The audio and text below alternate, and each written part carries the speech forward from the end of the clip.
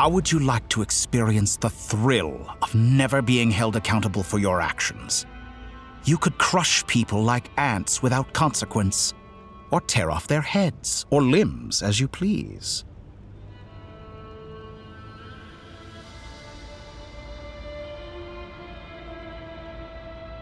Believe me, such a life is but one small step away. What point is he trying to make? Freedom? But the freedom to kill? To do evil and get away with it? Why would you offer me that? The creation of a world is the ultimate scientific experiment. I have taken my research to the highest level, where I shall be not just a god, but also a servant to many sacred spirits. I shall heed the truth and perform holy deeds. A god's laboratory is the perfect playground, but it needs the right occupant to explore its full potential. Mortals are found everywhere one looks. Not so with Descenders. I'd prefer my first guest to be a distinguished individual such as yourself. And I know you could make the most of the opportunities it offers. So the condition for entering the new world is to take innocent lives. In the same dilemma that Rerir once faced. Could I really bring myself to kill others for my own benefit? Rerir did. And look where it got him. Have you made up your mind?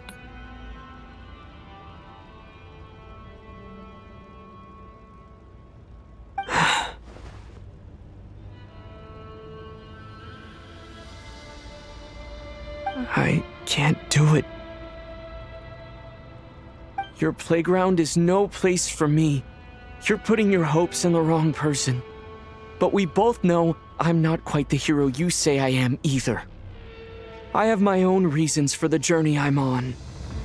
And they aren't all selfless. You've grown a lot since we last met, but there are still things you are unwilling to compromise on. This will only hinder you.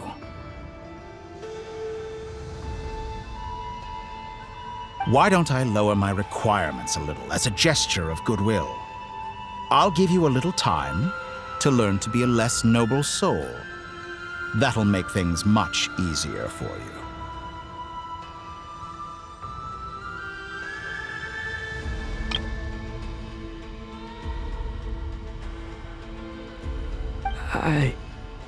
I really doubt I could live that sort of life. And yet you already sound less defiant than a moment ago. The benefits appeal to you because you can read the signs of the times. Why don't we return to my research facility? Your last visit was so rushed. There is much that I have yet to show you.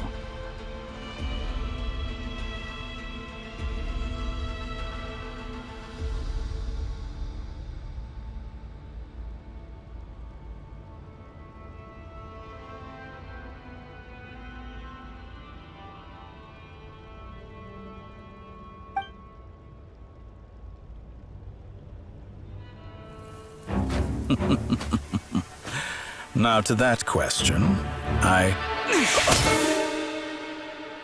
Heroes don't attack from behind. Guess I'm no hero. This is most disappointing.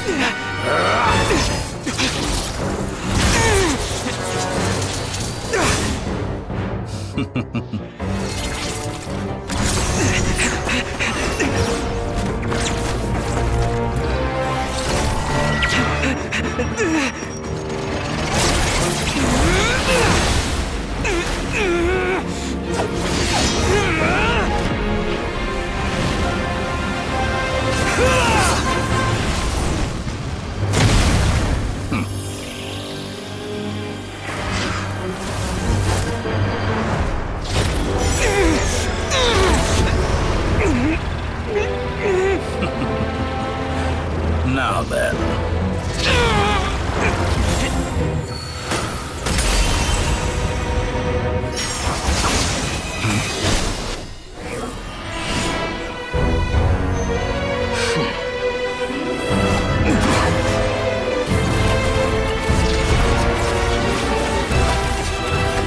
A new face. Interesting.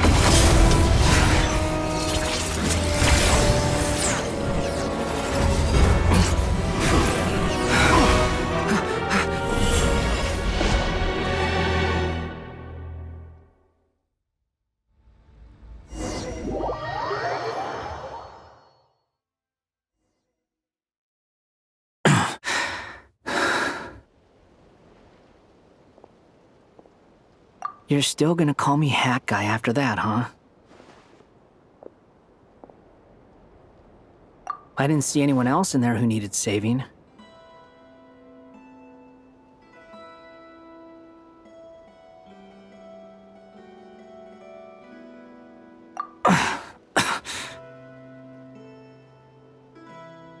It's nothing. I'll be fine.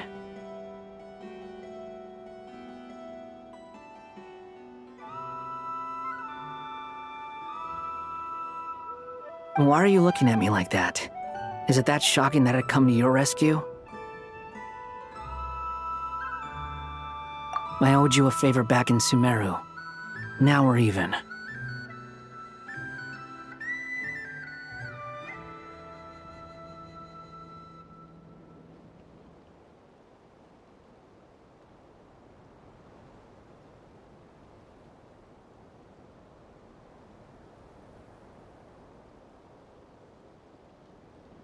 Distracting Dotori was tough.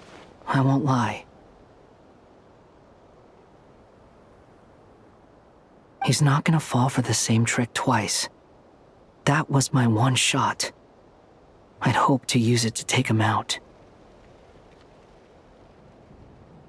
Ugh. I never wanted to obliterate someone more than I do right now. Dotori doesn't recognize me, but his segments were originally made based on an analysis of my operational principles. I expect it's only a matter of time before he figures out what I am. So Dotori doesn't recognize Wanderer because he deleted himself from Irminsul. Did he really miss his only chance for revenge by saving me? Why the long face? Hey, I'm not blaming you, okay? And I'm not complaining either. Rescuing you and killing Dotori are equally important goals. Everyone would be pretty stuck without you. It's best you live to fight another day.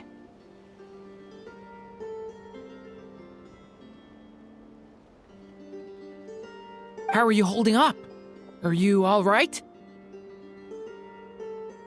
Hat Guy said to put safety first, so we agreed to run as far away as we could after leaving the energy field and only meet up once it was safe.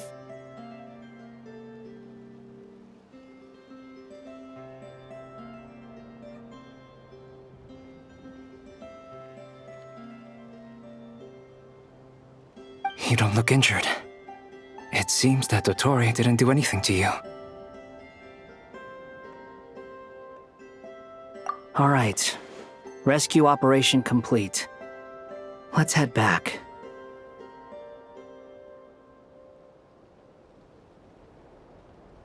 There's a lot more work to be done before this is over.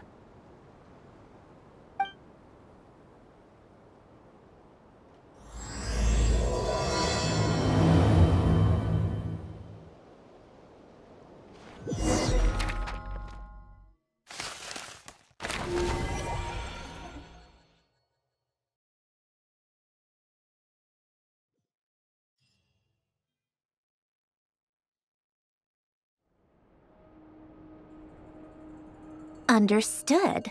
I will bear the Tsaritsa's decree in mind.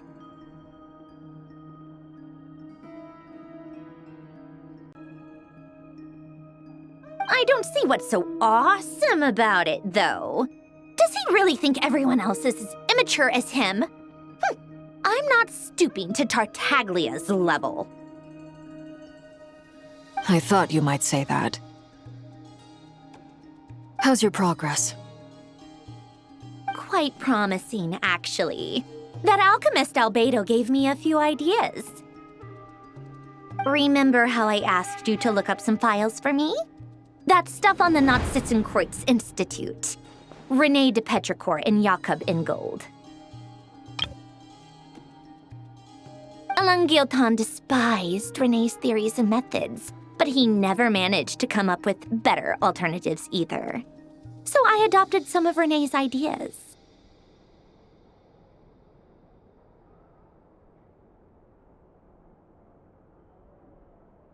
I thought Alain was like a father to you. He and René were mortal enemies, were they not? And what would you say if Linny and his friends one day learned something useful from someone you utterly detested? I would applaud them for it. That would mean that they have surpassed me.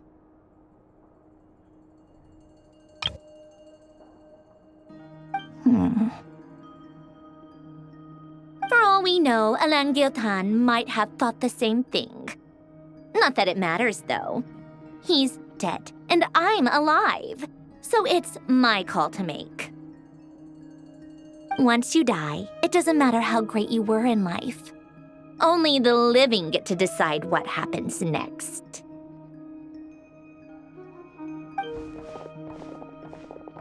Hey, come on out. They're back. Huh?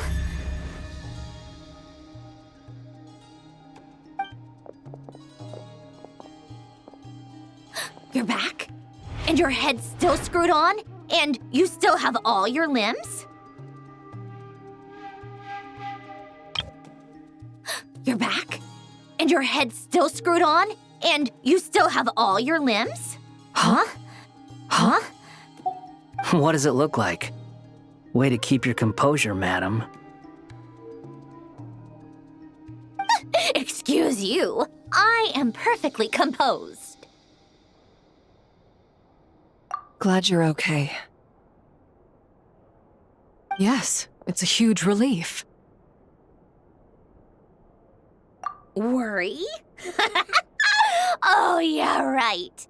You think we, the Fatui, were worried about you. We were worried sick. Hey!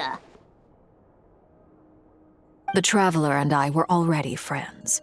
You are free to join this mission in whatever capacity you please, much like your tea parties.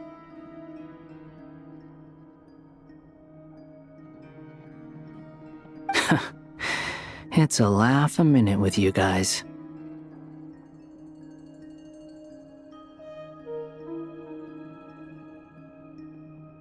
I must say, I was quite surprised when Mr. Albedo told me he would need no additional aid. We discussed this on our way back as well. I am rarely so unequivocal, but in this case, we had full confidence in Hat Guy. He said he knew what he was doing. Albedo and I pretty much had to just wait outside on standby. Meanwhile, Hat Guy broke into the energy field and rescued the Traveler solo.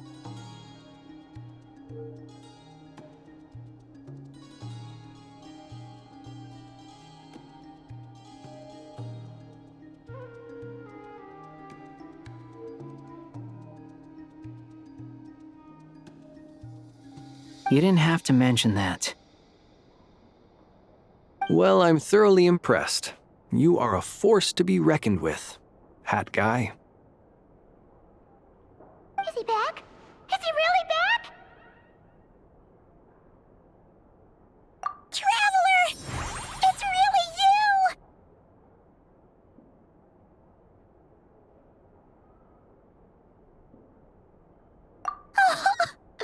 Oh, thank goodness! Paimon missed you so much!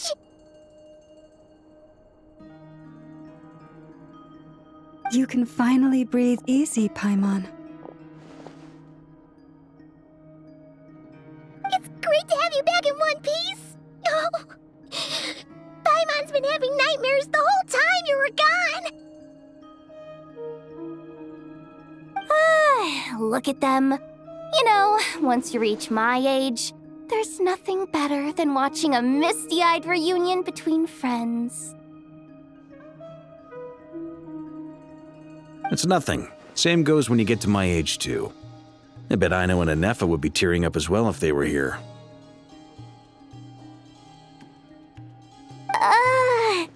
Varka, I'm not sure Anefa can cry. Oh, yeah, good point. Hey, your eyes are looking a little red and puffy. Come here, let's hug it out. What? Ew, no! No, thank you. You're not my dad, okay? Knock it off! What? Ew, no! Oh. What? Ew, no! No, thank you. Everyone, I'm sorry for all the trouble I caused you. But the silver lining is, I didn't come away from this ordeal empty-handed. While I was being held captive, I learned a lot about Dottoro's current capabilities, and what he plans to do with them. Allow me to explain.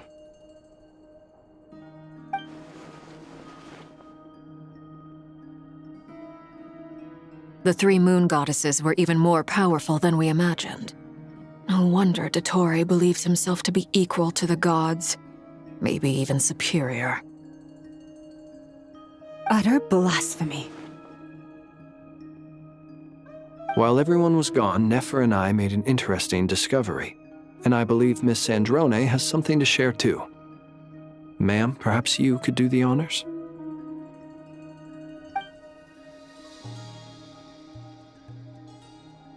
Called it.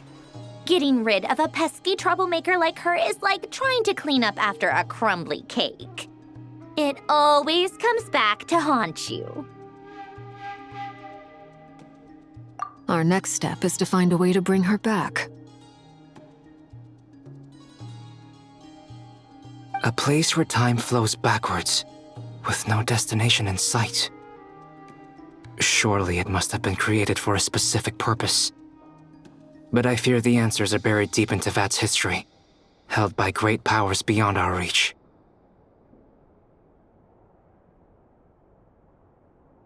It sounds like she's on a specific path through time, just traveling in the opposite direction to us. The question is, where does that path lead? Or will it keep going to infinity?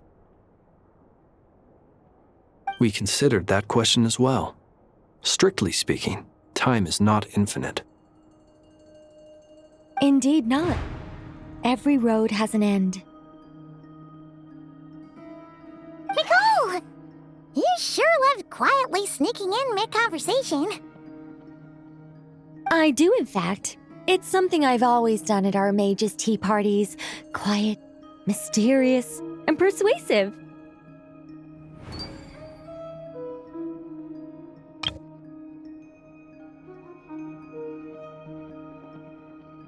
You wonder what lies at the end of her road. Well, just as the world has a beginning and an end, so too does time. And so, the end of the road is the moment that Tevat was born. But where Miss Columbina will end up along this road, that depends on where this particular river of reverse time began. What about the original moons and the moon goddesses? Do they have a beginning too? All things do. In the beginning, no moons adorned the sky. It was the Dragon King Nibelung who raised the three moons into the heavens, and thus were the moon goddesses born.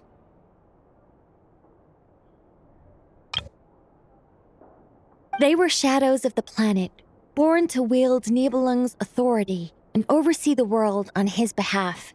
They were extensions of his will, manifestations of his majesty.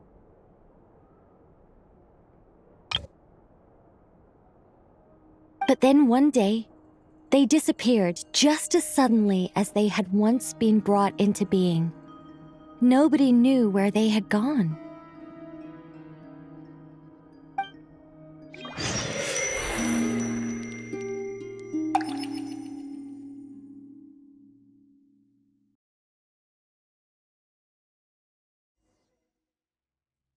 Like I thought, no more paths back to reality have emerged since. But how can I be sure that I'm going the right way without scenes from reality to keep me on track? I can't even be sure of how long I've been walking for. The further I travel, the less stable this space becomes. There are even moments where I can sense something that feels like abyssal energy. They can just materialize out of thin air. I have to keep my wits about me.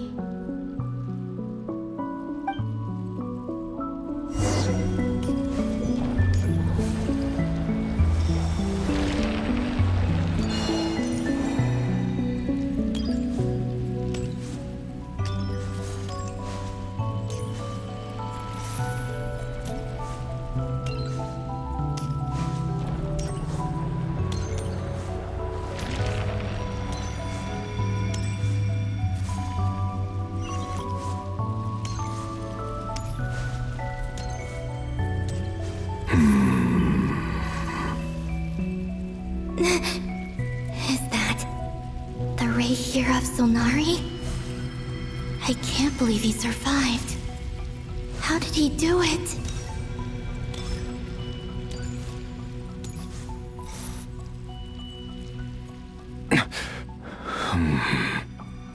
You are the moon goddess. But how?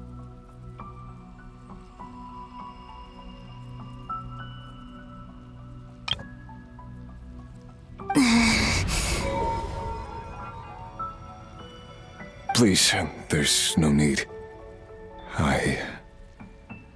I'm not interested in fighting anymore.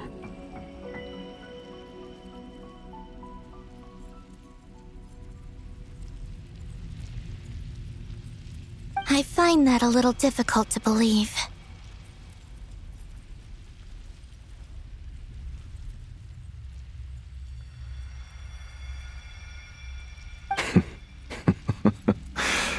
Yeah.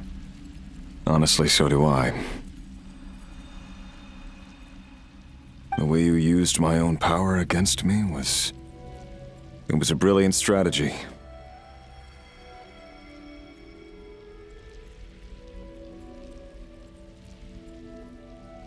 And then, in the final moment before I was thrown into this space, I got to see an old friend. Mr. Dainsleif. Right. It was so long ago now.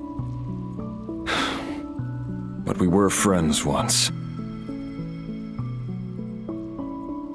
When I first got here, I was filled with hatred, remorse, and rage. How I cursed and devoured. I tore everything here apart. I was consumed by the desire to leave this place and have my vengeance. But to no avail. This is a place with no exit.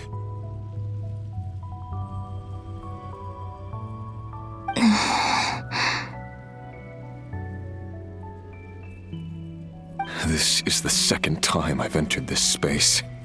Though I have no memory of the first, I was torn to shreds the moment I entered.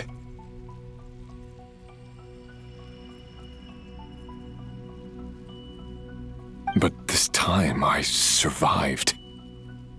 it must be partly because of this new body, and partly because of all the Kuvaki I absorbed in Nodcry. Are you the source of the abyssal power in here? Not all of it. Some is from when I first arrived here and tried to destroy everything. But there was already a degree of abyssal power here before I entered. And like a venomous snake baking in the merciless sun, it tried to slither into my shadow. Tried to? So, you rejected it? Yes. Because after that, the world suddenly became silent for a moment. What do you mean? The voices in my head, they were gone. And then, I saw her.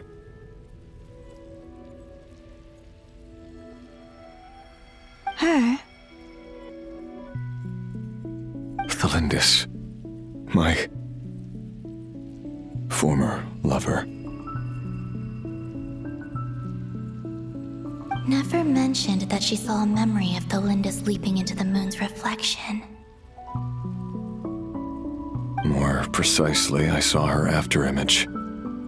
I'm sure the real her is long gone. She was just an ordinary Conrian. She couldn't have survived here for very long. Anyway, why have you come here? Didn't you know it was a dead end? If I hadn't escaped through the moon gate, my friends would have been in far greater danger.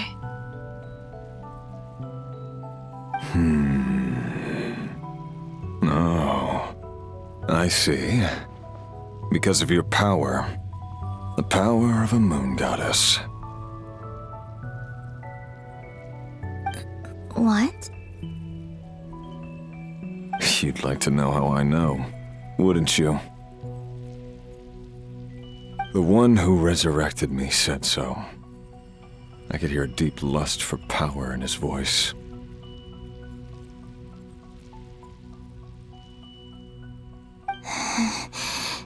Do you mean... Dottore? Dottore. So that's what he's called. He'd been collecting fragments of my body for a long time, all so that he could resurrect me at the moment of his choosing. I had no interest in his research, but being as corroded by the abyss as I was, we were aligned as far as hunting the moons and recovering my strength were concerned. So that's why the Wild Hunt suddenly became so active in Nodcry. When I left the Fatui in my weakened state, Dottore must have felt that his time had come.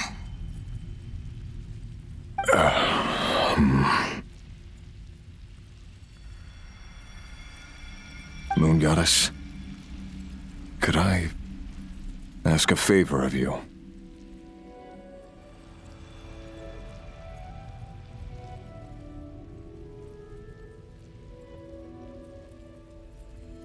What?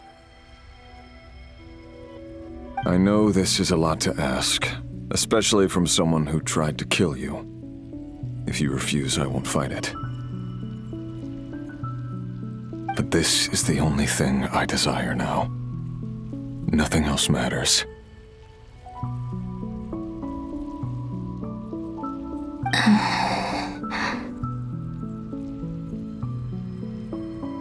What do you want? I'd like you to take a message to Thelindis for me.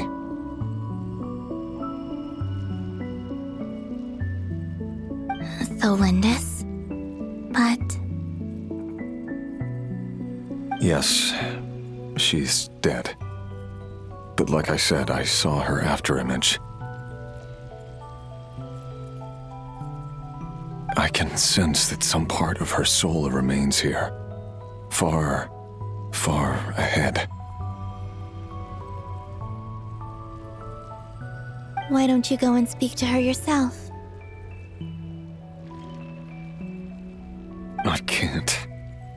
don't know why, but I can't move freely in this space as you can. All I can see is a glimpse of her walking away. Just like the moment when I last saw her in life. In return, I will clear these abyssal obstacles for you.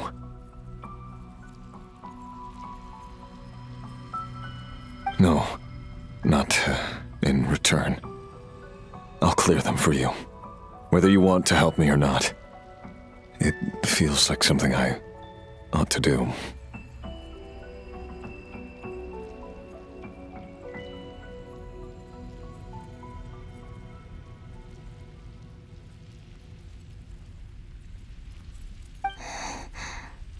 Why?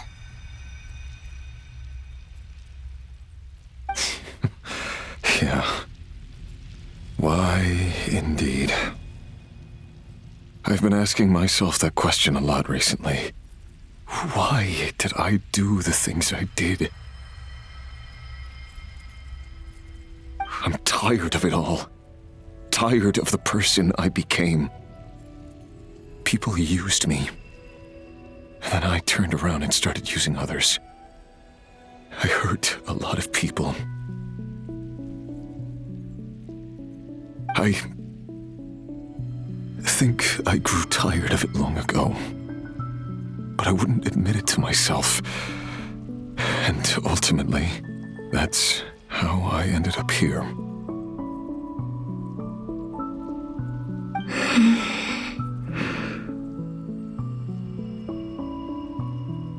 What do you wish to tell her?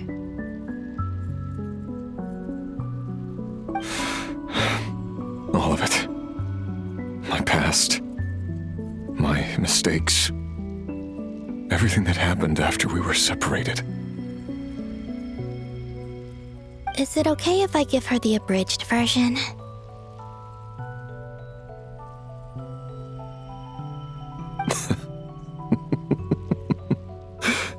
Yeah, I'm sure there's plenty you can skip over. Just tell her the important parts. Whatever you think that means.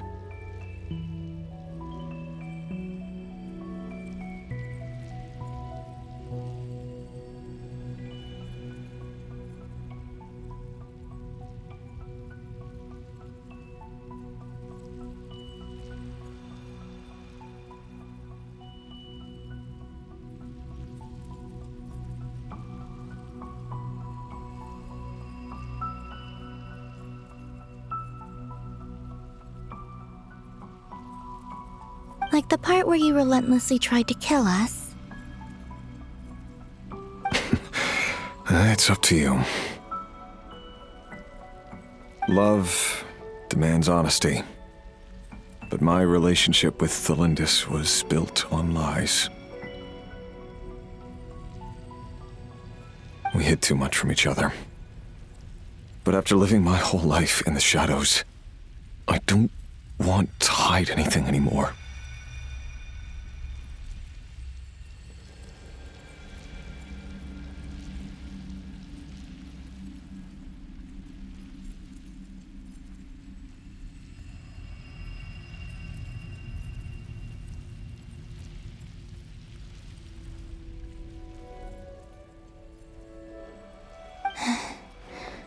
I will do my best.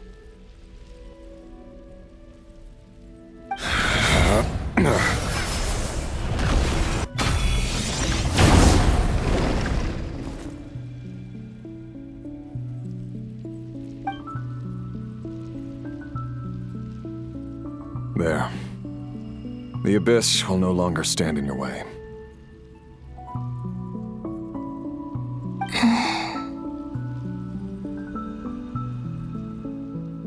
Even though Mr. Dainsleif felt he had to fight you, I think he still regarded you as a friend.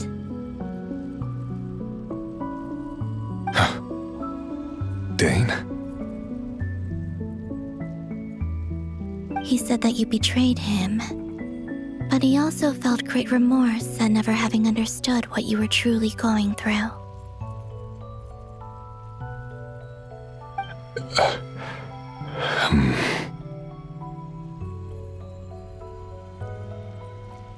Why tell me this?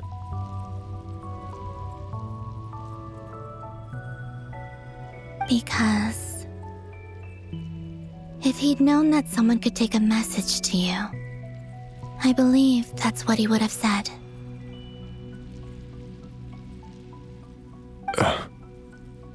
Thank you. It means a lot. I know this will sound strange coming from me, but don't die, Moon Goddess. I can tell that you're determined to get out of here.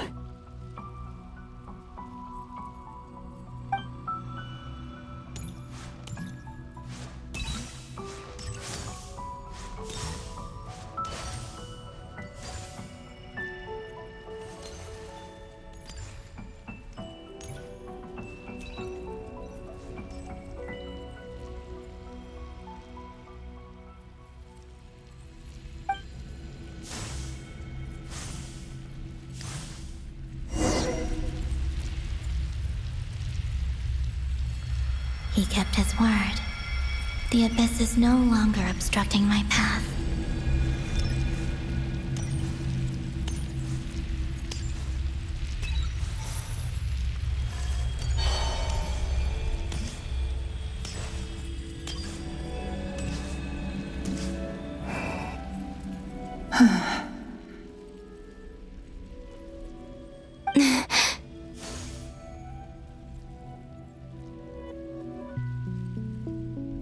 Is that the Lindis?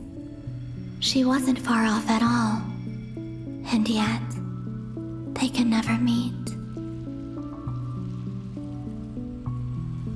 Hello, Miss the Lindis. Who are you? How do you know my name? I've never seen anyone else here before.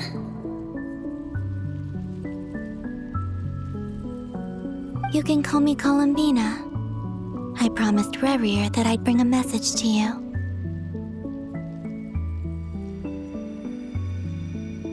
Rerir? My Rerir? Is he well? He's doing better than he was. Better than he was, huh? Sounds like he's had a pretty rough time.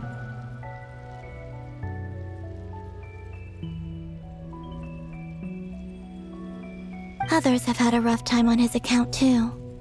In many cases, their time ran out because of him.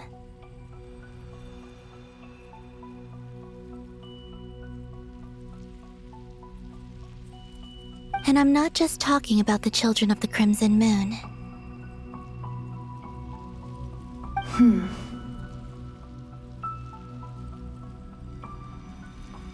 So, things got worse before they got better. Could you tell me what happened, Miss Columbina? Are you sure you wish to know? Yes. This is my opportunity to learn the truth. No matter how hard it is to hear, I have to know. I admire your courage. However, time is short. I cannot stay here for long.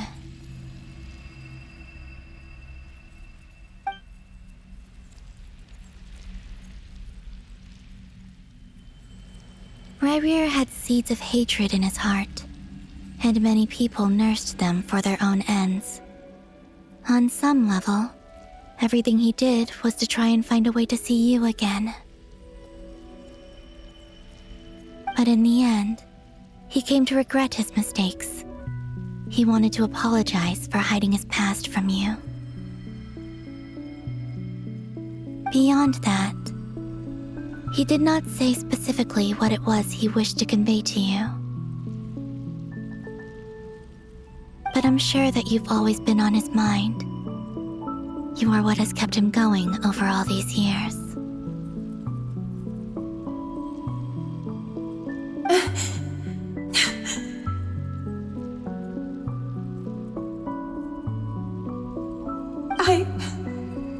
I'm sorry, Miss Columbina. This is so upsetting. I'm not sure how to put my feelings into words. It's all right. I understand. Well, that's everything from me. So, I guess I'll be... Wait. One moment.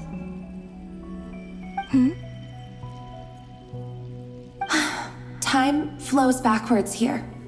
The road ahead only leads further and further into the past. I know.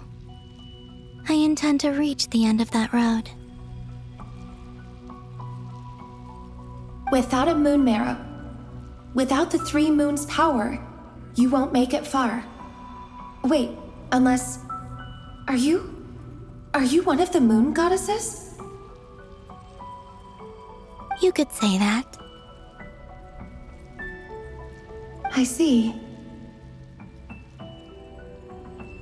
I often think to myself, if life is like a train ride, why haven't I reached the terminus? Where am I even going?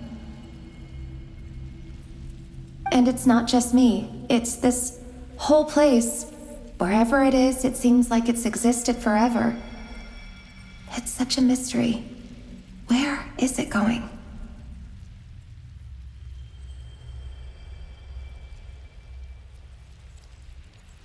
I must seem so ridiculous. I can't answer these basic questions, and yet I jumped right in here without hesitating, only to be torn apart the moment I entered by powerful energy currents. Only my soul remains now. Thinking back, I was suddenly overcome with fear and terror in that moment. Perhaps I too became bewitched by the abyss. I may have been the leverage it needed to control Rayrir.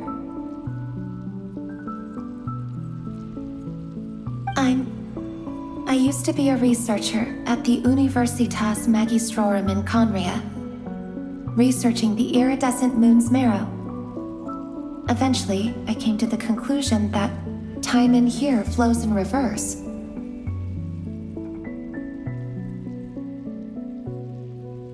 Rayrir was one of the Vinster King's retainers.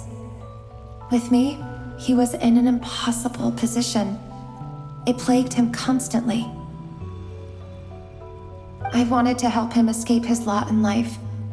I wanted him to be happy, so I thought I'd use this place to return to the past. At the time, I thought I could just go back to the day that the Vinster King first found the princess. It was only after meeting the princess that the Vinster King started going too far with his research into the abyss. That was the day all of our woes began. I thought I could stop the king from ever meeting her and solve everything. I couldn't kill the Vinster King himself, so I had to find another way to save Rayrir. That's why I wanted to go back, to kill the person who had brought new possibilities to our realm.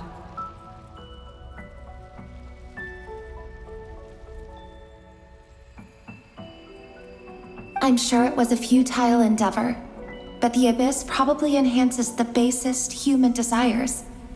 So I naively hoped I could change everything.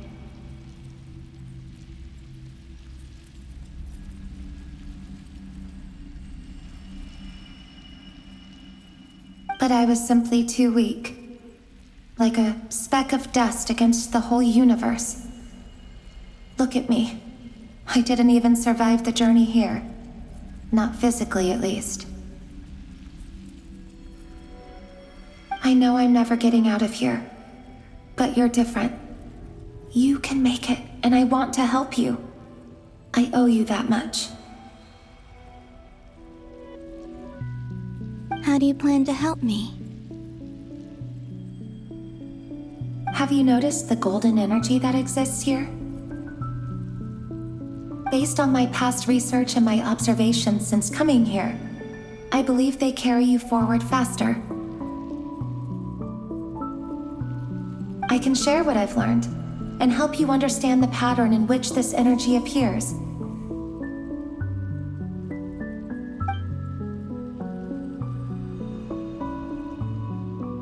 I think you just might... Now, I know you will be able to change the past. Also, I've been speculating about where this space ends. The documentation was scant, but from what I know of the legends about the moons, the oldest ones seem to begin with Nibelung, king of dragonkind. I have no way of verifying any of it by this point, but if it's true, you might be able to reach that era if you keep walking. Understood. Thank you, Miss Thelindis.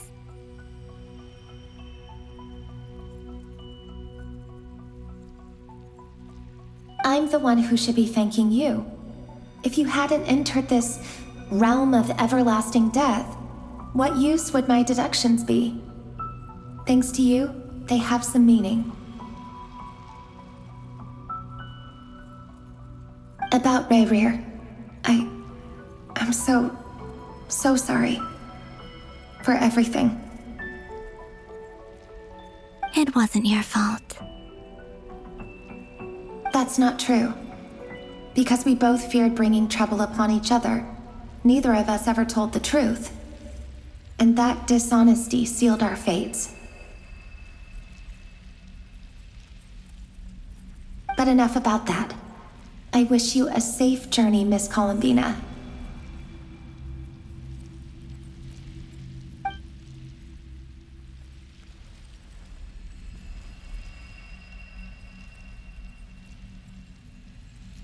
And may the outside world never have to experience pain like this again.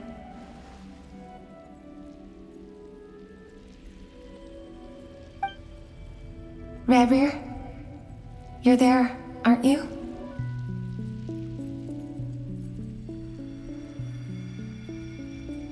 I cannot see you, because you exist in the future. I expect we'll be trapped in this prison of space-time for all eternity.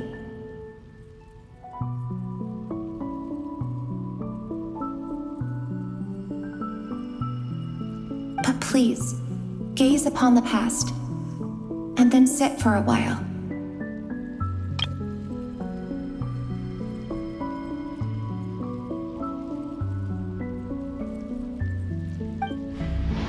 Let's find a place to sit down together, just like we did when we first met.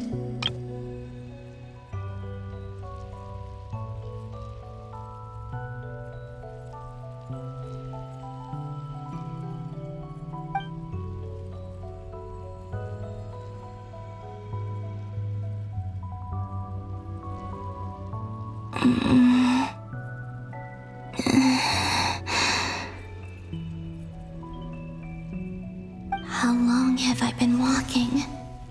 How much further till I reach the end? Is there even an end to be found?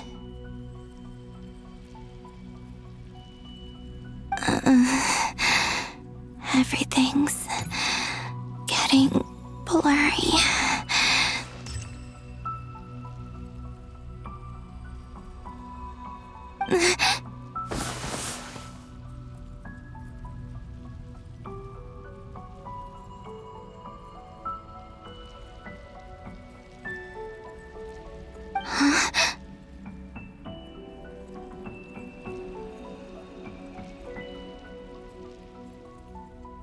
Are you all right, little sister?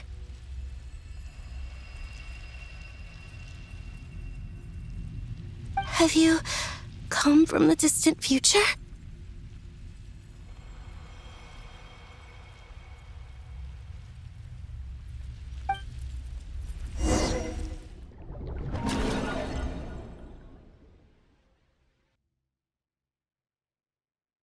So, how exactly did the moons just disappear? shouldn't it be a little harder to get rid of major creations like moons? The world is a vast and ancient place. On a certain scale, all life lasts for but a fleeting moment. Miss Nicole explained that the moon goddesses likely perished in the War of Funerary Flame. The moons themselves were also destroyed at that time, save for the Frost Moon, from which a new moon goddess was later born.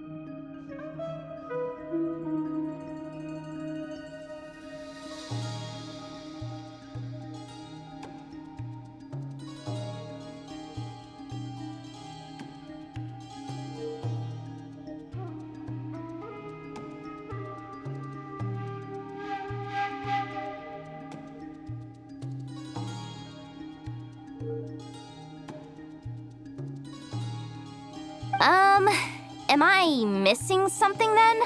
'Cause the stories say that the moon goddesses were born on the moon, but doesn't Columbina say she was born in Nodcry?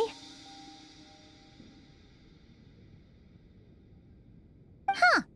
You're right.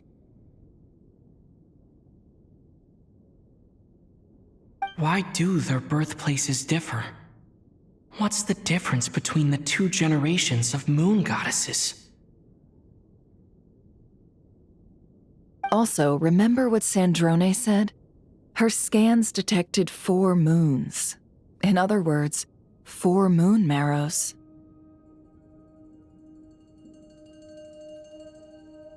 Technically, the result of the scan means that 4 moon marrows were detected and positively identified as moons in that moment. In other words, this piece of information alone isn't enough for us to know how Miss Columbina is doing right now.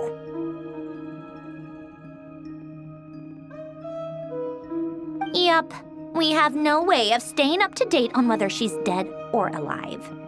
She's on her own for now. But at least she's trying her best to get back to us.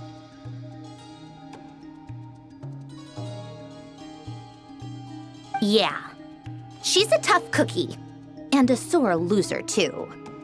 We have to trust that she'll find a way, because we really need her power. As much as it pains me to say it, we've got no chance of beating Dottore in a straight-up fight. He's much too powerful. It wouldn't even be close. That maniac is going to devour everything in his path until he reaches us.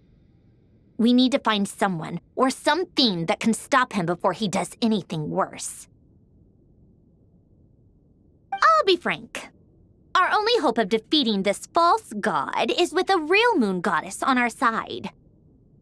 I'm not just saying this because Columbina's a friend and I want her back safe and sound. It's just the truth. And I know that even she was no match for him when he attacked, but I don't have a better solution. We're not giving up on saving her, whether she can defeat Dottore or not. Right. Don't worry, Miss Sandrone. We're all aligned on saving Columbina. No one's trying to argue that we can only justify saving our friend because it will help save the world. This is about multitasking. We want to save both. So, she's more than just a moon goddess to you guys.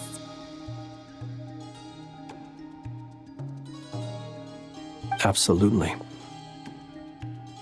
Duh! She's part of the gang! And you are too, you know. Yes, I know. You don't need to labor the point. I knew that the moment I came running over with my documents that I was part of the in-group. I mean, if Arlecchino can fit in, I certainly can. Anyway, as for how we get Columbina back, I've been working on it constantly. But I think I'm still lacking certain information about the moon. I'd probably get there if I could continue my calculations, but the problem is, I've run out of computing power. Computing power? You mean you need more energy? No, the issue isn't energy, it's processing power. There's so much data to get through that the whole process has just ground to a halt. That's a tricky problem. René de Petrichor of the Nazissenkreuz Ordo once foretold the fate of the world. But I don't know how he did it. My guess is that he used the primordial sea's power. However, that won't work for me. His methodology was vastly different from my own. What's worse, they're incompatible. And to top it all off, we can't even leave Nodcry. Ugh, this is so annoying. If I'd known we'd run into a bottleneck like this. Well, no, the design bureau's a bust as well. Curse that Dottore! Couldn't have made this harder for me if he tried. Oh, what do we do then? How about we grab a bite to eat and take a break? Maybe something will come to mind after you've cleared your head. You don't get it, do you? I'm trying to calculate the fate of an entire world here.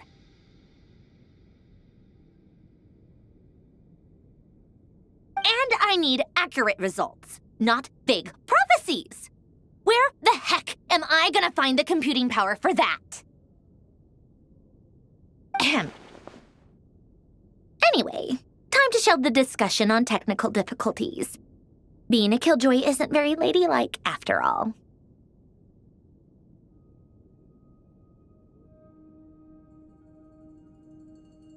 Either way, we've done what we can. Rest well, everyone. Remember to let us know if anything new comes up.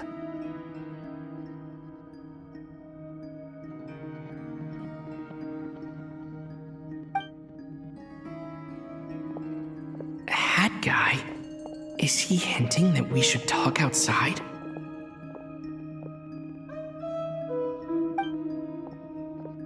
Let's go somewhere a little more private.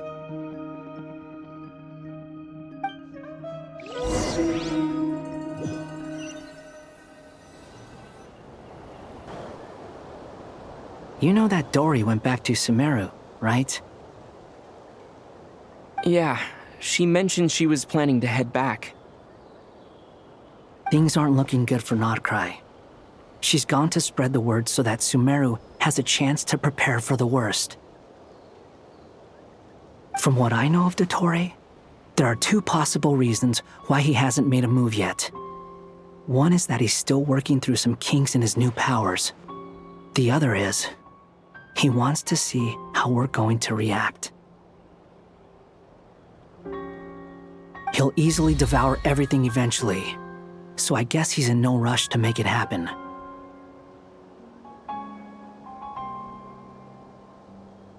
The first false god he made was me. Now it's his turn. Even though my records were erased from Irminsul, Dottore's ideas haven't changed one bit.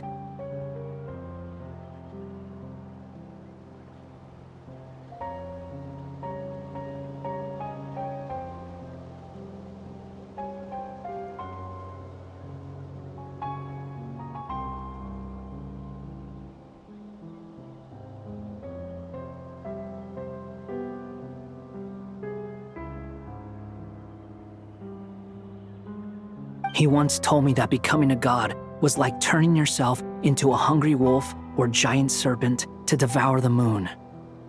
Clearly, he began studying the moon goddess's powers long before he even tried making a god. He's always wanted to get his greedy hands on divine authority one way or another. And in the end, he devoured the moon where I failed. In the desert of Sumeru, there is a chessboard built by King Deshret, also known as Al-Ahmar. I don't know if it was a real game, or if he was just trying to challenge his servants and citizens in some way. But creating games and setting rules, gods do that as a matter of course. That's the kind of power Dottore craves.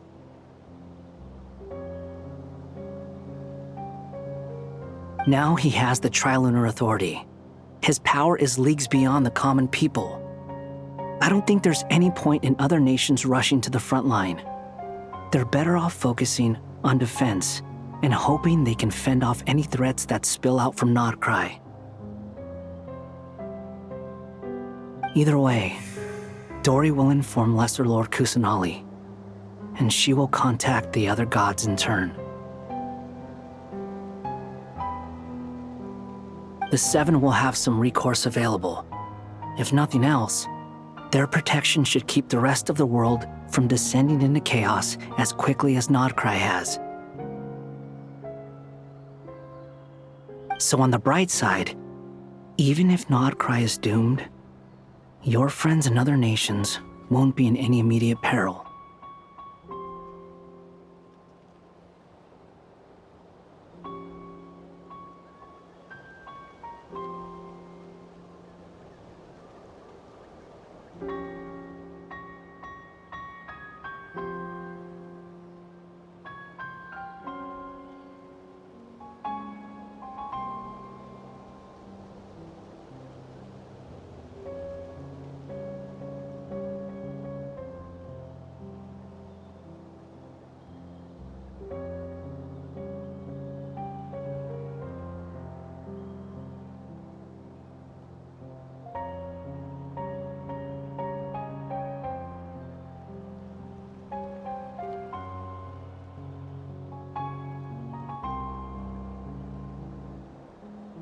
That's good to know. But I'm not ready to give up on Nordcry yet.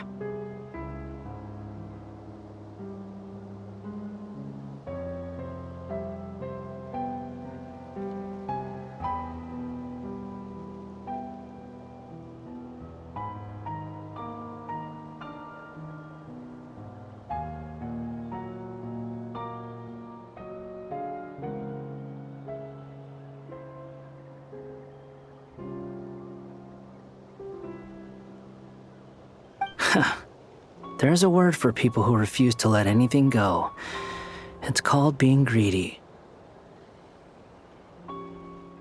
Maybe it sounds greedy to you, and probably naive too. But whatever you call it, that's what gives me the determination to keep fighting.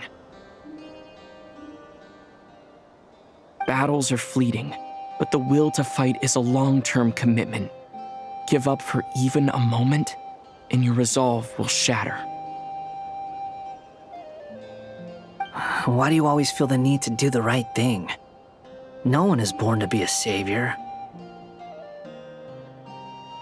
I mean, who's gonna criticize you if you fail or give up?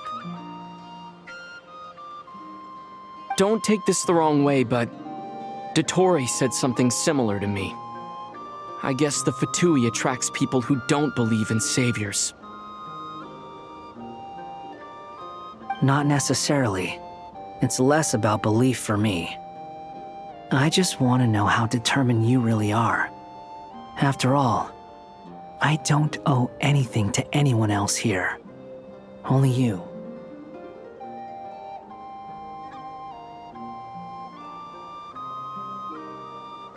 You look kinda worried. If your arch-nemesis was about to achieve their ultimate goal, I think you might feel a little worried too. That's true. Dottore is about to become an omniscient, omnipotent deity. That's gotta be a bitter pill to swallow. Still, you're calmer than I expected. Obviously. I have to admit that my past self was a reckless fool who misunderstood not only the point of revenge, but how to achieve it. And as much as I want my vengeance, I know I'm not gonna get it by acting alone. If the world's taught me anything, It's to think before I act. Too bad it never taught me any other virtues, though. So, I am going to destroy Dottore, no matter what it takes.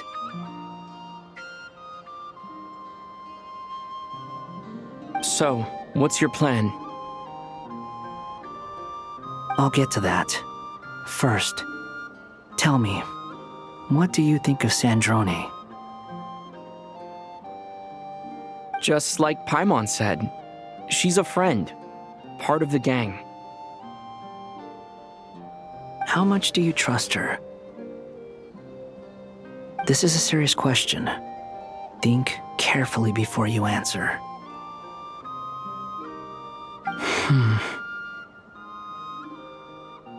Although she's with the Fatui, she has her own values, and she's helped us a lot. If nothing else, she's clearly going the extra mile for Columbina. I see no reason not to trust her. If you say so.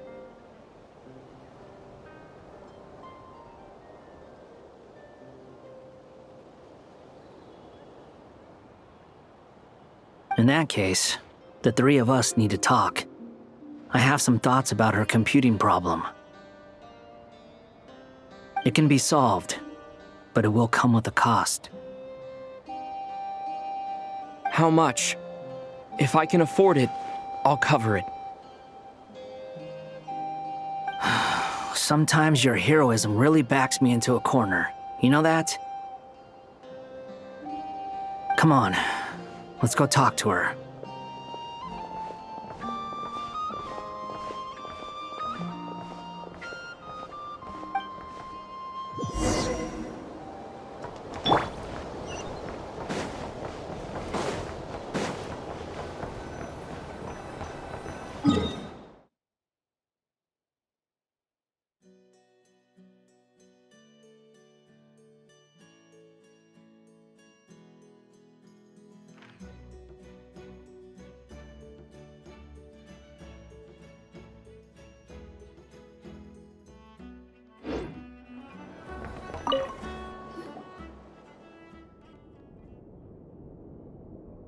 Miss Androne, Traveler.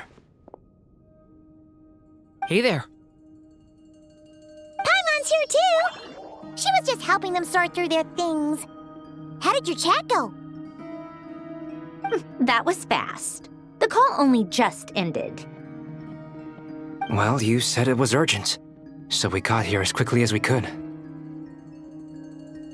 Albedo, I have some alchemy questions for you. I see. Looks like my knowledge proved useful after all.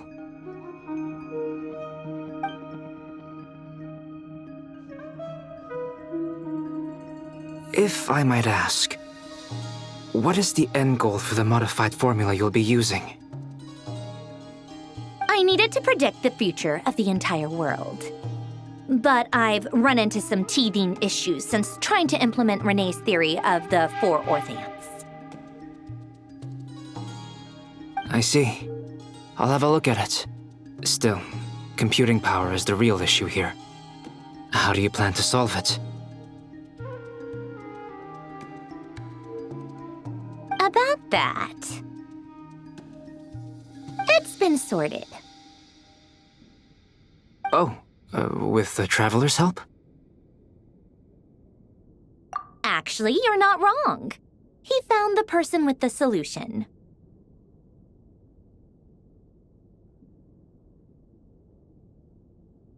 Was it Hat Guy? Yeah, it was him. Wow! Go Hat Guy! Seems like all that time studying at the Academia is paying off big time.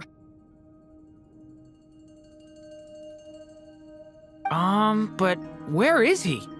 Wasn't he the one who asked Albedo and I to come here? Come with me.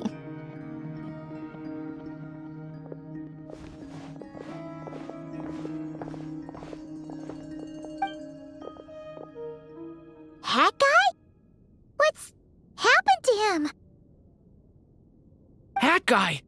Can you hear us? No response. I guess he's in hibernation.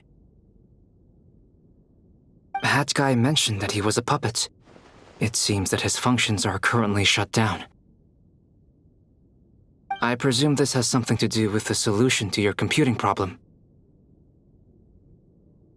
That's right. He and the Traveler came to see me. Wait, what? You have a solution? Would you calm down? Why do you always react so hysterically to everything? Excuse me? How would you know? You shouldn't be so quick to judge complete strangers. It's very bad manners. Oh, please. It doesn't take that long to figure out that you have a temper. Where does a mere student get that kind of confidence? I've actually published more papers than you. Not that status counts for much. Even Paimon's applied for academia admission.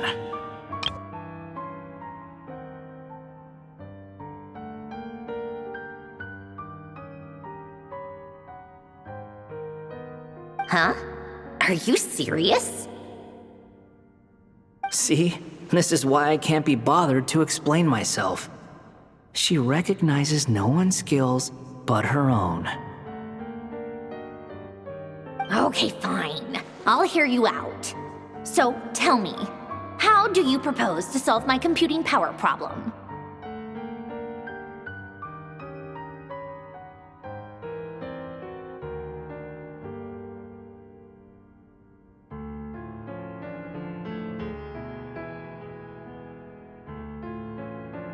This world itself is constantly processing all kinds of information. If it's the world's future you're trying to calculate, you need a processing device that's designed to cope with that volume. Easier said than done. Only Irminsul can handle that kind of... Wait, is that what you're suggesting? But surely we can't just... plug my formula directly into the ley lines.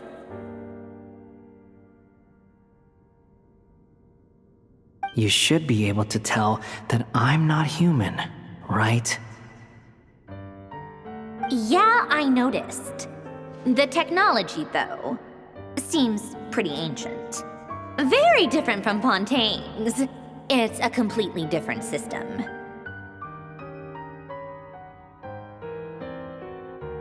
Conrian, to be precise. I'm what they would have called a puppet. Puppets need an energy source and processing power. The artisans who built them sought out the materials most suited for that purpose. You? Do you mean...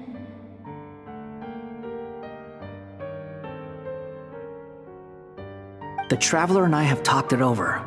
He's willing to vouch for you. So, I'll allow you to borrow my core for your calculations.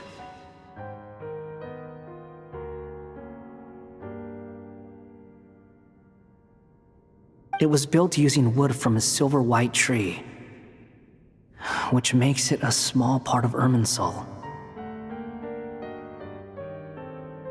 Conrian technology and Irminsul wood. Who in the world could have built you? Are you sure about this? A puppet without its core will cease functioning completely. And if it's left in that state for too long, it might not recover. You could die if you do this. You do realize that, don't you?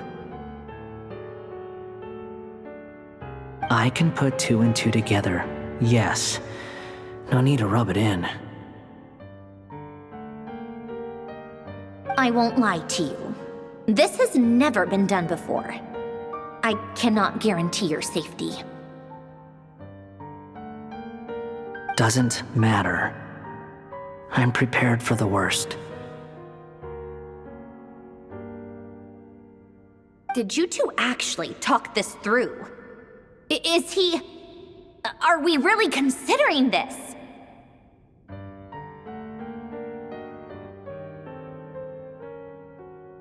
Yes, we discussed it. The bottom line is, he trusts me, and I trust you.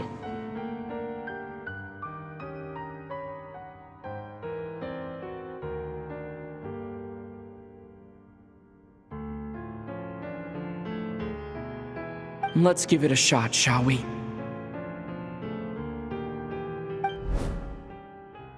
Honestly, I have no clue where this kid even came from. But for whatever reason, he lent me his core to use in my formula. I'm very close to finishing my calculations now, and the core is currently in use. So I'm sorry, but I can only show you a sketch right now. This is what the core looks like. A silver white branch. It certainly matches the legends told about Irminsul. Is Hat Guy gonna be okay? He's not gonna die, right? Right? In theory, he should be fine. As long as we put his core back in time. Beyond that, all I can say is that I'll try my best to avoid risk and make sure the core doesn't sustain any damage. I think I know why you called us here now. Someone needs to watch over his body and make sure it's protected until the process completes. Correct. He said that the only ones he trusts here are you two, and the Traveler. And the Traveler will have other work to do. He will have our undivided attention. Aw, Hat Guy.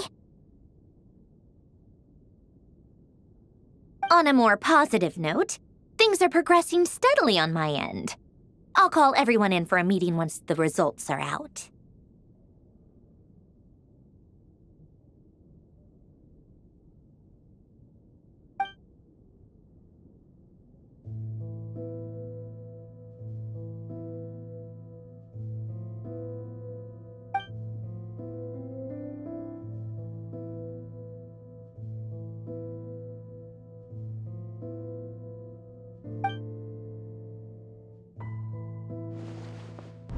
The worst case scenario with the core removal is either a system reset or a total loss of function. But I'm not afraid. A quiet death should have been my fate long ago. A core is completely different from a heart. It's like another vital organ entirely. I never believed it could be a true replacement for what I sought. But in the end, it turns out the core was more useful to me. Pretty funny when you think about it. It's like the punchline of my entire life. Do you think there's any difference between a puppet and a human? If not, then this would just be another samsara. I have already experienced both a past life and a next life. Part of me wonders whether I'm only capable of making this decision because I've become a real human. What's with that expression? Isn't this a good thing?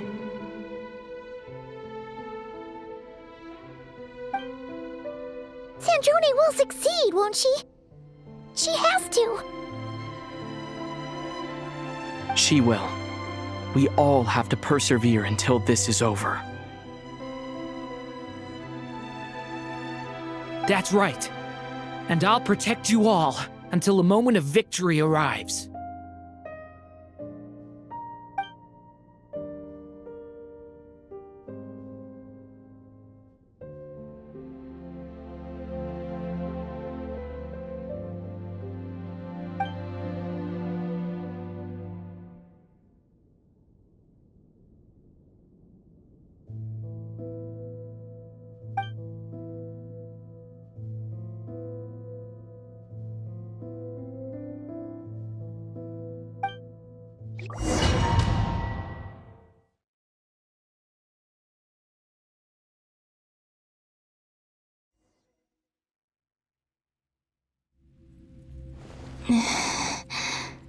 Who are you? Call me Sonnet. You have the same power as Canon.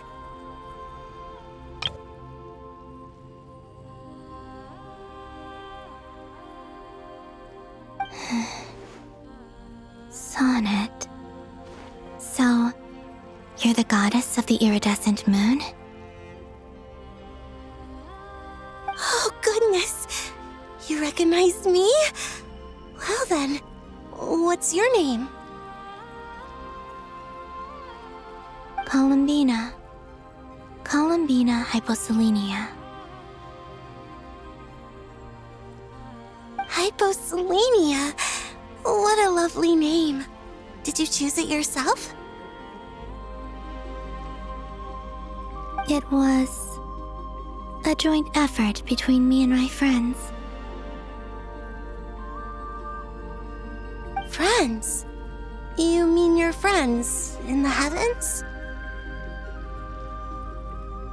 Huh? Oh, sorry. You must be exhausted. I apologize. Hang in there. Let me introduce you to my older sisters. Do you mean the other two moon goddesses? Arya and Canon? Wow, you sure know a lot.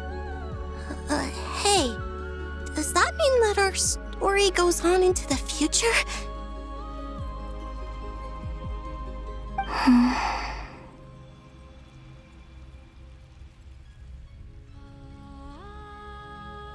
Oh, I guess that wasn't the best question to ask. It's all right. We were prepared for that possibility.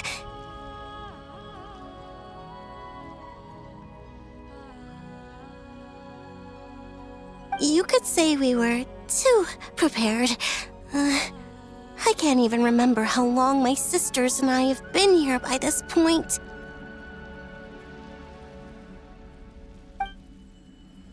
When did you get here? How long has it been? I can't say for sure, but it feels like it's been forever. I see. Are you feeling all right? You look a little unwell. I can hold out a while longer.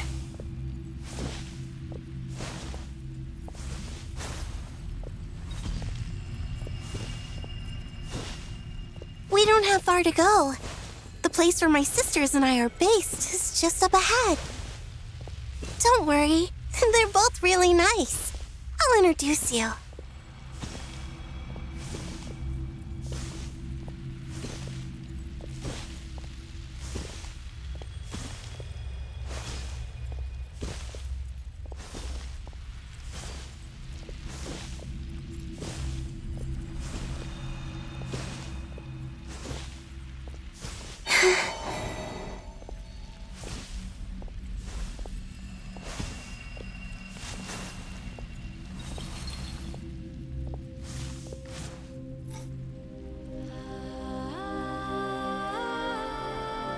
Sisters! I'm back! And look who I've brought with me!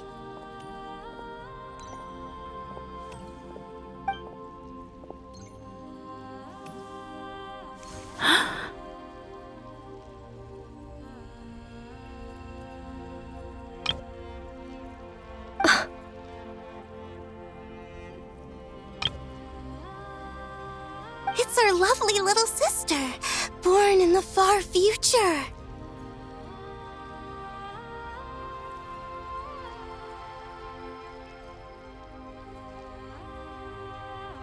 The pleasure is all mine.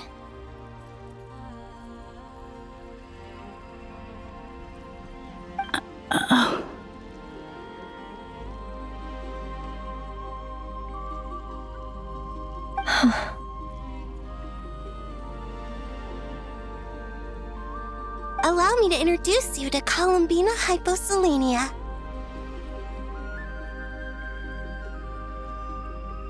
This is Arya, the goddess of the eternal moon. And this is Canon, goddess of the Frost Moon. Canon, don't you think Hyposelenia's power is similar to yours?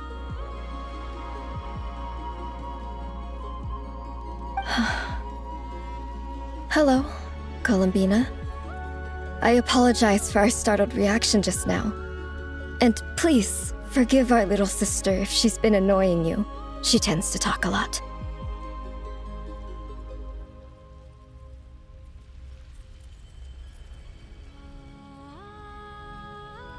It's fine.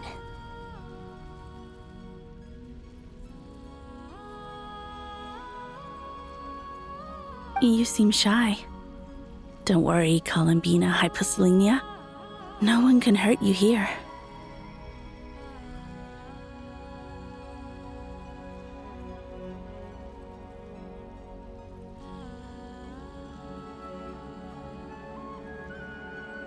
Could you tell me where here is?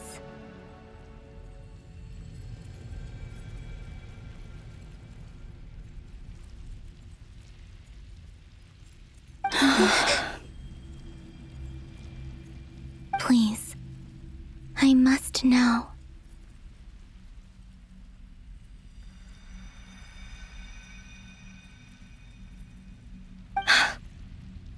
My dear sister.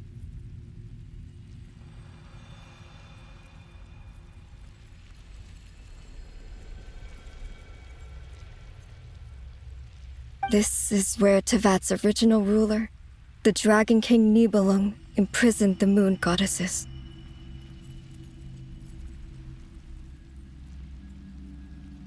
What? You're scaring her, Canon. No, I'm fine. Please, continue.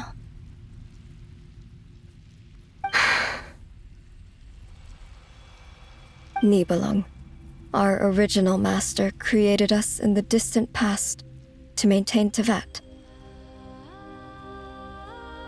But he left this world and traveled into the dark universe beyond, to explore worlds vaster still. Day and night, we fulfilled our duty in the heavens, until the day that the first Descender arrived. The great ruler of the firmament. The heavenly principles. Is that what later generations call them? I see. But we did not reject them at first, nor did they seem to harbor ill intent towards this world. We coexisted in peace. They were like a guest in our home. Slowly, however, we came to realize that our guest had a growing desire to change and dominate the world. And you didn't stop it? No. There was an order to the rules they set up that Nibelung never taught us. We wanted to know if this order would bode good or ill for Tevat.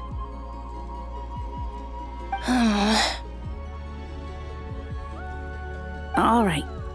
Canon and I wanted to know. Sonnet was against it from the outset. Later, we discovered that this great ruler of the firmament bore an almost paranoid hostility toward the desire of certain life forms to seek power.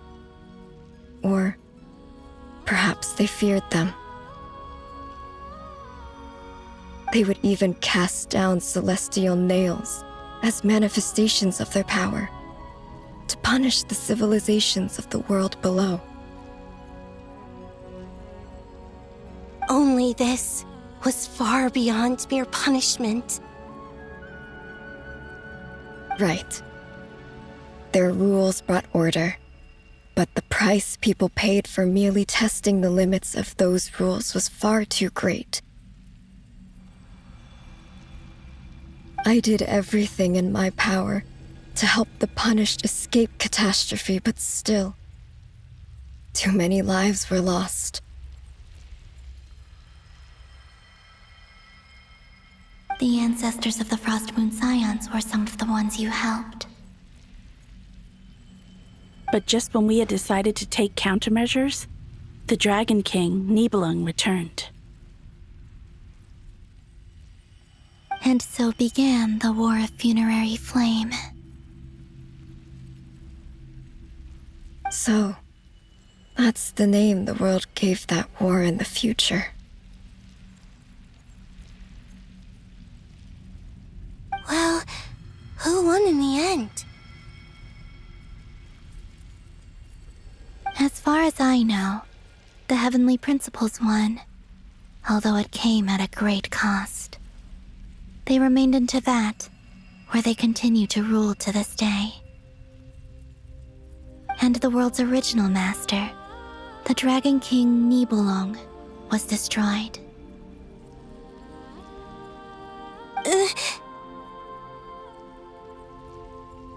And what of the moons?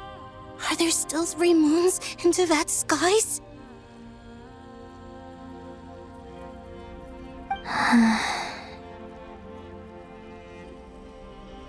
You can tell us the truth, Columbina. We know we are but remnants of a bygone age. We are prepared for the answer.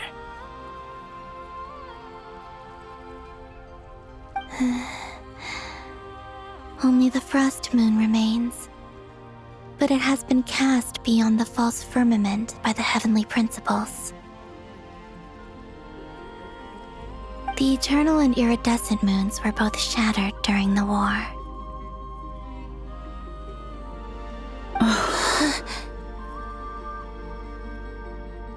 So death finally came for us in the end. Sonnet. But you're still here, aren't you?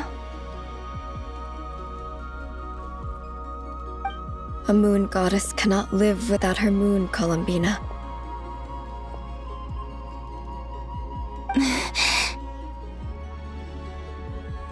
She's right.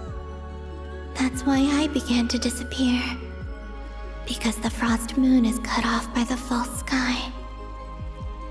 How much worse it would have been if it were outright destroyed.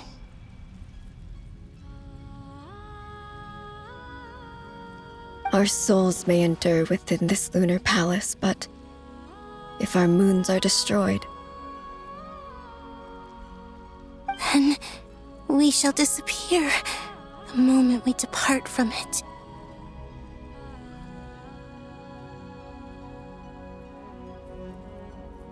I'm sorry. There's no need to apologize to us, dear sister.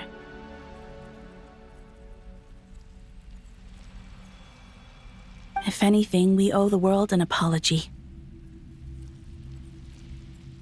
If only we'd decided to act sooner, rather than arguing amongst ourselves.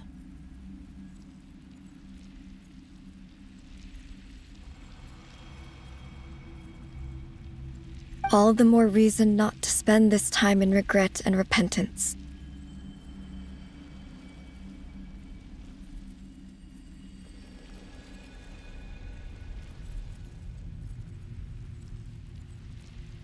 Instead, we should focus our efforts on how we might help our future sister.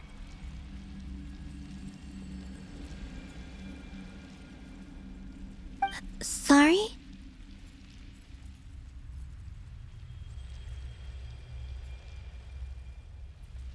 Don't you see, Columbina, your story is not yet over. Is that not why you are here?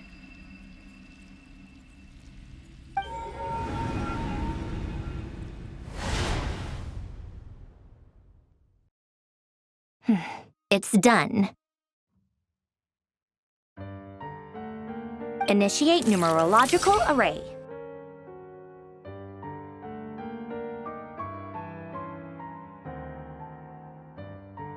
Continue running primary process.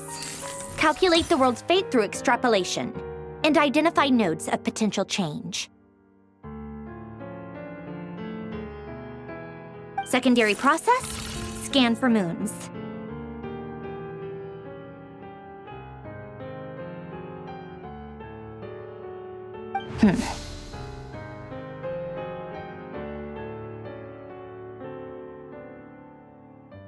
Still 4.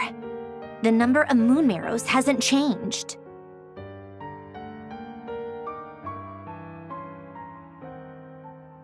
Wait, let me think. Is it possible that there's something I've been misunderstanding about the moons all along?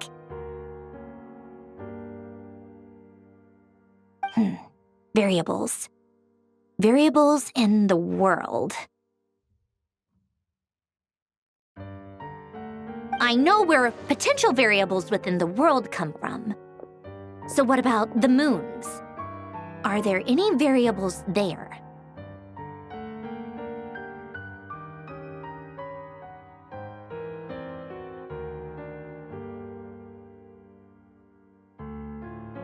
Like their life or death, for instance. What if being alive or dead makes no difference to a moon?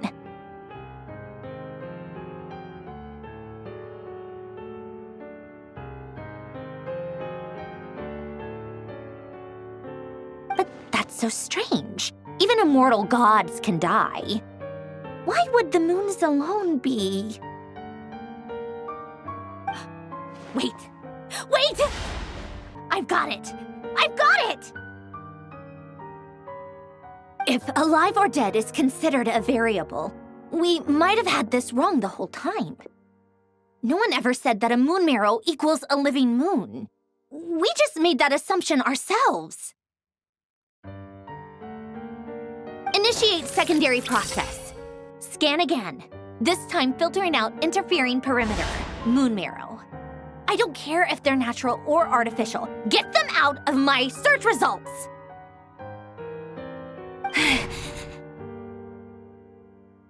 Why?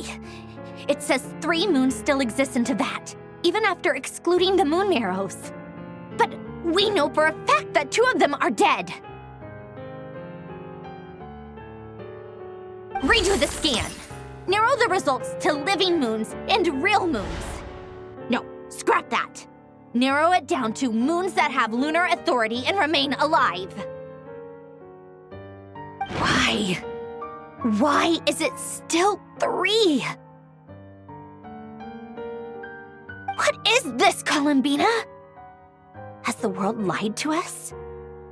Or are you the one pulling the wool over our eyes?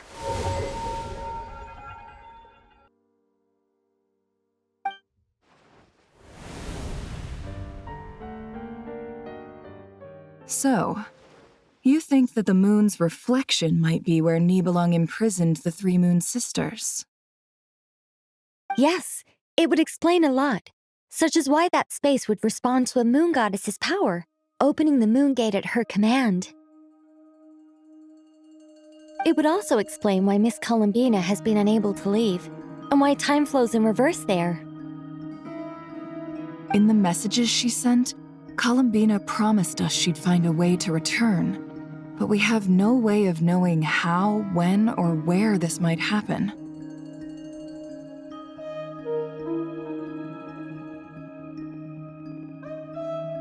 The fact that she still has yet to reappear in this world indicates that returning from that place is no easy feat. We cannot afford to simply wait for her. So you're saying, if she could return by her own power alone, she would have done so long ago. Yes, she certainly wouldn't leave it to this late stage when it's so touch and go. I've been giving this some thought, and I've come to believe that Luanatar might be an anchor that she left behind, as a sort of future waypoint.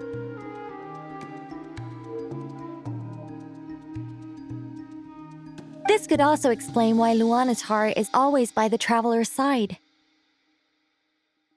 Sounds like a plausible theory. If that's the case, there must be some criteria we need to fulfill to allow Columbina to return to the present. The question is, what could they be?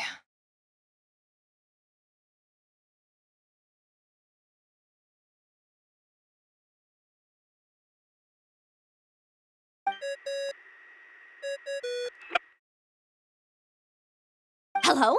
Listen up! This is extremely important!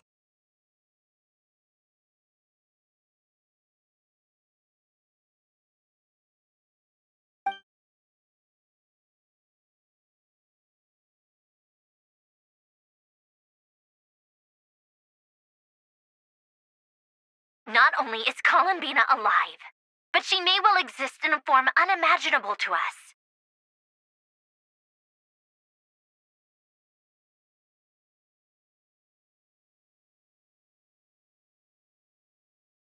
I'm still unclear on the details, but she's done something truly inconceivable in the past. And the clue to what she's done lies in the moon and Tevat's sky.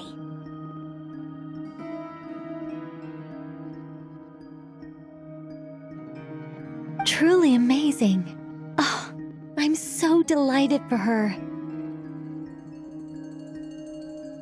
I'm sure we all feel the same. And I'm sure Columbina is ready to get back here and fight by our side.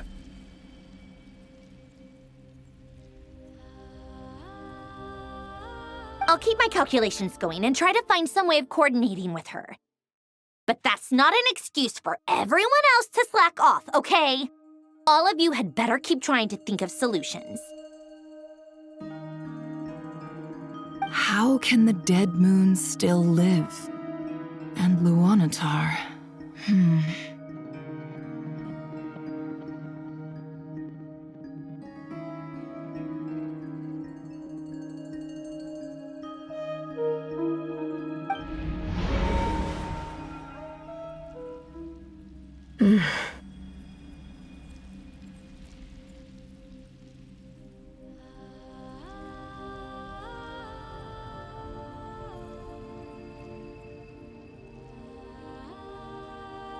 It's hard to believe that's what will happen in the distant future.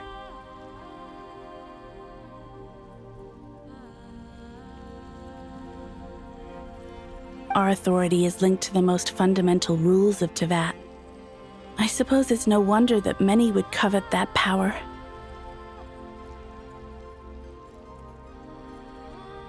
I didn't realize that when you said friends, you meant people who live down in Tevat. That's so lovely. I always wanted to go down there and have some fun.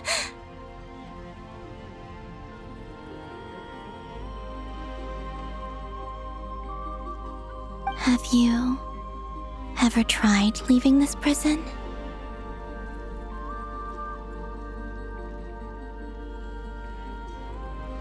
Of course.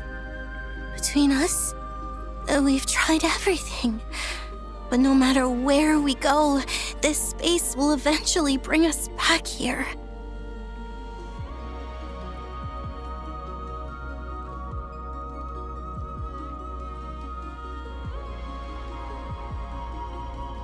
It's like the center of a whirlpool. Everything ultimately converges here, at the moment when Nibelung imprisoned us.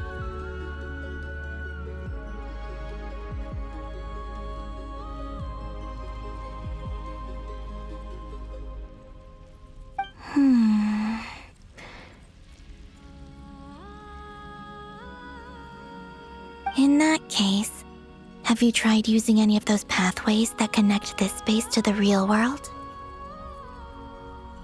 Sorry? What are those? They're passages through which you can make small-scale changes to reality by using Kuvaki.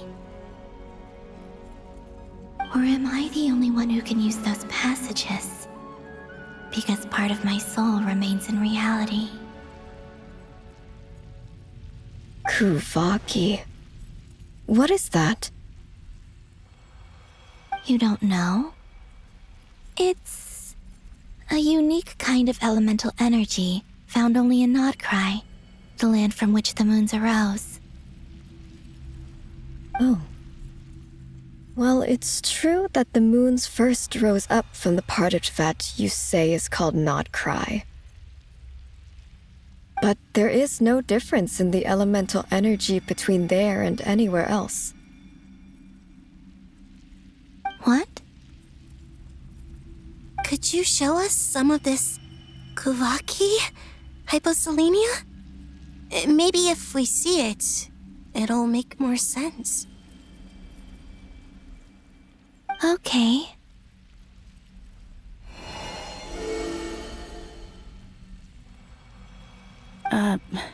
Isn't that just your power? What? But it's everywhere in Nodcry. In the air, in the land. Even the creatures who live there have adapted to its influence. How curious. This Kuvaki certainly did not exist anywhere in the world before we were imprisoned.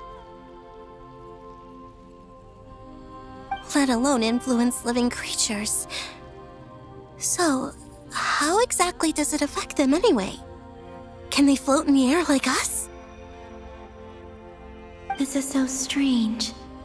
Why would their reality differ so much from mine? Columbina, you're looking for more than just a way out of here, aren't you? Yes. If I am to help my friends, I will need tri-lunar authority on par with that of our foe. You mean... you'll need our power? This sounds extremely risky. The Three Moons' powers are not mutually compatible.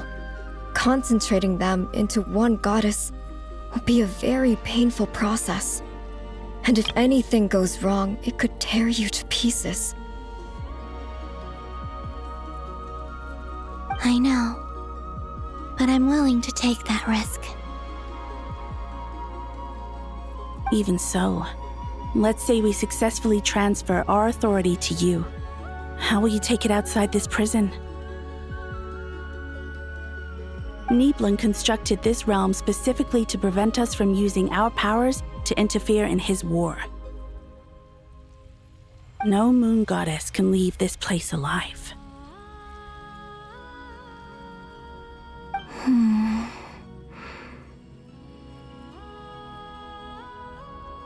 What if I don't leave alive?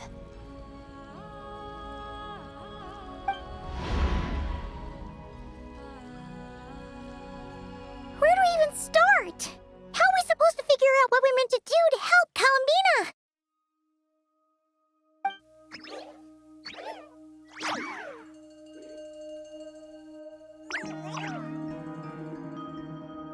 Columbina?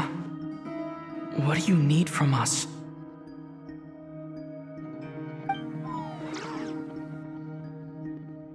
If she really got to the beginning of time in there, how do you think she'd leave us a message?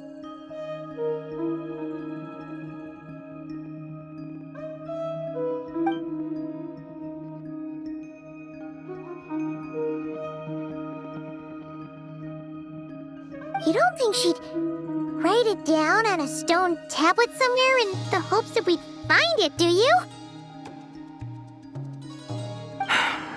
Seems unlikely. Columbina may not talk a lot, but she thinks deeply about issues like this.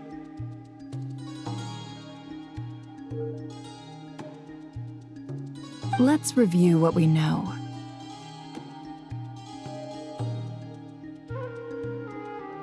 This is the Columbina who fought alongside us against the Rahir of Solnari, and with whom we celebrated Moon Prayer Night.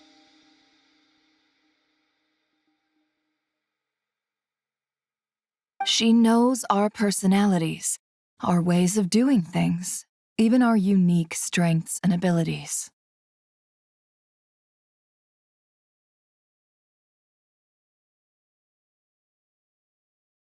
So, if she wanted to tell us something from a long, long time ago, what would she do?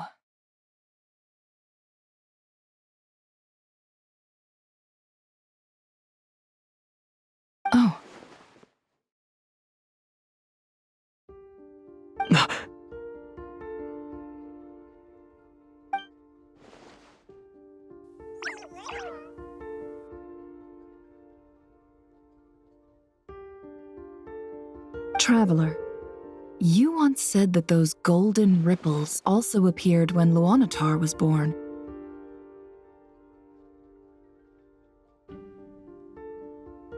What if Columbina left Luonatar here, not just as an anchor to the real world, but for some other purpose?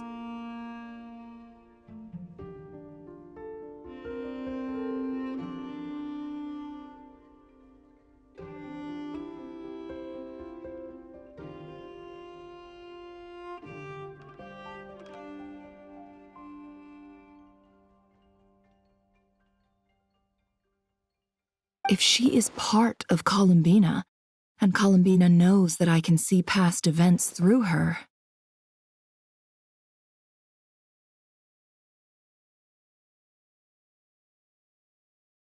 Oh, yeah! Like when you peeked into Rarer's past through his heart!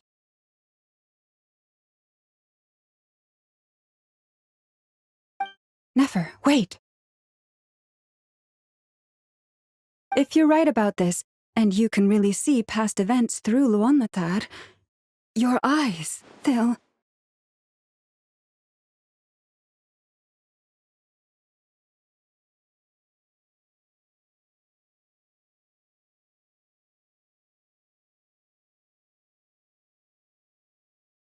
Oh, I know. Looking at Rerir's past in Conria was already enough of a strain on my eyes. Looking this far back into the past, it'll surely blind me.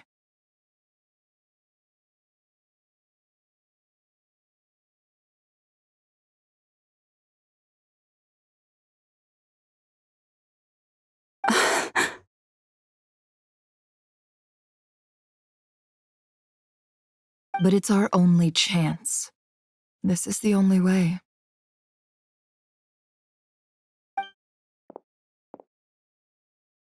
Boss.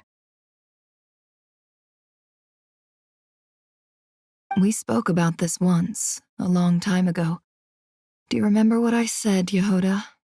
The day I lose my sight, the Curatorium of Secrets will be yours to run.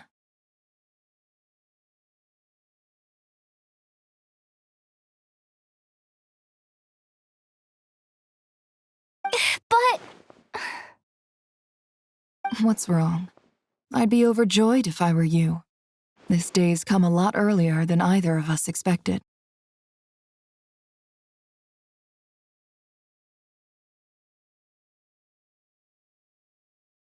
I need to know you'll honor our agreement, Yehoda. Promise me.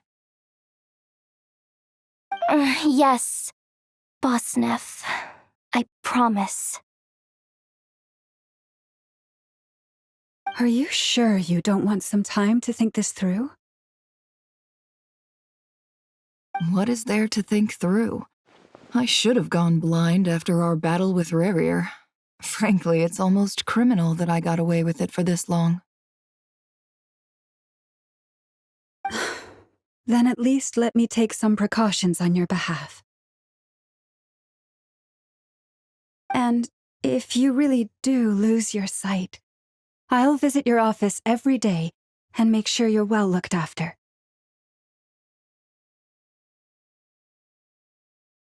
Oh, please, anything but that. I was actually ready to go through with this. Are you trying to scare me into backing out? As if I could ever scare you. I'll assume you're just joking to calm your nerves. All right, enough chit-chat. Let's do this.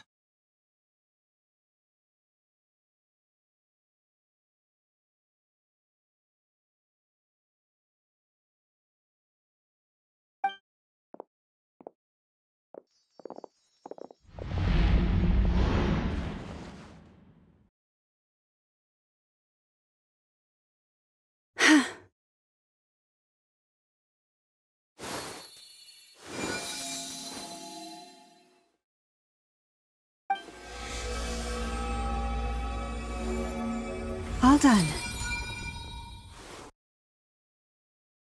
Good. Now give me some space.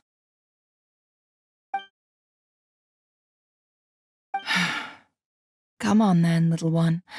Show me what happened in the past.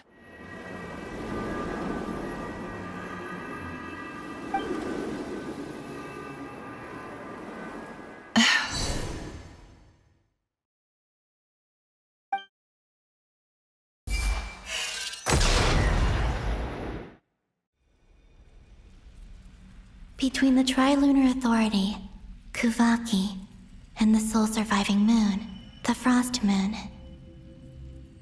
I think I might know how to get back. But I will need my sister's help. Time to go talk it over with them.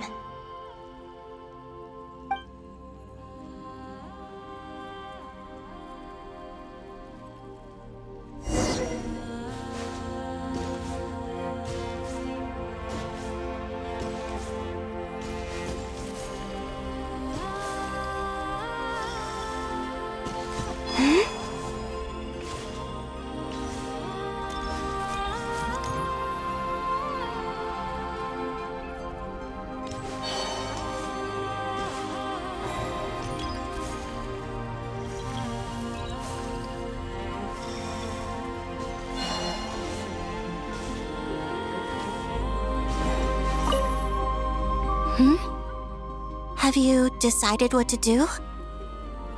I hope it's not too dangerous.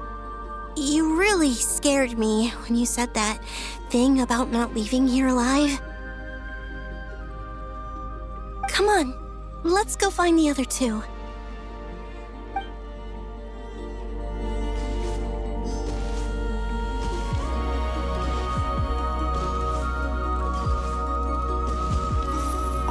Seems you have reached a decision. I'm all ears. What do you propose?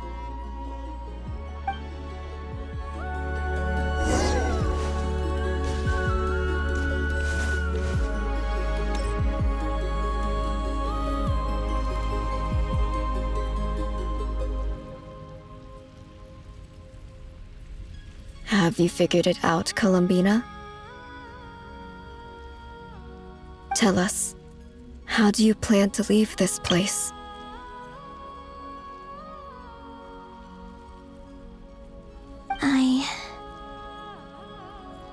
I intend to die here, in this moment, and then be reborn in the future with the help of my friends. What?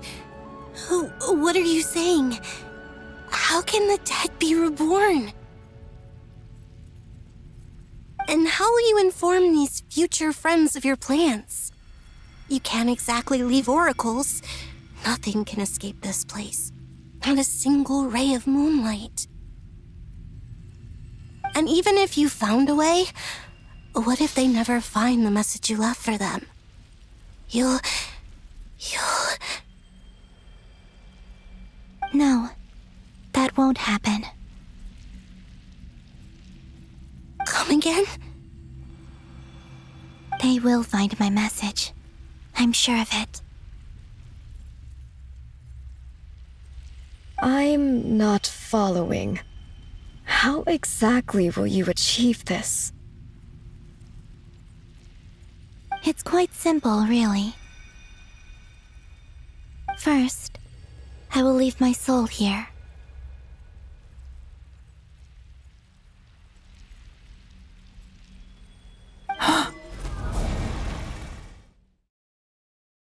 I see it. Your soul? You mean you're a divinity? Yes.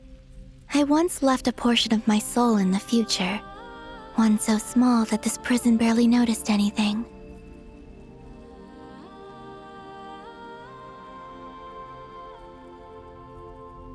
In this very moment, she can resonate with my soul across time. When the time comes, I believe that she can serve as an anchor to pull my soul from here back to the future reality.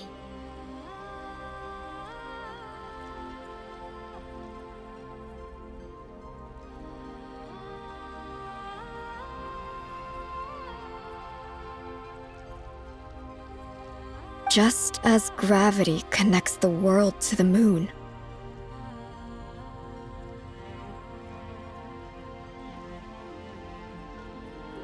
Exactly. In the future, where I came from, the moon has been cast beyond the false sky, but I can still feel that it is there.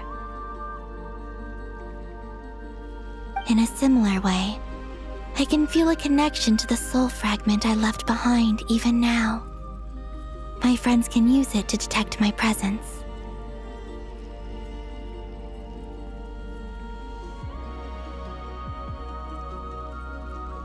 But how do you just leave your soul here? Is that even possible? On my way here, I met an ordinary mortal who entered this place long before I did.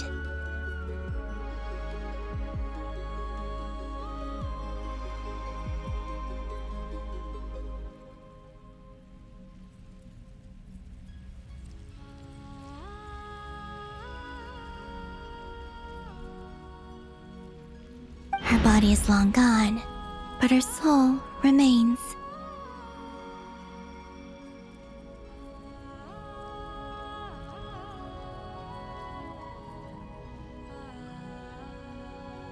And before that, I encountered an old enemy whose entire soul survives here intact, while the power that once corrupted his body has faded away.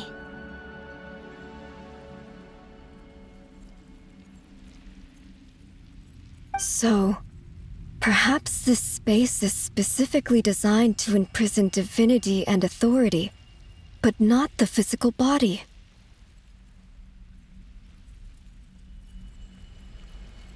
Still, even if your body can escape, would it not just be a lifeless husk without the soul inside?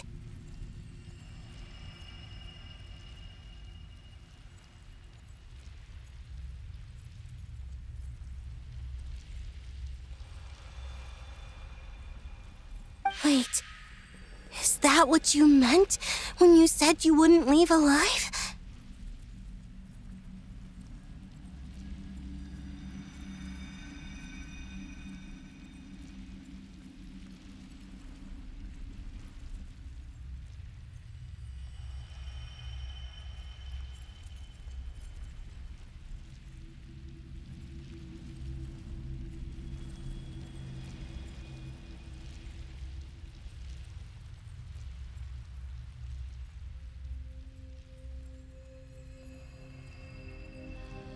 Yes, I shall turn my body into moonlight and pour it over Nodcry.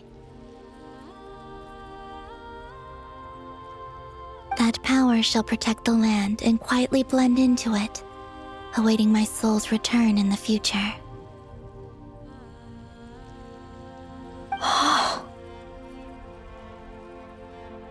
However, I cannot do this on my strength alone.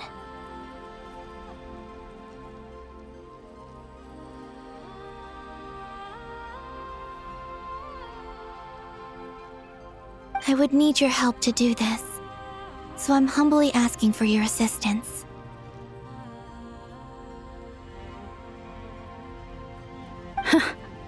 Oh, dear sister, you need not be so formal. As I said before, we are but remnants of a bygone age.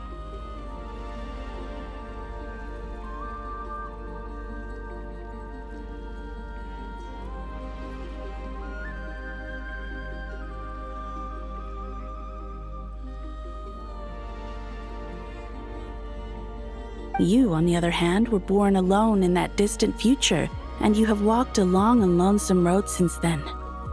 How could I bear to let your story end here in this dungeon?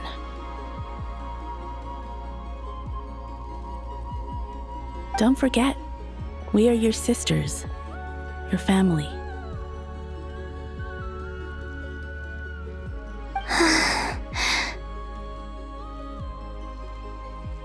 Arya's right. Actually, I've always wanted a little sister. Can you imagine how it's been for me? Getting nagged by two older sisters all the time?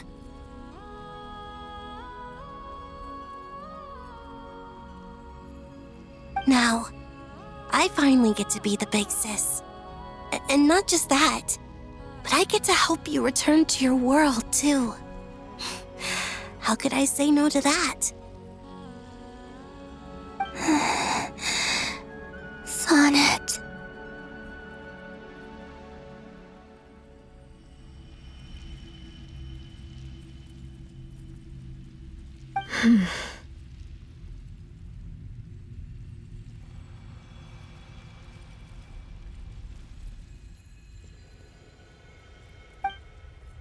Kennen?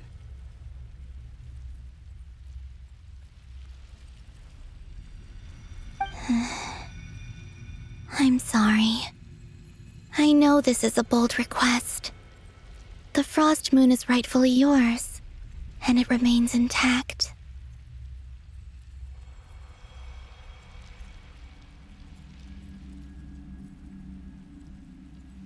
Oh, no, please. Don't misunderstand me, Columbina.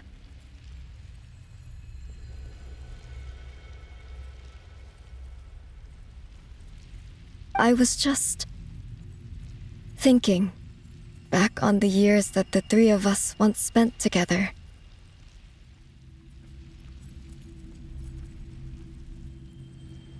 You cannot imagine how happy I am to hear of the future world you describe.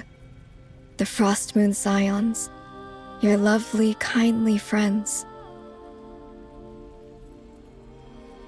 For the three of us, whose purpose in life was to maintain the peace in Teyvat, it is a great relief to know that the people of this world live in such an abundant future. If your plan can save them, and save Notcry, I will gladly give you all that I can. Besides, the three of us have been together since the day we were born. I could never abandon them to live on alone without them. Kennen. Still, I do have one question I would like to ask you before we proceed.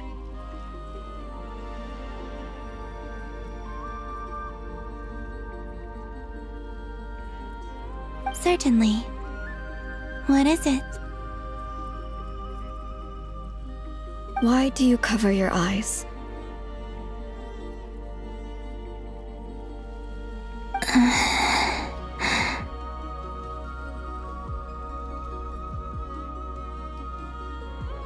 Yeah, I was curious about that too. But it seemed personal, so I didn't want to intrude.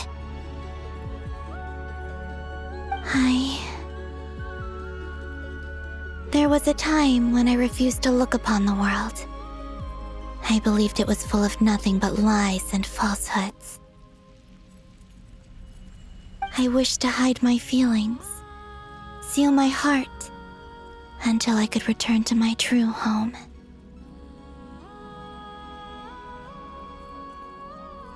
I see. Perhaps that decision saved you from ever having to see the false sky again. But at the same time, you likely missed out on many true and precious things, like the smiles on your friends' faces. Promise me this, Columbina. When you return to the future, open your eyes, take a look at the world around you, and see your friends. I'm sure that you know this already, given that you long to return. But that is your true home.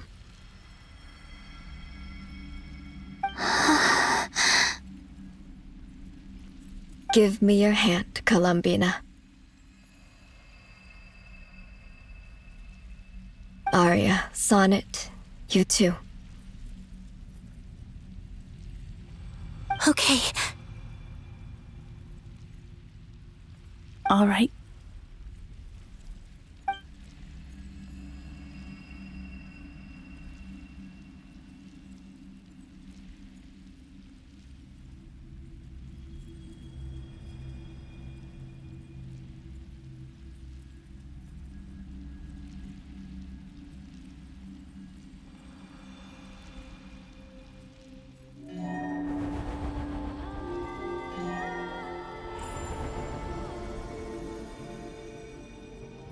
We once were the song sung for eternity, but now it is you who must continue to sing.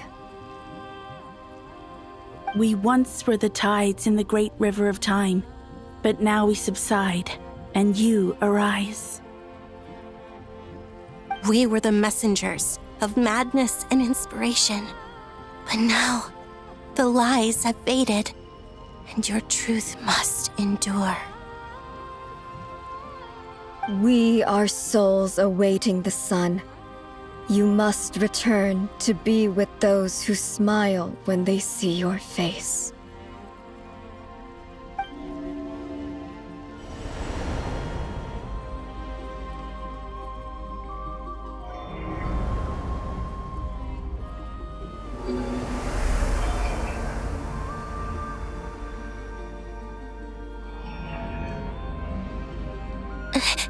Is it done?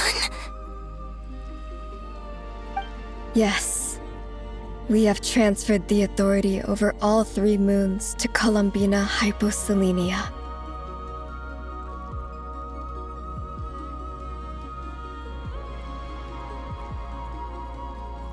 From this moment on, she is the Tri-Lune Goddess, the one and only moon goddess of this world.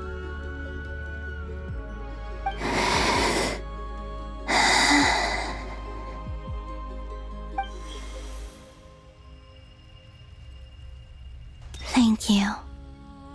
Thank you, my sisters.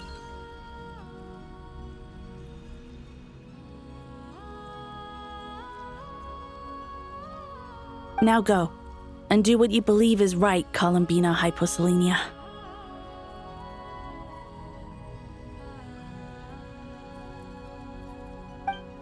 Be aware that we cannot grant you the power of the 3 moons beyond these prison walls. The conflict that arose over their remains following our disappearance will still take place.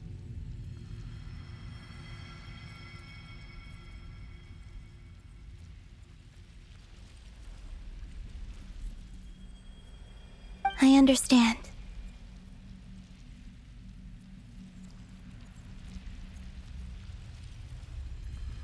Sisters, oh, my body. It feels...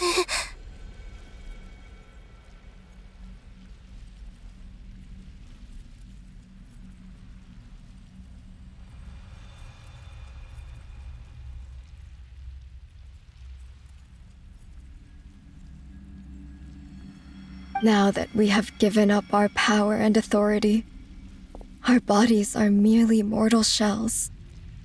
This prison is dissolving them as we speak.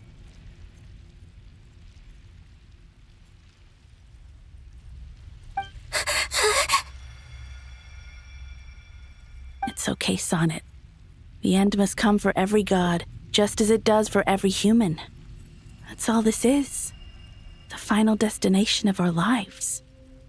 Canon and I will be by your side the whole way.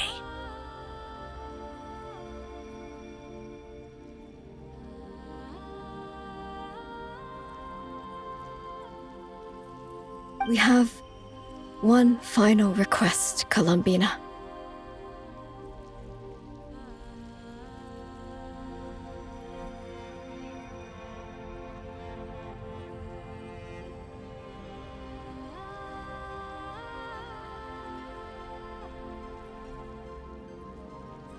Could you use the 3 moons' power to send us back into the real world?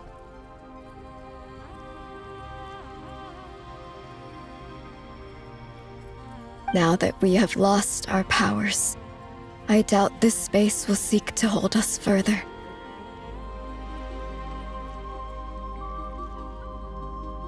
It's just... we would like to spend our final moments together in the only place we ever called home.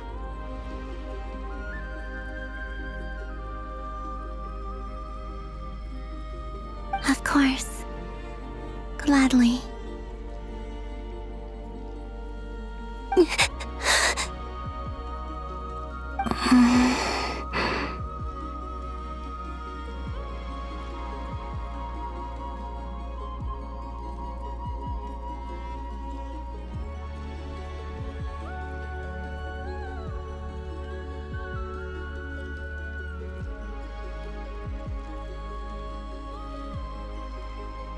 Sonnet? Yes.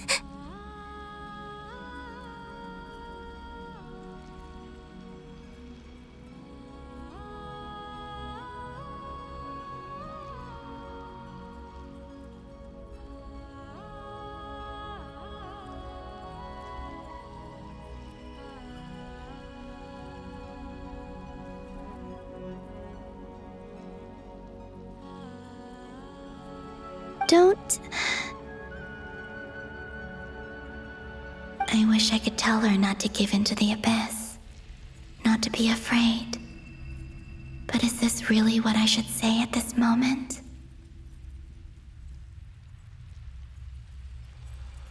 Don't forget, I'm so glad to have a big sister like you. No, Hypo. Thank you. I'm okay. I'm not afraid. As long as my sisters are with me, I won't be afraid.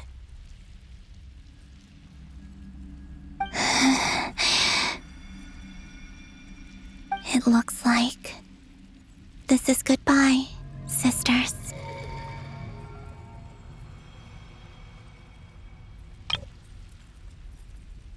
Goodbye, Columbina.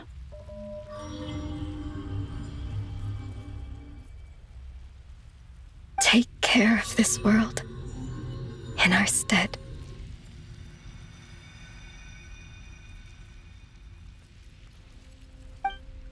I will.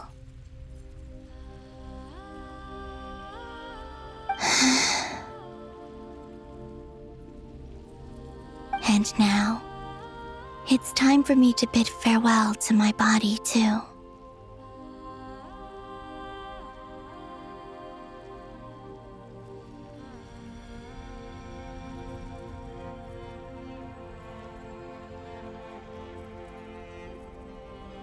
May it become the moonlight that keeps Nodcry company through the long years ahead. So this is why Nodcry was not always home to Kuvaki.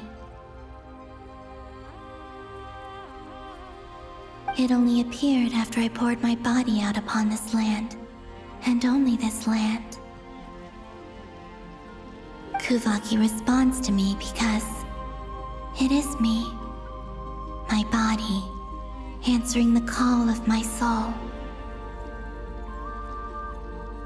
And the golden energy I've encountered on my way here was, in fact, that very soul, which I am about to leave here to guide me.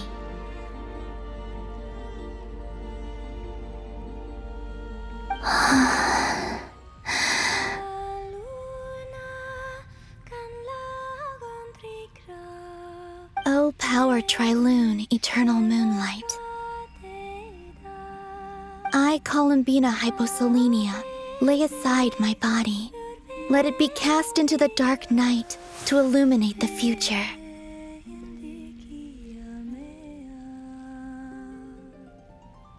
May it be a companion to all who dwell beneath the moon.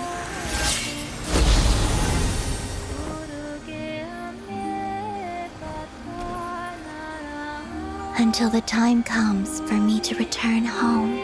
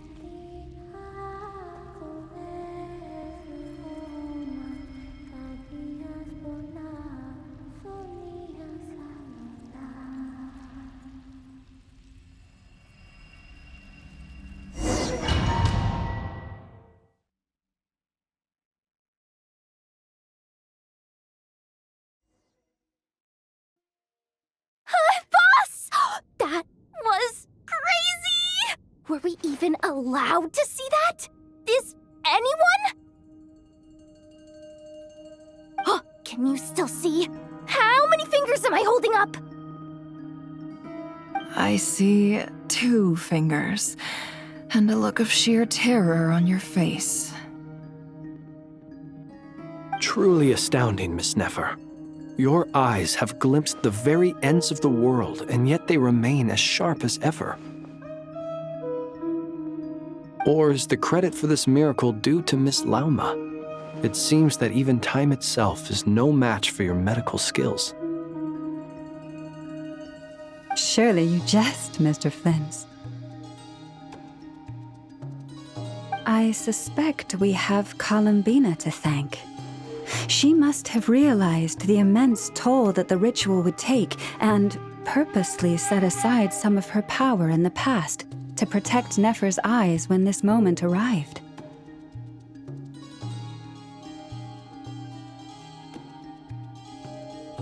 There is always a great price to pay for witnessing the truth, but it seems that this time, Columbina has shouldered that burden on our behalf.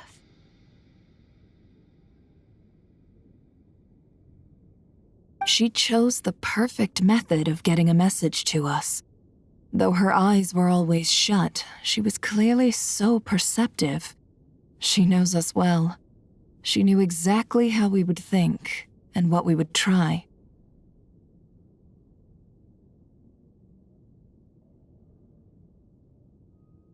Despite being separated by time and space, we're seeing the same possibilities and seizing the same opportunities.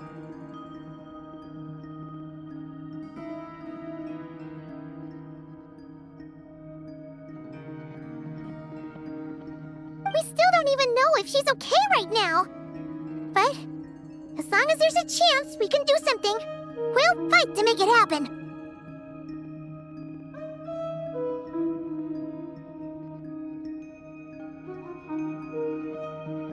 I'll get you back somehow, Columbina.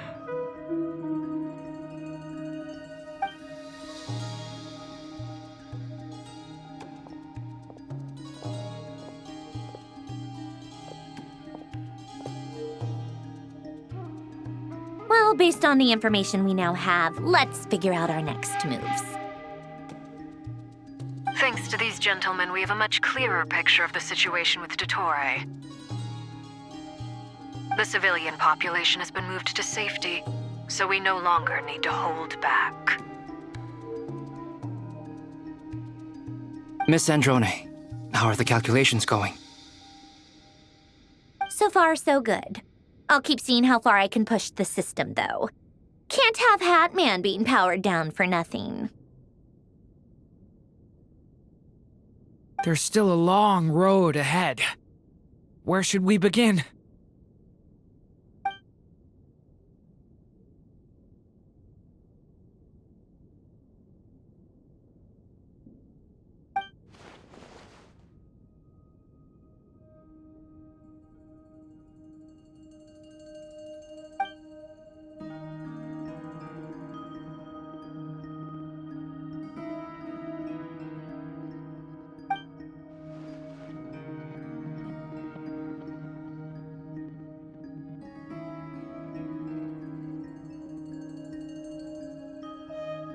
Our plan is clear. Time is short, so let's get moving. There's just never enough time, is there? Time is the bane of my existence. Ugh. Anyway, I'm gonna get back to work. All right, we'll do our part too. Yeah.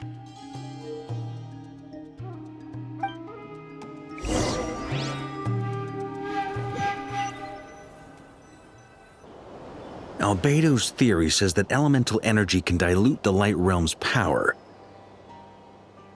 But I'm no expert in building elemental defenses. Sounds like something out of the Advanced Elemental Theory section of the library. Whew.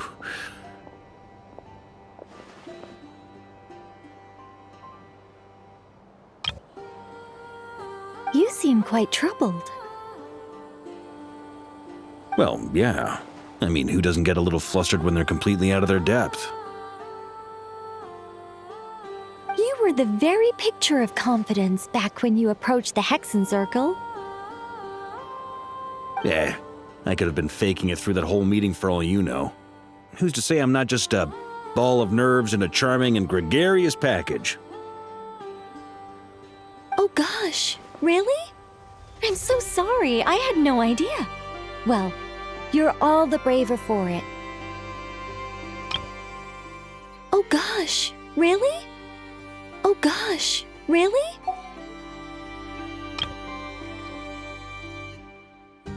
Still, I was much more in my comfort zone than I am here. At least in Mondstadt, you can cry for help from a cliff top and actually stand a chance of summoning Barbados himself. Things have never looked bleaker than they do now. If we don't pull this off, Tevat's doomed, isn't it? Oh, you think so? Actually, yes. Yes, it probably is. It's a shame. Don't put too much pressure on yourself. Tevat has faced annihilation many times in the past, but it also gave us you, didn't it? Hey, don't give me that. It's not like I'm anyone special. I disagree. Every human born in this world is special. We angels have always believed that. In that case, this humble human being has a big favor to ask of you. I thought you might say that. I'm sure Alice, in her great wisdom, sent you here precisely to help us in this difficult time, yes? Well, that has less to do with her wisdom and more to do with my power. Of course, of course.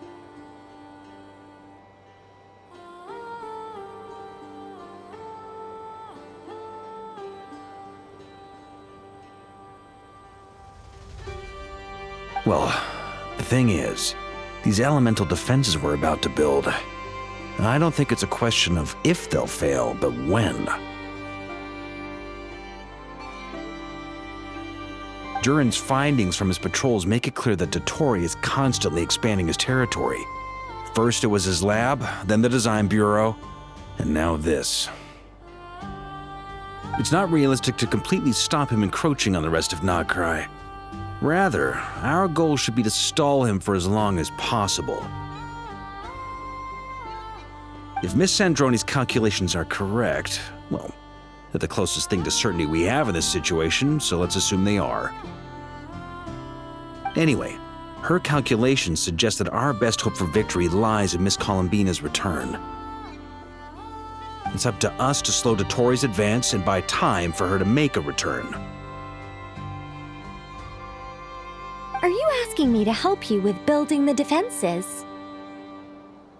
No. I'd like you to prepare for what comes next. When he eventually reaches us, we will have to fight him. You were an angel once and a mage now. I'm asking you to lend us your protection. Oh. Can I take it that you're triggering the terms you fought for during our three-way talks? Well, technically those terms were about protecting Mondstadt. But if you're happy to agree to the change in location, then yes, let's do that.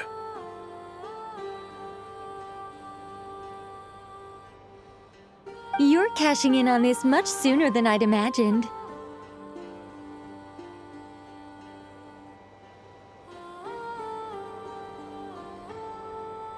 Well, yeah. The way things are going, I might not get another chance. Very well. The mages have heard the knight's plea, and we will respond. To tell the truth, Alice and I had already discussed how we might help you all, so I didn't come empty-handed. I always like to be prepared.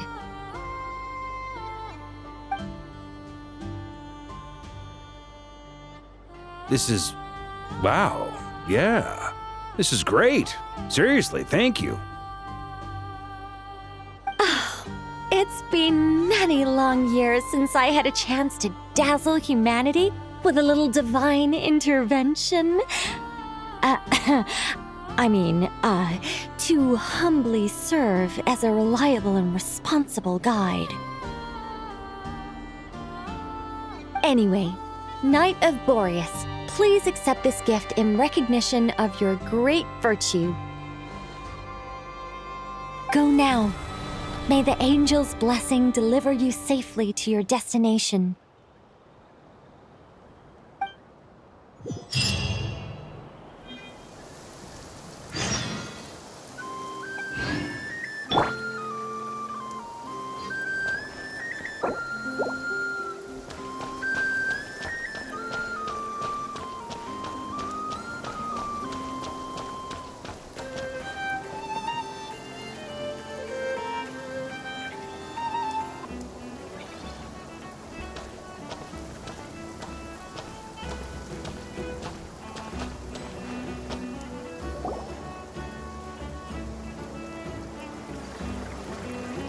You're here.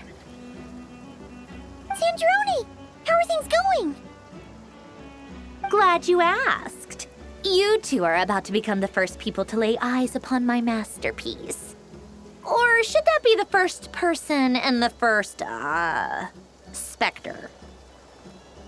Hey! Whatever. Come, feast your eyes on this. Wow! We've never seen something like this before! This meter displays the progress of my formula. Currently, it's still making the most important connections. Once it's finished running, I'll deliver it right to your side. And then, we can finally bring Columbina back. What do you mean, deliver it? Can't you just tell us over the Dodo communication device? It'll just be some numbers, right? Ugh, you're such a greenhorn. This isn't the kind of formula you solve in math class. It's a highly complex algorithm capable of constructing a framework of rules. Ugh, whatever. We'll be here all day if I start trying to explain it. All you need to know is the formula must be completed before we can bring Columbina back. I'll share the data with you. Nicole's agreed to let me use her information channel, so we just need to use the Dodo communication device like so, and... there. Now you can check in on my progress. Wow! Look at that! You're amazing, Sandrone!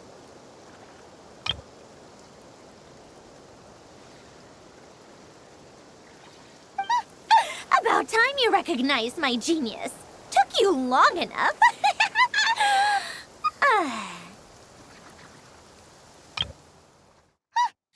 About time you recognized my genius. Took you long enough. Anyway, that's all for me. You should check on the others if you have time. Make sure we don't have any weak links in the chain. That might sound harsh to you, but close supervision is a common practice in the Fatui. Not looking to catch anyone out. I just care about everything going smoothly. That's all. I'm kinda stuck here while the formula's running, so I need you to be my second pair of eyes in the meantime.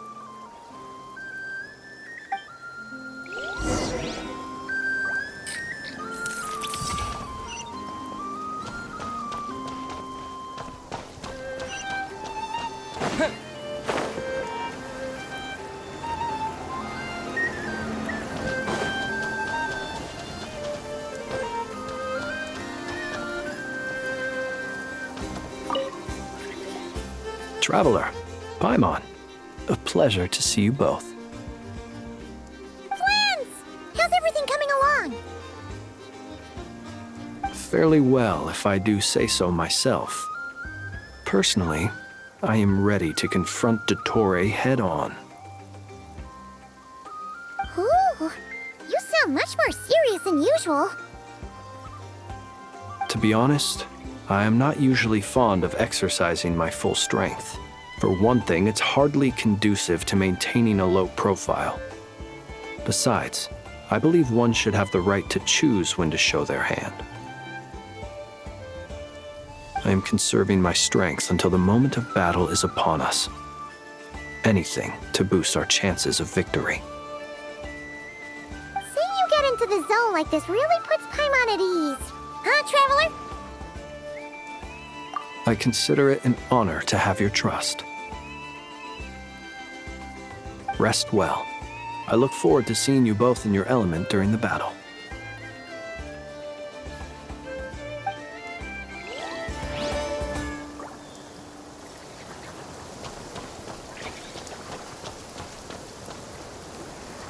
Thankfully, Miss Nicole has come to our aid. Nasha Town is now looking very well defended. Golden Flame. Yes, that's Nicole's power, all right. Based on the latest message from Grandmaster Varka, it sounds like they've reached an agreement. The situation should be more stable with her assistance. Everyone will have at least some degree of protection. Albedo! Durin! Hello there, you two. Are you well rested? That's good to hear. As per the plan, Albedo and I will be in charge of Nasha Town. As Dotori's energy field expands, it's creeping ever closer in that direction. But we will do our best to hold our position. We fought side by side many times before, and always with great success. I believe this time will be no different. So don't worry about us. Focus on fighting Dotori.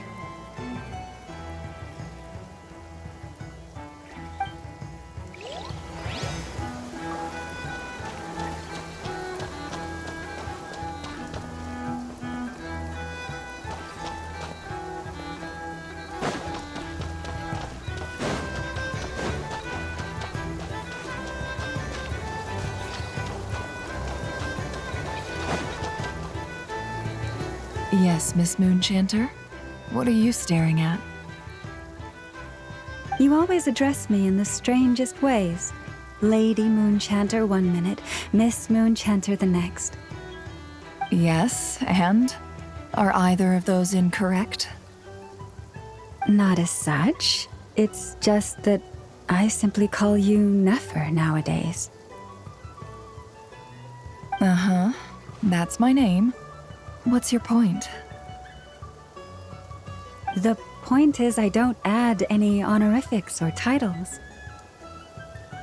Meaning what? That maybe we're on friendlier terms now than we used to be. Is that how you see it? And I thought I was the one with eye damage. Never! Wilma! Paimon, Traveler. Just swinging by to check in on you. How are things going? Did you manage to get some rest? Don't worry about me. I won't slow us down. And I give my all to ensure our victory. Ah, yes. Allow me to give you two a quick checkup.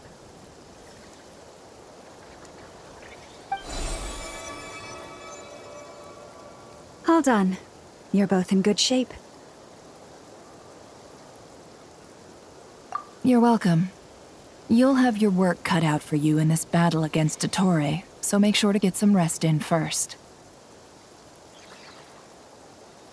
Paimon will keep an eye on him, don't you worry. I'm glad to hear it. Take good care of yourself, too, Paimon. Sure thing!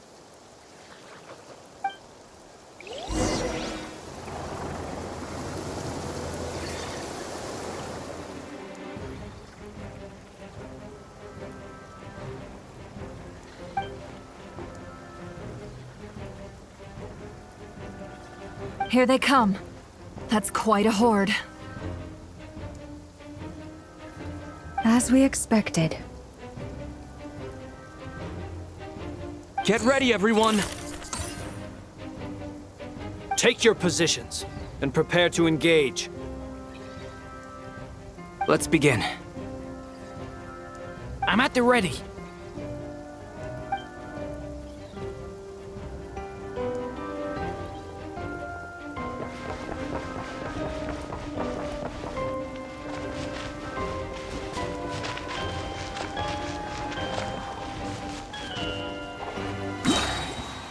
Waste of time. Your skull!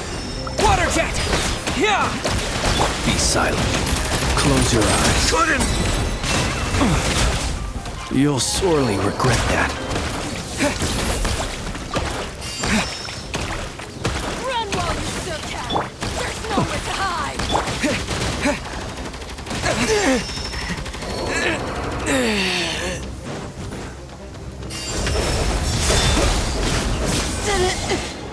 Another one? Close your eyes. You're pretty strong. To dust.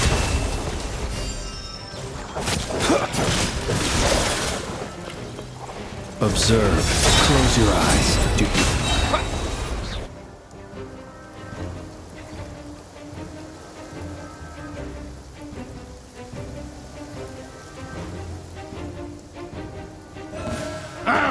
It's your turn. Forest, protect us, for the everlast. Seek within. These creatures cannot stand against us. Oh, fighting tough. Just don't let your guard down. That goes without...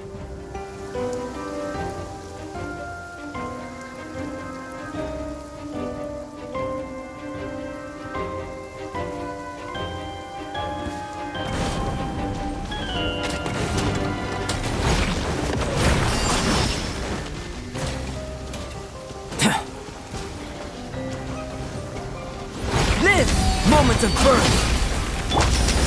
A turning point in fate! Burst forth! That was easier than I thought. Naturally. What do you mean? Is it because as created beings go,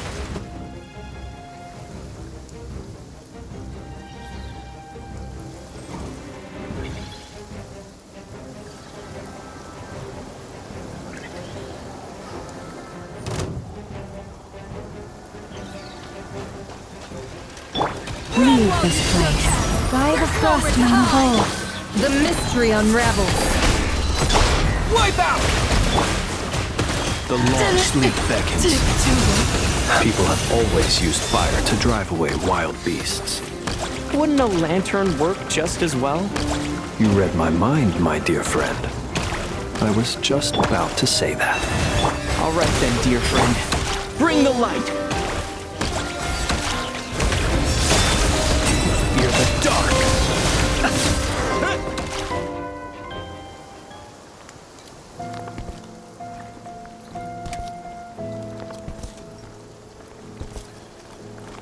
You're looking well.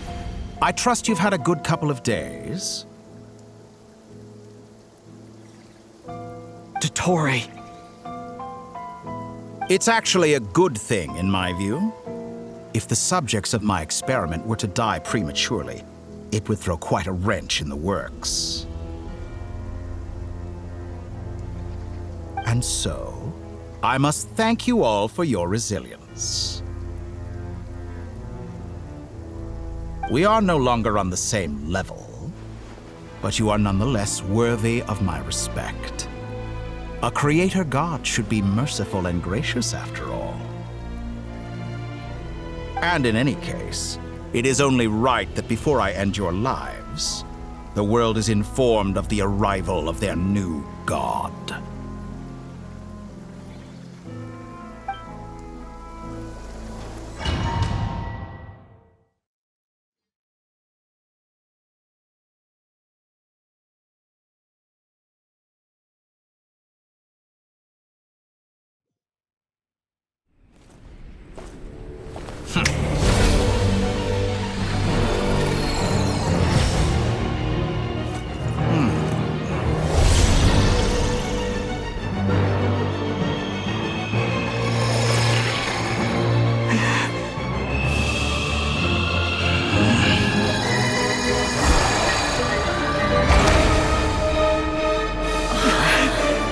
The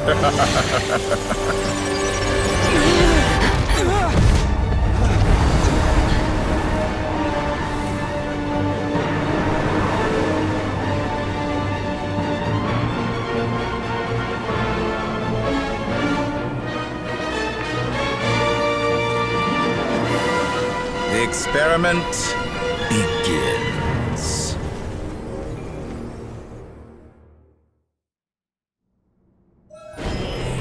With the marrow of the 3 moons in my hand, behold the false moons fall!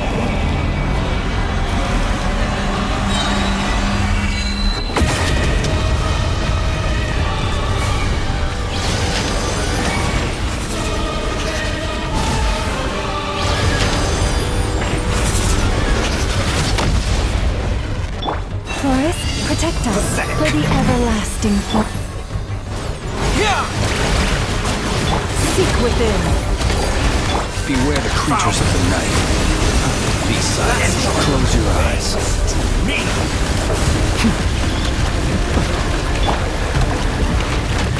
Leaving openings on purpose. Confident on paper. It all adds up. Oh, keep It all falls into place. Moon's remnants.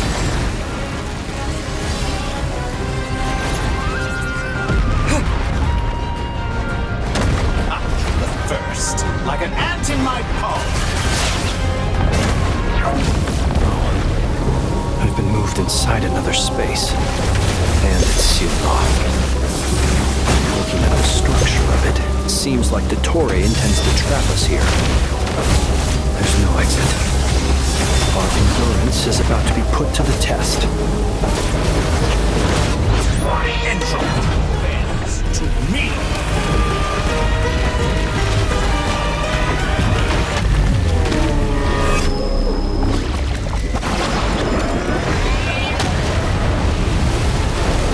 Moon's remnants fall. No more lies.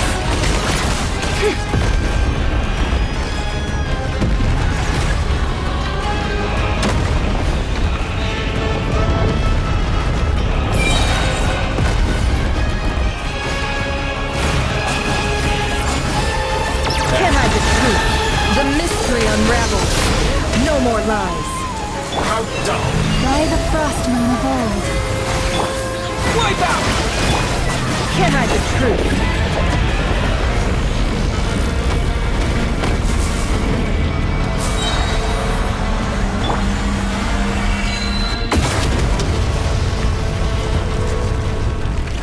Tell me, where will you try scurrying off to next? Looks like Dottore has opted for a divide and conquer strategy. But we will not allow him to triumph. No, I shall pray for our victory.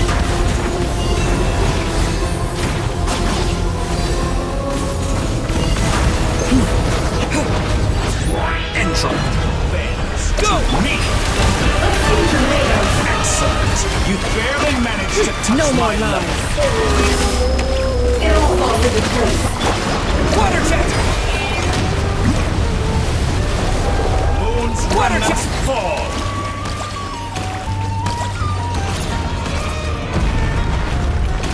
Seek within.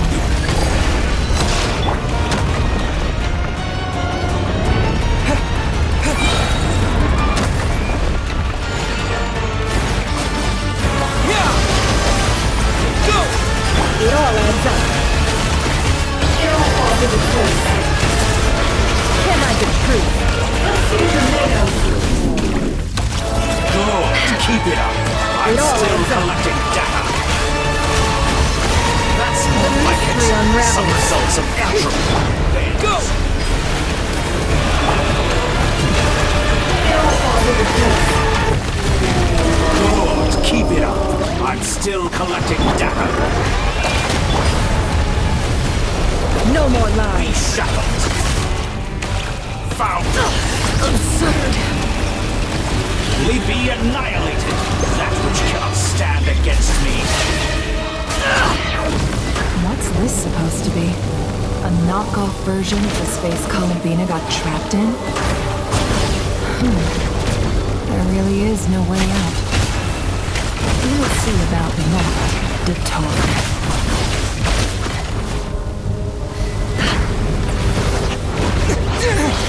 My apologies. I had not intended to take your teammates. Perhaps you could try being a bit. But you have a choice.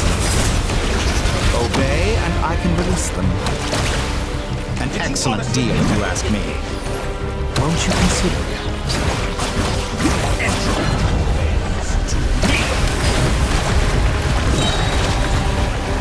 Wipe out!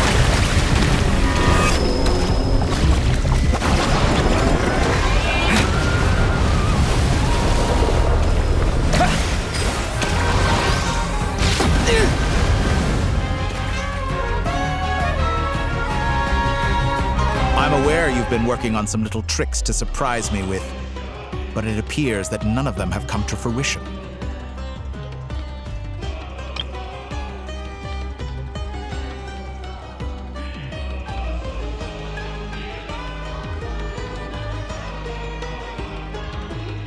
My guess would be that you're trying to bring Columbina back. But then, where is Sandrone? Or are you trying to buy time for her?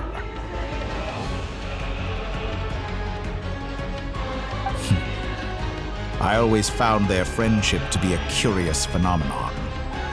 Two highly incongruent personalities, and yet they share a deep connection. Speaking of Columbina, I once saw her as like a younger sister. We got along quite amicably while she was with the Fatui. But then one day she suddenly decided she would refuse to take part in any further experiments. To this day, I truly don't understand what I could have done to upset her so much. It's such a pity. I could have had a sister, a family. But alas, she grew to dislike me. You're not fit to be family to her. That I can't deny. So many people, all obsessed with playing out the same tired old dramas. This world is rotten to the core. And then there's you. You had every opportunity to reach the right conclusion. The thought of killing you off like this? But I maintain that I approached you in good faith, so I will offer you another chance. Will you work with me? You have until I count to 10 to make your choice. 1, 2, 3. Not in a million years.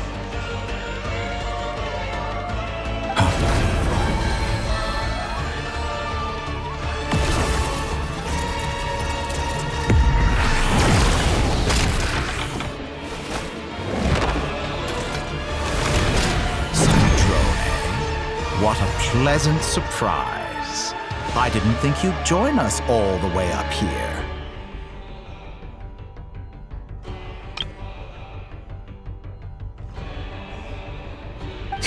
You're as sick and twisted as ever. Don't fool yourself into thinking anyone's grateful for the chances you're offering them. Sandrone? But the formula hasn't finished running yet. Funnily enough, I was just discussing a collaboration opportunity with the Traveler, and then I see you, who I must say is a good example of an opportunity gone to waste. Gone to waste?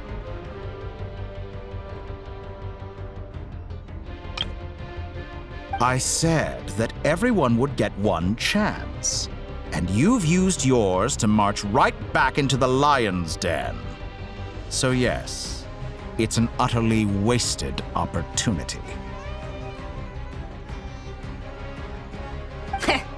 And what makes you think I believe a word that comes out of your mouth? I was planning on disposing of your little formula after wrapping up more urgent business here. Since you've taken the trouble of serving it to me on a silver platter, I can simply bring it forward in the schedule.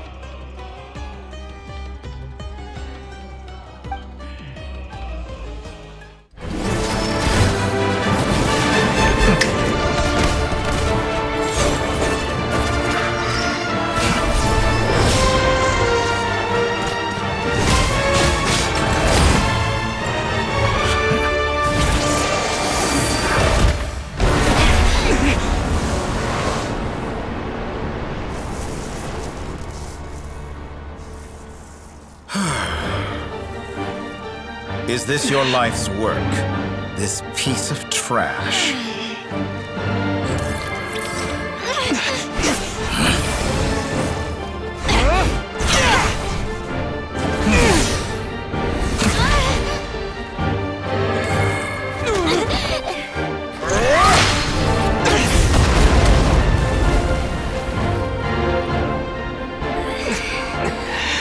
Your formula runs too slowly, Sandrone. You put your hope for success on others instead of fighting dirty. That is why you have failed. Now, whom should I slay first? Any volunteers? No one? How nice of you to leave the decision to me.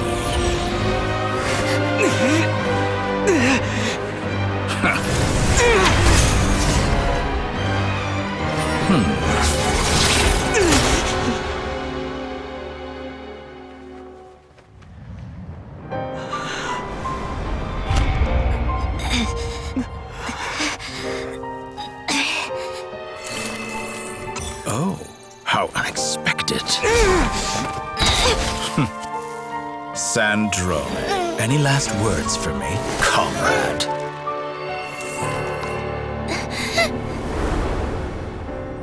Is there anything you wish for? Not really. But I've always known what I don't want. Go to hell, Dottore.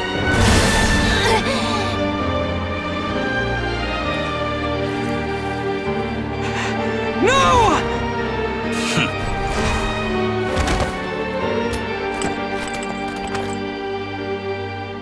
And now, you have failed.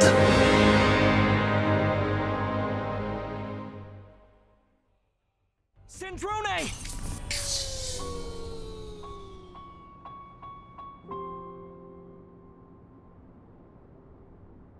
Now you see how fragile mechanical contraptions are. Just a gentle tap, and they fall to pieces. However keen of an inventor Sandrone may have been, her death spells the end of the formula that was running inside her body. Of course, I have to commend her for making it this far. As her colleague, I have to admire her stubborn tenacity. Now, it is time for you to take your place by my side.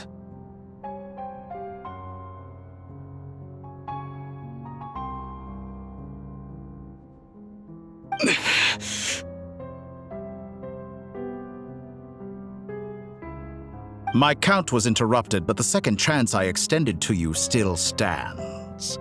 Once again, you are welcome to join me.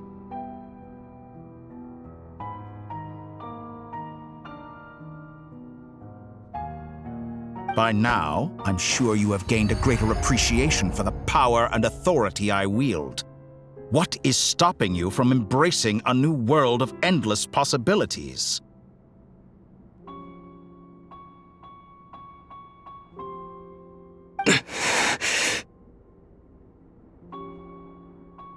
Not in the mood to talk? As you wish. You seem less talkative than usual today. I'll change the topic to something more apropos.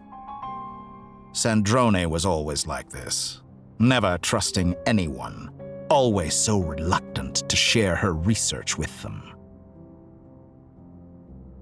Objectively speaking, she had her strengths. It is remarkable how she extracted and even optimized the world formula from so much data. But her inability to trust was her undoing. Had she allowed someone else to monitor or run the formula for her, you might still have a chance at victory even now. But regrettably, she was a stubborn fool. As much as it pains me, she had to go. Dottore. Maybe this is news to you, but people can change. Columbina surprised you when she escaped. And I think Sandrone would surprise you too. Change? You can twist the truth however you want, but I see it clear as day. You're the one who can't trust other people. Is that how you see me?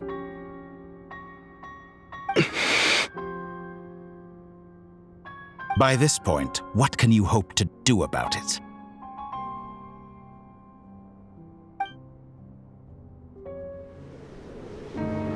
It is pointless to fight on. You've already lost. Wrong. You can't win this, Dottore.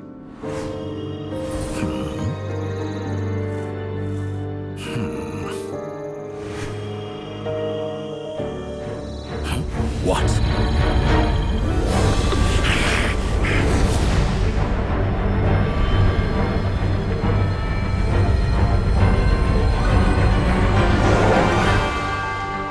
My formula can get us 90% of the way. It will connect you to Columbina. Then, I will bring the formula's output to the Traveler's side. For the last 10%, do whatever it takes. Just bring the moon down.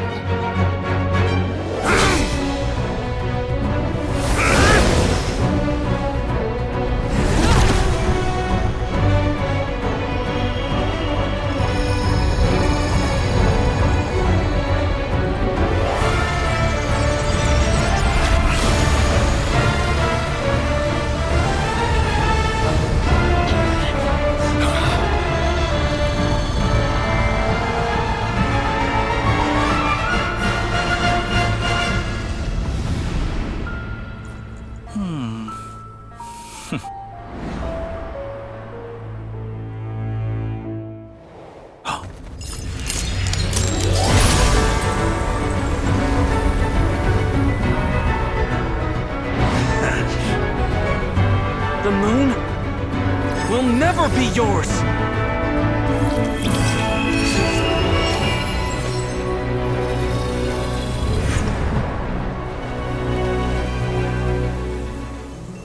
I turn my body into moonlight and pour it over Nodcry.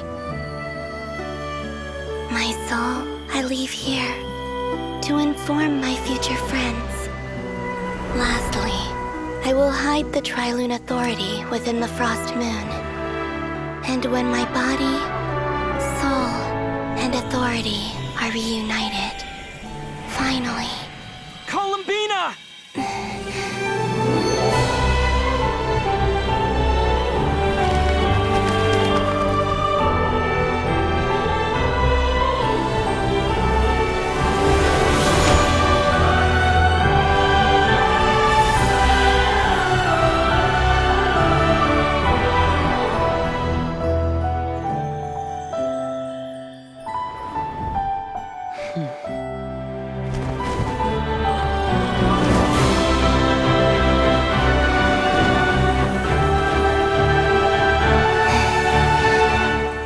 It's been too long. I'm back.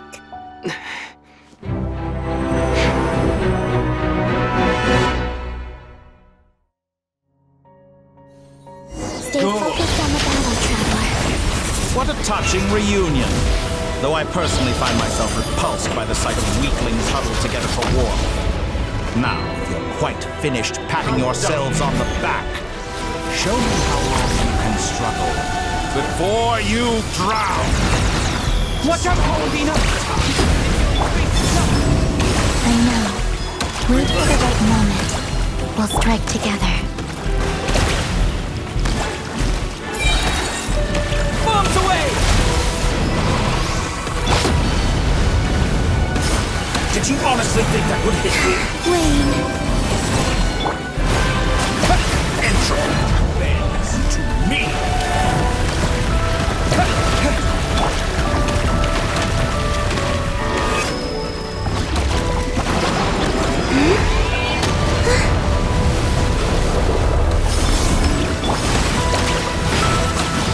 Enough! Go! First, like an ant in my palm.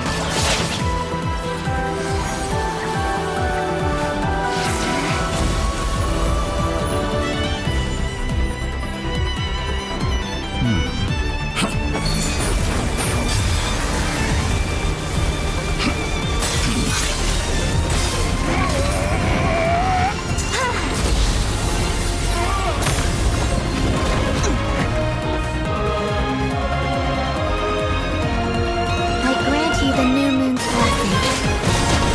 The new moon shines upon you. I am growing weary of your speech. It's over, Totore!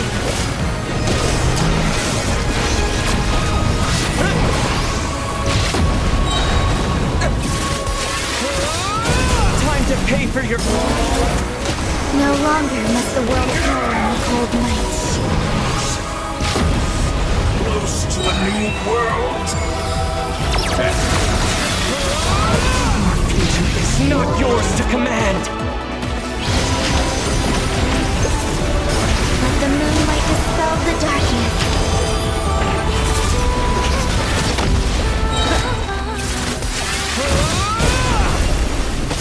Everlasting as the moon. So close. I'm so close to the new world.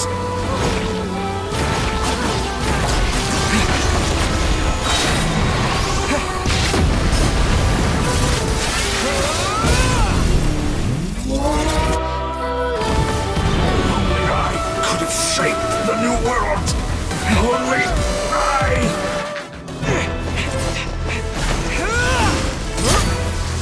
Willfully blind.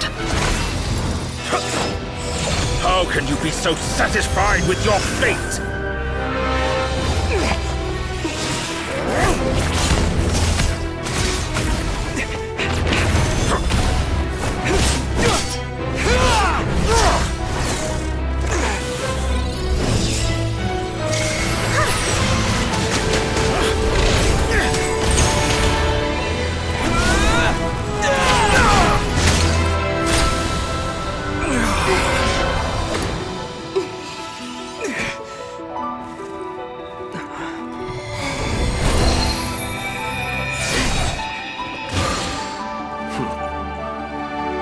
This battle was never about fate. It's about friends, family, and the home you stole from them. So dull. Only the weak rely on each other for comfort. You shall see. Once I transcend fate, you will be nothing but fodder for my grand experiment! That will never happen.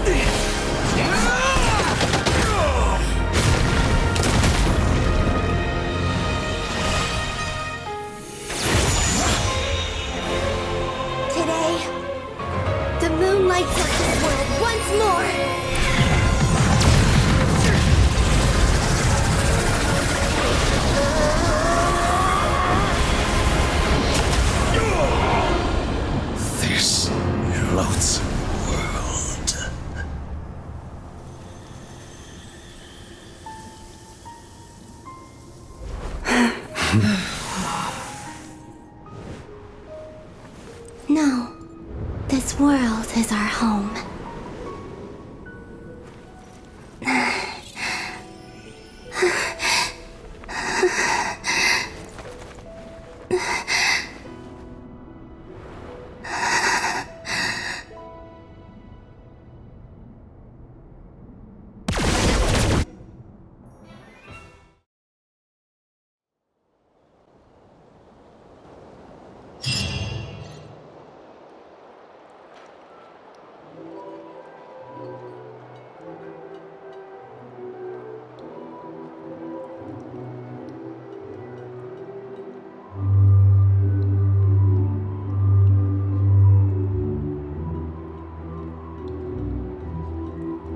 No, you're doing it wrong.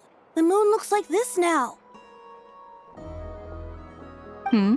What are you drawing, children? The new moon, Mom. It looks different than before, doesn't it? Also... Can I go buy a sugar sculpture today? Please? Just one? All right. I suppose today is a special day after all. Almost like a festival. Extra, extra! Get the latest Nasha Express here! Post-disaster report! Nasha Town reborn beneath a new moon! The voyage begins today! The future looks bright thanks to the League. Want a copy? I knew things would be different, but I didn't think that would include the moon.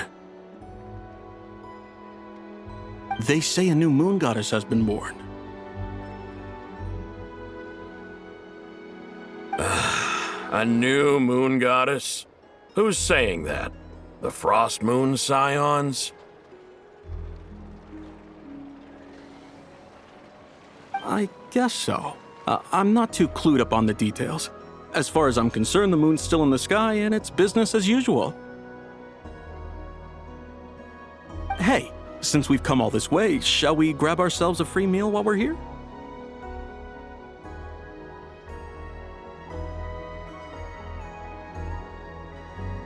Are you a convert now? Or are you just here for the free lunch? Oh, come on, what does it matter?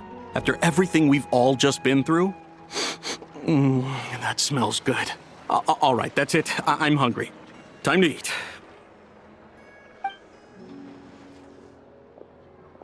Come on! We gotta get there early, or there won't be any good spots left! Shh, keep it down. This is a residential area. What if people are still sleeping?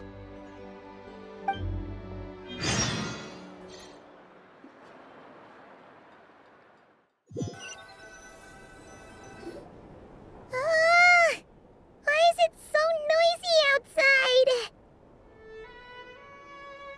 It's okay. Paimon was pretty much awake anyway.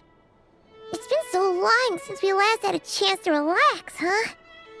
Feels like time is moving slower than usual. What about you? Did you rest well? Still winding down from everything that's happened? Or are you wondering how our friends are doing? Or is it about what Dotori said to you? Okay, if you say so. But don't push yourself, alright? Let Paimon know if you need to talk. What we just went through was a lot. It's totally normal if you need some time to get back in your groove. Luanatar disappeared after Columbina came back. Apparently, she was part of Columbina's soul or something.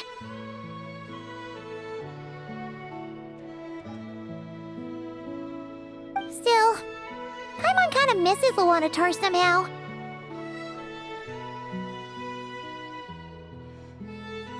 But anyway, you did great. So did Paimon. We all worked our butts off to contain this disaster, and in the end, we made it. So, chin up, Traveler. You should be proud of yourself.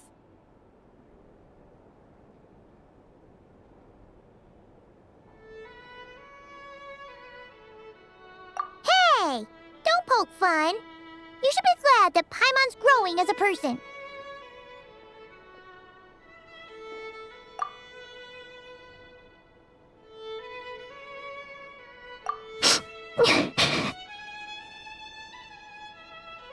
Paimon didn't think you'd mention it. You have no idea how anxious Paimon was. She was worried sick about you.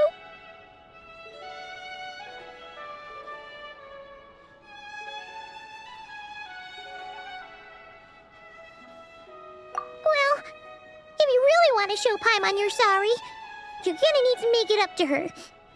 You better be ready to splash out on a lavish meal.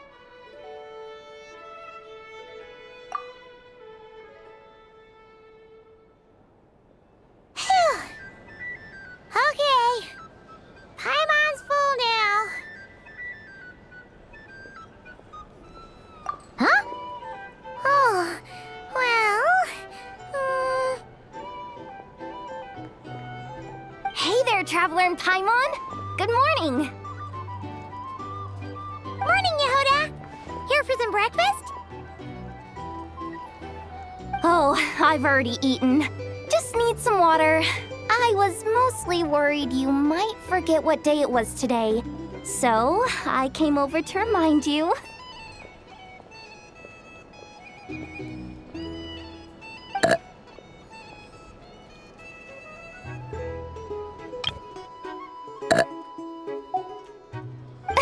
Careful there, Paimon.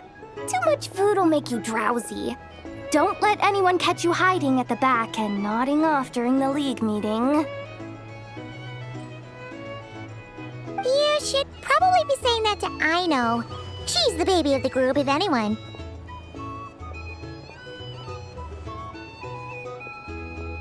True. You know, I'm surprised that all these competing groups are actually coming together to try to solve things together. Definitely a first for Nodcry. Well, nothing like a region-wide calamity to bring people together. After that, surely even the most self-interested people have to realize that going it alone isn't worth the risk, right?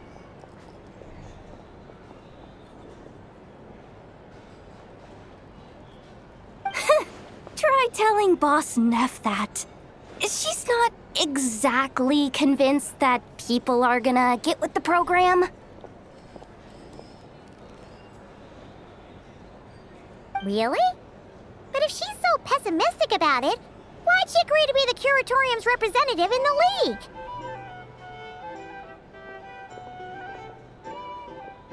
Probably 'cause even though Unity sounds like a pretty far-fetched idea, the benefits it would bring make it worth a shot. I think things will work out, though. I swear, Nodcry feels like one big family now with everything that's happened. More than it used to, anyway.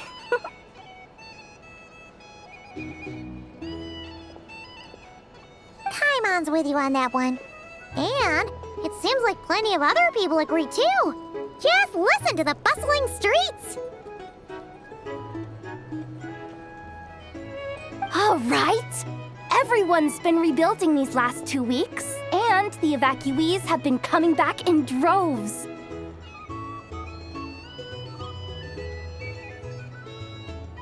Life's slowly returning back to normal. Which means my workload's probably gonna shoot back up.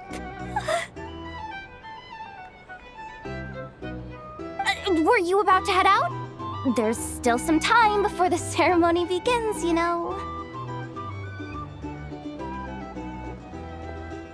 Yeah, we were gonna take a stroll around the square and say hi to some friends first. Sounds good. See you later then.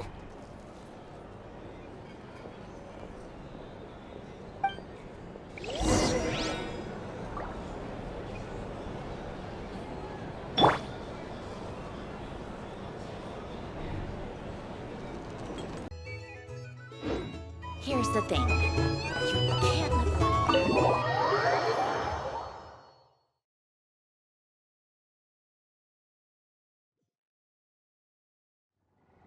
Please accept today's boon. Have a nice day. Are Paimon's eyes deceiving her? Or is that Inefa handing out food for the Frost Moon Scions? Hello there. Would you like a feast of the moon, along with some snacks of the day? So, what's new, Inefa? It was only a few days ago when we last saw you, but it looks like you've joined the Frost Moon Scions in that time. And I know too? What are you talking about, Paimon? We're just here to help, duh. In the wake of the disaster, it's all hands on deck. We responded to Lama's request for support. At times like these, the smallest good deed can inspire others and help them through the hard days ahead. And we're using eggs and heating tubes to make that a reality, in true Krumkake Crab Shop style! Inefa! Did you hear that? The Traveler said I did good. The Traveler!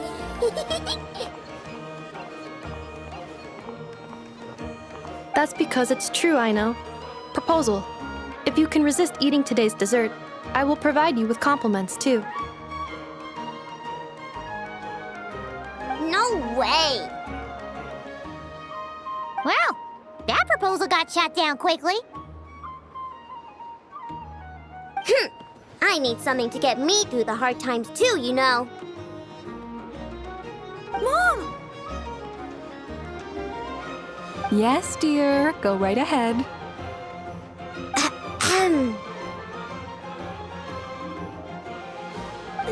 Excuse me. Could I take a photo with the robot lady? She helped us get safely out of Notcry, and she helped us get back home too. She's the best. Of course she is! And since I'm the whiz kid who built her, that makes me even better than best, right? But you stole my snacks, though. Oops. Shall we move to the open space near the center? The view there is better.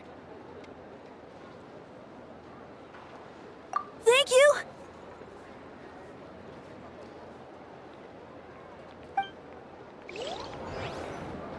Aren't you the better pick for this job, Flint's? You underestimate yourself yet again, Master Ilua. Not at all. I rarely come by Nasha Town. I don't know any of the big shots here. All in good time. Socializing is a step-by-step journey. But you're much further ahead on that road, aren't you?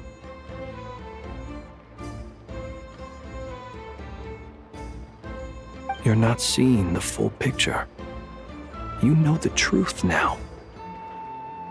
My friends do not understand my habits. There is no question about it. The Lightkeepers need a representative in the League. Someone who is upright, cares about other people, and can realize their self-worth through group action.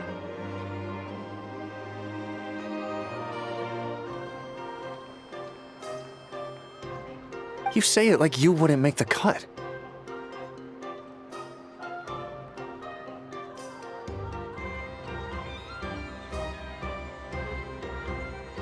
I am most flattered that you think I would.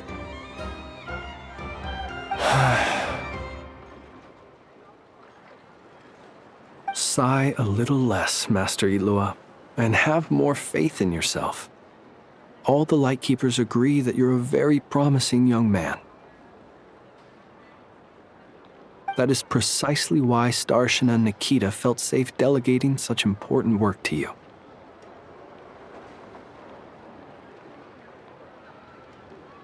I'm sure we all also agree that we would sooner die of dehydration than manage to wrangle anything out of you in a discussion.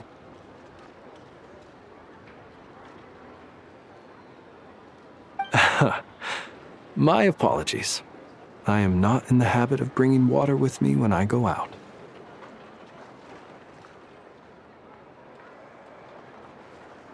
Whatever. I'll take the job.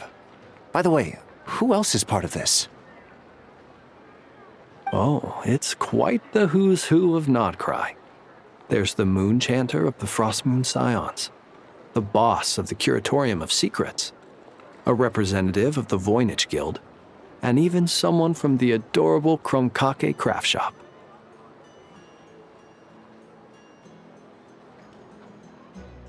I'm sure you will find speaking with them to be a genuine pleasure.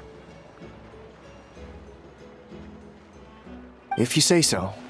I've never done this work before, so I'm honestly a little scared of making mistakes.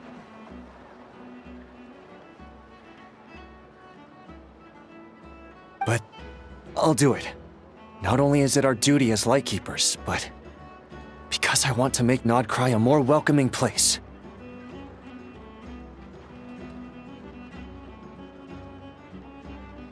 An admirable attitude to take. The beacons are lit, Itlua. We're but one step away from breaking through the blizzard.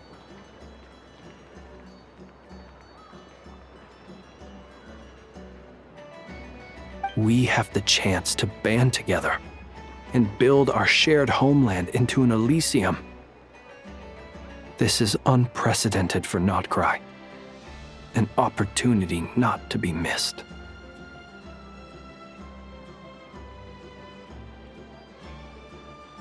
Yeah.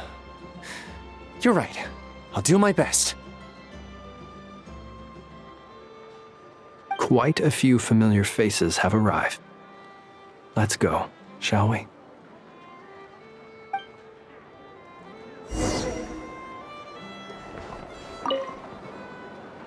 You look so cool when you fly, Miss Robot, and when you use your spear, too! And even though you took my snacks, it's pretty cool that you could build stuff like this. You've got so many inventions. It's amazing! Also... Micah, we need to go now. 1 second! Please take this Feast of the Moon, as well as some snacks. Share them with your mother and your lovely family.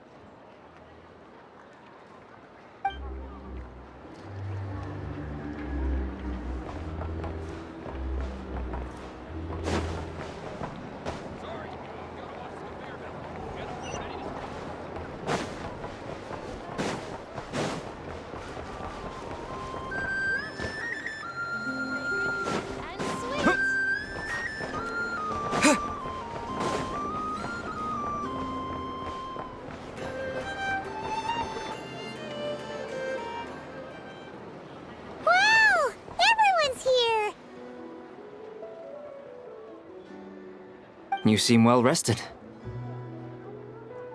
I know no one's asked, but I'm sure you all want to know, so let me just say, we're doing great. Thanks. Well, great, but not perfect. I'm starting to lose my mind from boredom. Can't drink a drop of alcohol while I'm waiting for my wounds to heal. I'm sure you had a sneaky swig or two. Wait, how'd you find out?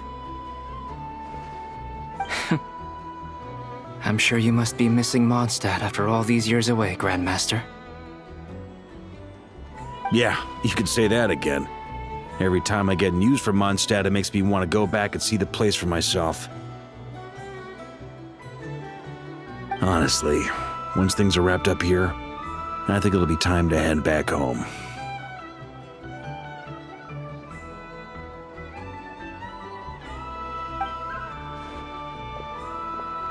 Hey, looks like someone's taking the stage. Can everyone see okay? Anyone need a boost?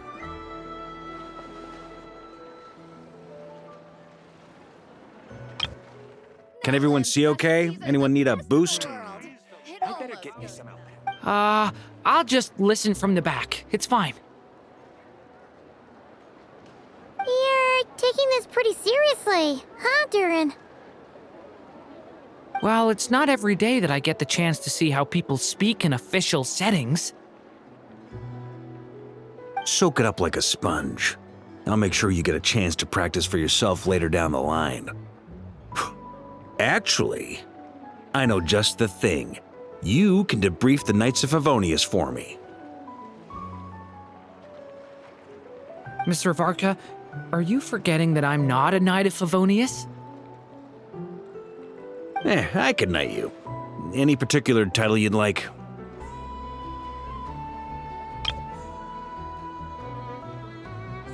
Is he joking? I really can't tell.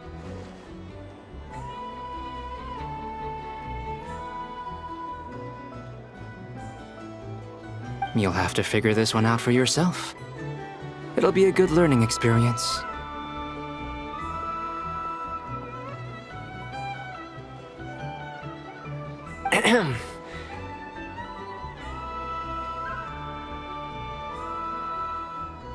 It is my honor to host the opening ceremony for the League, and to have this opportunity to speak to you all in my capacity as Voynich Guild representative.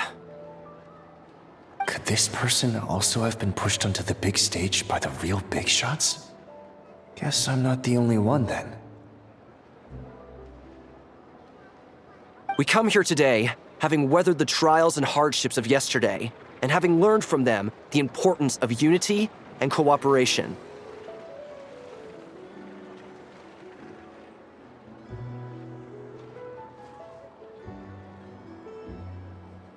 All right, here we go.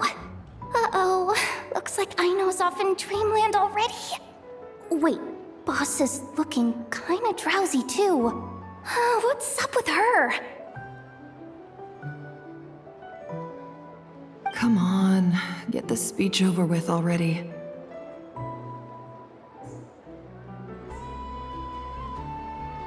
Nodcry is our home, the land we rely on for survival.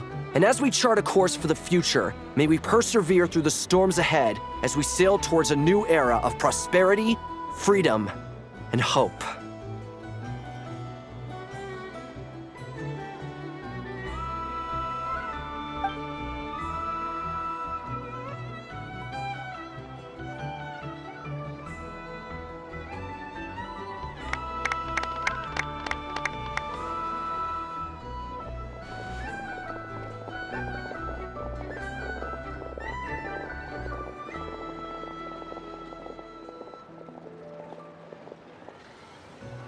Looks like we'll have more opportunities to travel in the future.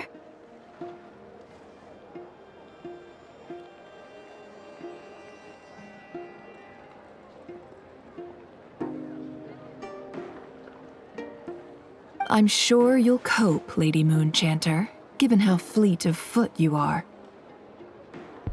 Unfortunately, I suspect I'll be too busy at the Curatorium to act as your host. We have a busy schedule, not to mention an international network of contacts to manage. It'll be all right. I'll just check your schedule with Yehoda well in advance. And if she's not available, I can simply ask Ashru. You... So giving my employees extra workload isn't enough for you? You're really going to drag my cat into this too? I thought you'd approve. Aren't you forever increasing your employees' workloads?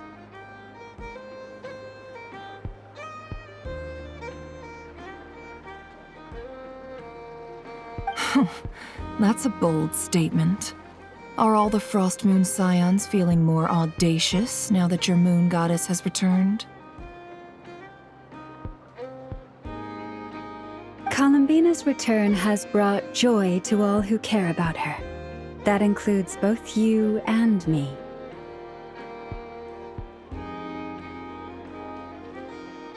As for the Frost Moon Scions, we are learning how to thrive independently, without relying on the moon goddess.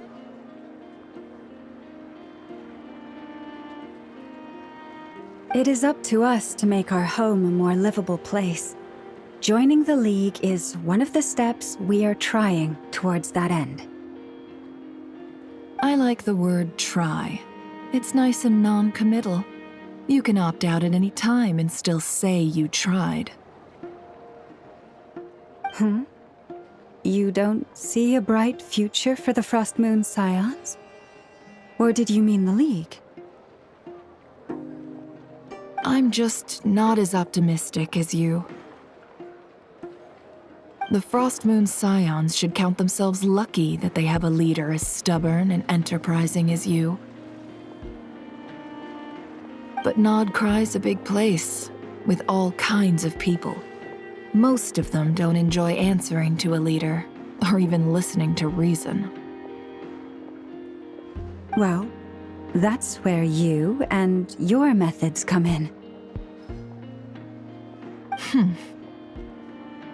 Unless the Curatorium of Secrets is only here for appearances.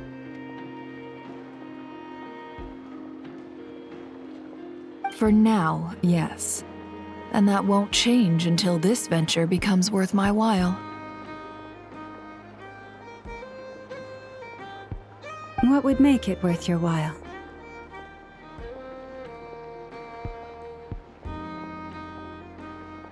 Getting out more than I put in. Right now, I'd barely break even, but I'll grant that it's a good start for Nodcry.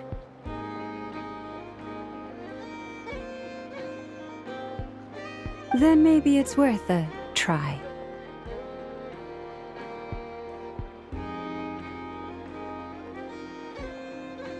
All right, you can stop now.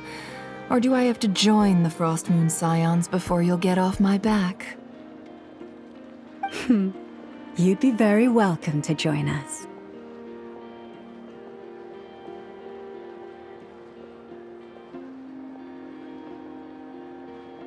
Hey, you two! Congrats on all your hard work! What are you chatting about?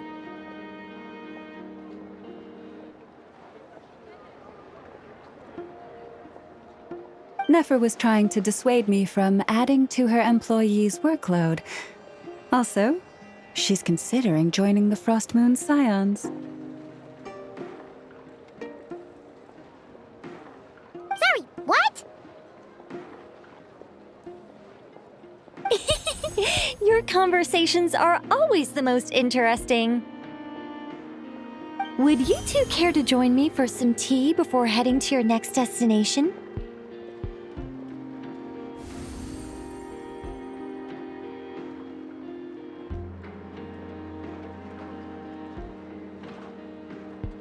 Nicole?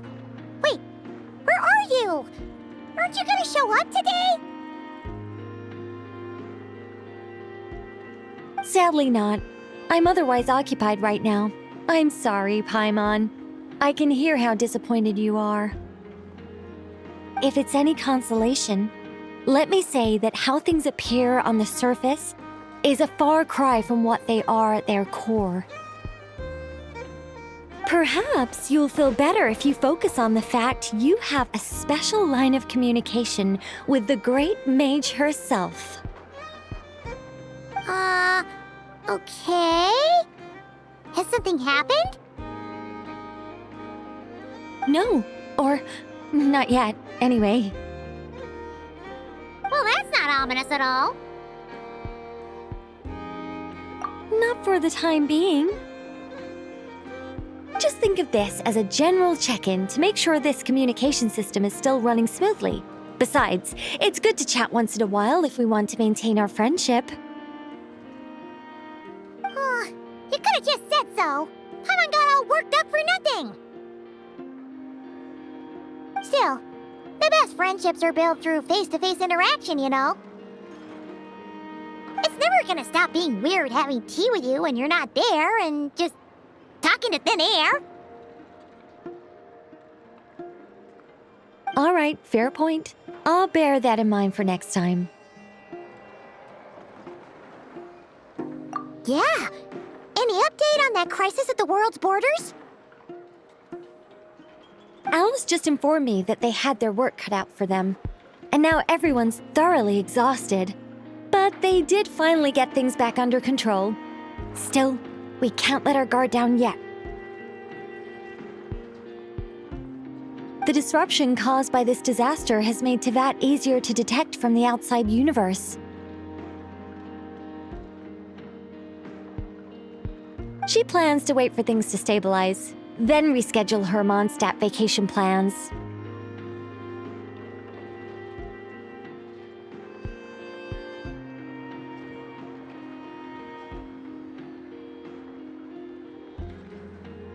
As for me, I agree with Hat Guy's perspective. This is a time when many new variables are emerging, and the situation is changing constantly. Plus, most of this change is for the worse. We have to remain vigilant and ensure that the embers of chaos are not rekindled. I did notice that the energy in Nodcry changed somewhat after the War of Funerary Flame, but since it was still aligned with the Light Realm, I never gave it a second thought.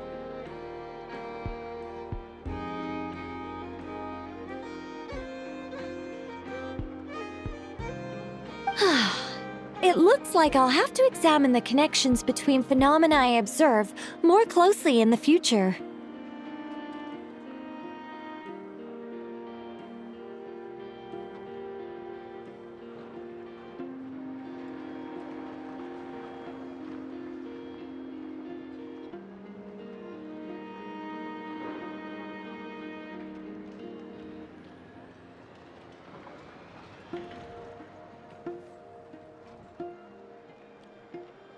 Just doing my duty.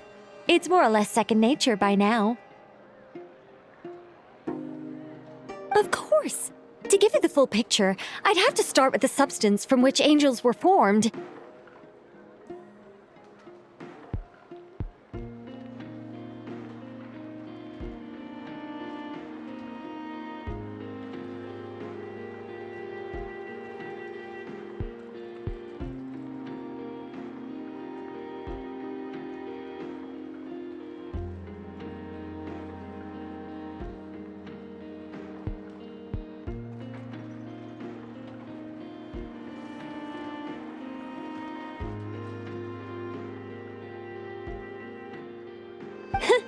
Never mind. Paimon's right. Showing off my knowledge would be much more satisfying in person.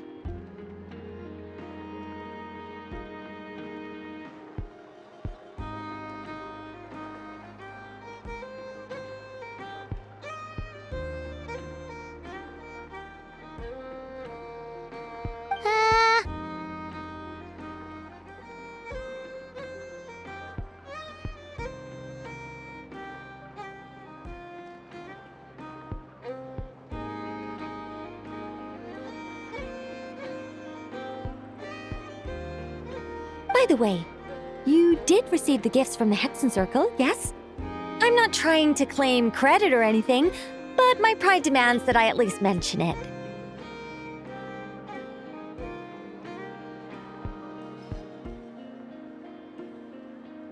They're quite similar to the protective talisman that Alice gave Dory, but with some very special enhancements.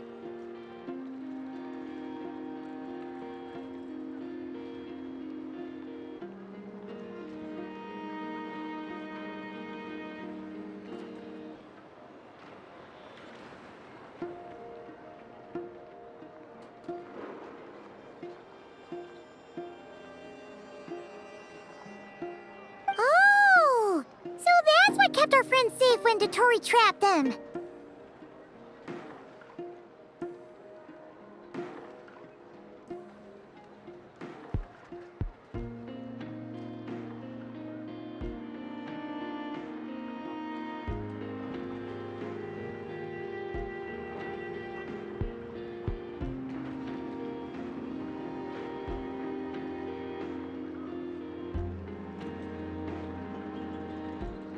Indeed. We went to great lengths to make sure they were invisible to his eyes. I'm so happy they came in handy. Still, not fishing for gratitude, by the way.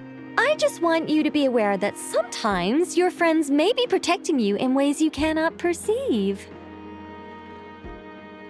Anyway, I'll contact you if anything else crops up. If not, you know what they say, no news is good news. Oh, my angelic instincts are tingling. They say... You should head to the docks next. Your friends are about to board their ship home. Strong? We're in for a storm.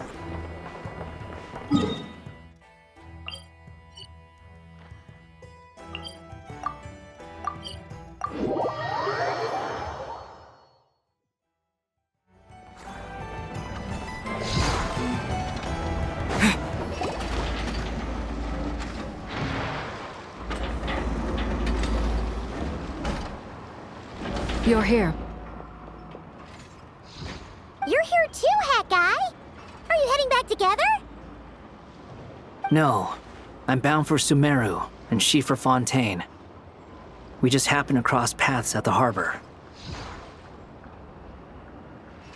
Everything seems fine. Sandrone may have an abominable temper, but she's always been very responsible with important calculations, and things entrusted to her by valued friends. You always speak as if you know us inside out, Mr. Hat Guy. Maybe I'm just a good judge of character. I certainly hope that's all there is to it. Regardless, you have been a significant help in this matter. For that, you have my gratitude. I didn't do anything special. Sandrone's the one who completed a seemingly impossible formula and turned the tide of the entire battle, even giving her life in the process. She's the one we should be thanking.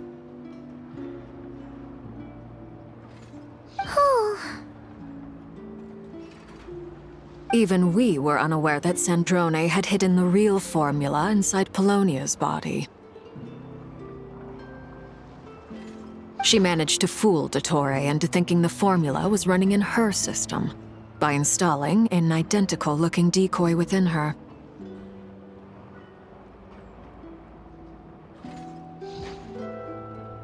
She probably realized that she didn't have the strength to stop Dottore. But this way, she could at least get him to lower his guard.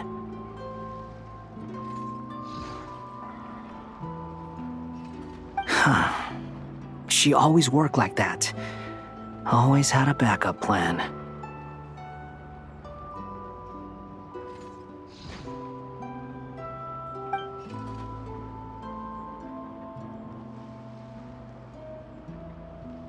Well, that's why I'm traveling to Fontaine.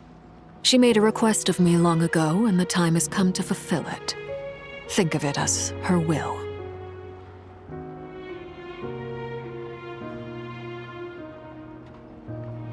She said that should she ever fail in a mission, she'd like me to deliver her core and Polonia's to the Fontaine Research Institute.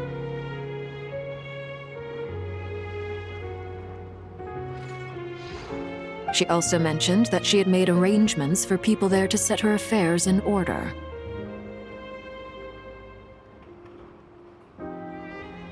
Some of her personal effects, such as her notes, were left to me. I've decided to take them back to the House of the Hearth, for safekeeping primarily, but also as mementos, I suppose.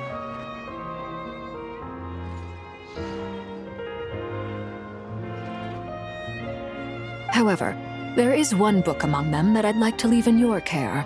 I'll have someone deliver it to your residence at the flagship at a later date.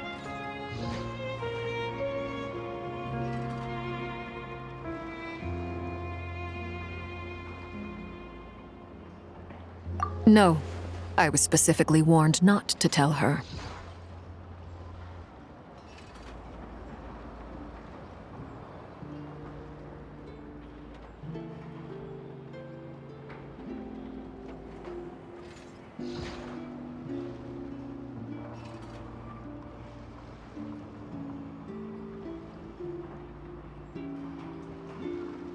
This is her last wish, and I will abide by it.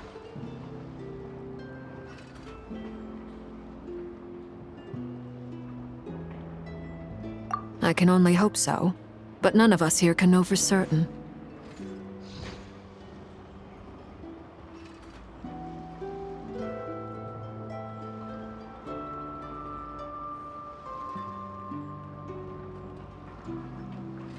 I bade farewell to Columbina earlier today.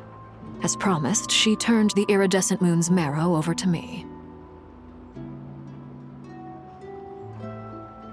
She spent a long time with Sandrone's body, saying her goodbyes. Oh, is she alright? Sandrone's passing has left a great wound in all of our hearts. It will take time to heal.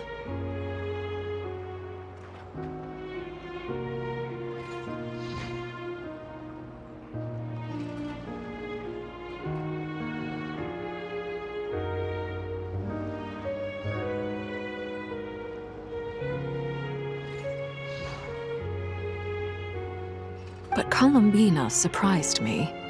She offered me some words of comfort before I departed. Despite being grief-stricken herself, she showed an awareness of the feelings of others around her.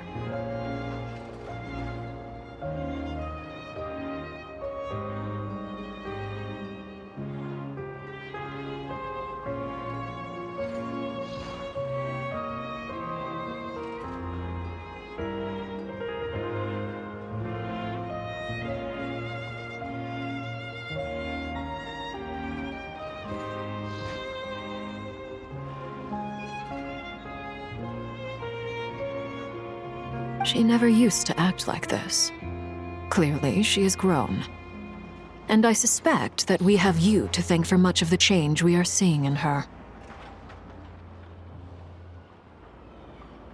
Huh. After these recent events, the Tsaritsa has revoked the Pale Star Edict. Snezhnaya now realizes that the arrest warrant for Columbina was just a ploy by Dottore, who coveted her powers.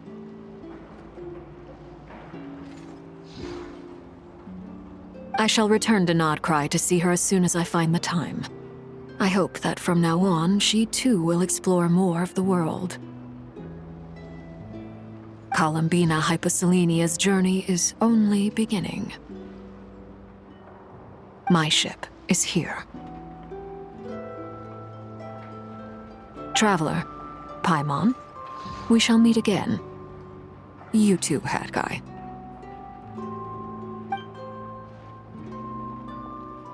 What are you still bumming around for? Isn't Columbina waiting for you? I thought today was the day you'd agreed with her to go find out the truth about your sibling. You're afraid you won't like the truth when you see it. Well, this is new. I was starting to think that nothing could scare you. Don't say that! Wouldn't you be if you were in this situation? Fair point. But I'd say I have more experience facing up to unpleasant truths than the Traveler. They say blood's thicker than water. I know how much you need your family back. More than you need any of your friends. And I'm sure that all your real friends understand that too. No matter what the truth turns out to be, they will stick by you and support you, whatever decision you make. Finding the truth is important, but more important still is what you choose to do once you've found it. At least, that's the life lesson I've learned from my experience, grappling with the truth. What? Now that Dottore's dead and gone? A little, I guess. But it hasn't solved everything. Maybe I regret not getting to end his life with my own hands. Or maybe it's something else. But for whatever reason, I still feel like I have a chip on my shoulder. Either way, I'm going back to Sumeru. Lesser Lord Kusanali is gonna need help dealing with all the chaos Dottore left in his wake. Not just from this incident, but everything he did in the past, too. You should continue with your journey, as you've always done. Who knows? Maybe we'll meet again someplace else.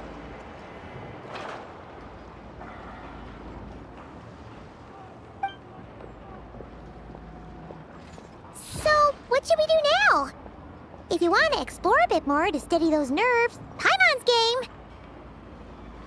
After all, when Columbina said she knew where your ship was hidden, Paimon promised to give you two some alone time with the truth. It hasn't been all that long since we were last apart, sure, but with Columbina there, Paimon's sure things will be just dandy.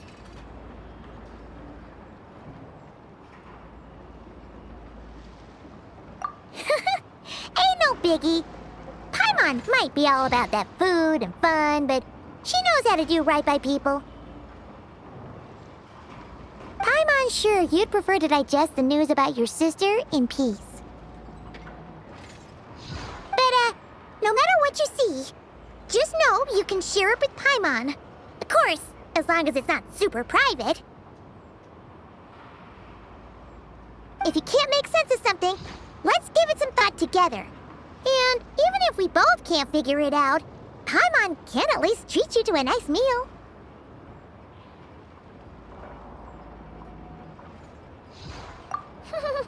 Glad to hear it. Feel better now?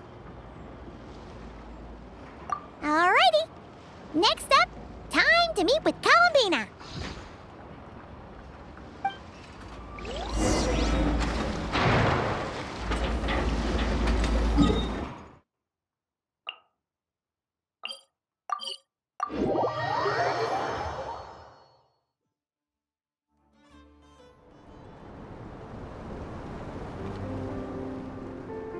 Columbina, we're here! Can't quite believe we're meeting out here. We've gotten used to walking over to Silver Moon Hall whenever we go see you. Well, you're still welcome to go there whenever you want to see me. It's just, now that it's all over, I've decided to make some changes. Try and fit in with the Frost Moon Scions, like Lama suggested.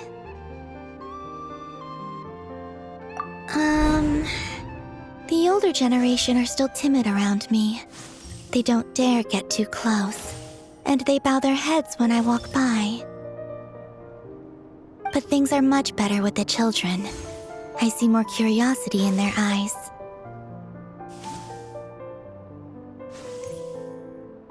Hopefully, by the time the next Moon Prayer Night comes around, I can enjoy the festival with them as myself, without having to pretend that I'm only dressed up as the Moon Goddess. You'll do fine, Columbina. Paimon's sure they'll realize you're super nice once they get to know you better.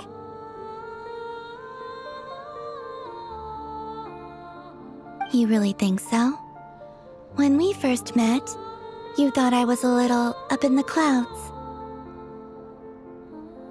We were just starting out then, come on! So Lama told you, huh? I'm only teasing. I know that I have you to thank for pulling me back down to solid ground. It feels good to finally stand firm on the earth where I was born.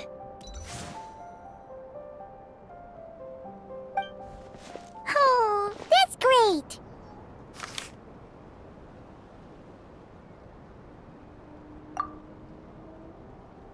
Thank you. I'll make sure not to lose it this time. Well then, are you ready?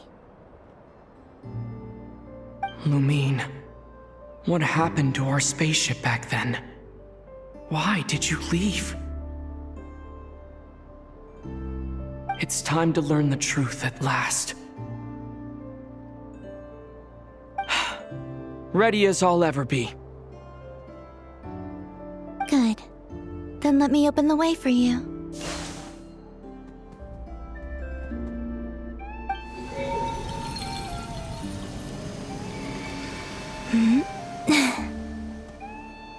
Where does this lead? To our shared destination. Huh? Do you remember me telling you about my missing prologue back when we just met? I said that my story began on the moon. But while I was inside the moon's reflection, I realized that my prologue was really hidden in the future. I just had yet to discover it at that point.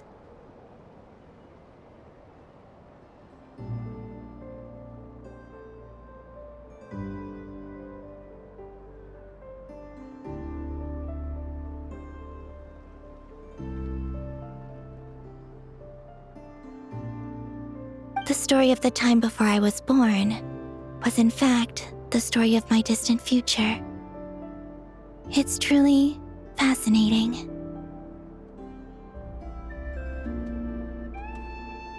But when I obtained the Trilunar Authority and returned to our present reality, I sensed something I hadn't expected. Your prologue. So you mean...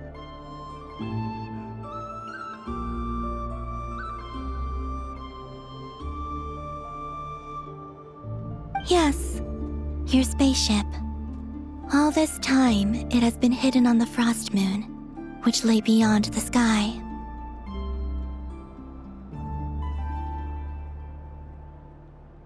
The great ruler of the firmament. The heavenly principles. Wait, them? Why would they do that? I don't know. Perhaps your ship contains something that is incompatible with Tevat. Or something that cannot be known.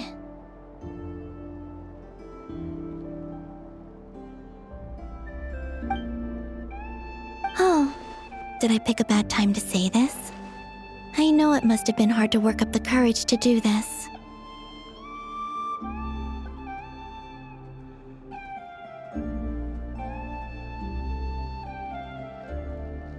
Maybe I should have waited until you were on the moon, with no chance to back out. That would've been kinda mean, you know.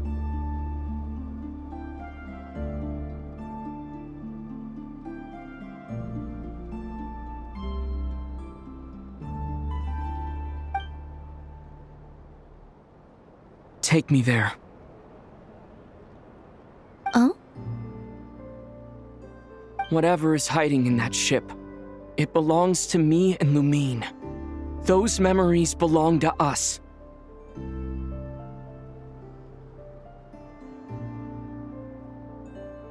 No one else has the right to decide whether I should or shouldn't know about it. Not even the heavenly principles. Very well. Then let's go. You two take care, alright? And don't forget to come back soon! Rest assured, Paimon. We will. Traveler, after you. Thinking about the story that we'll find hidden on the moon? Yes. And hoping that it has a happy ending. Stories like that don't exist, you know?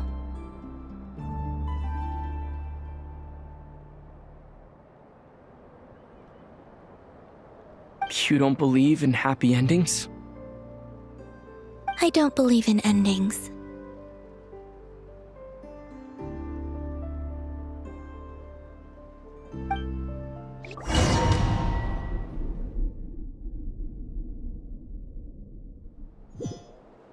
Where am I? This is the pathway I built between Tevat and the Frost Moon. The moon is very far away from us, so it could be a long journey.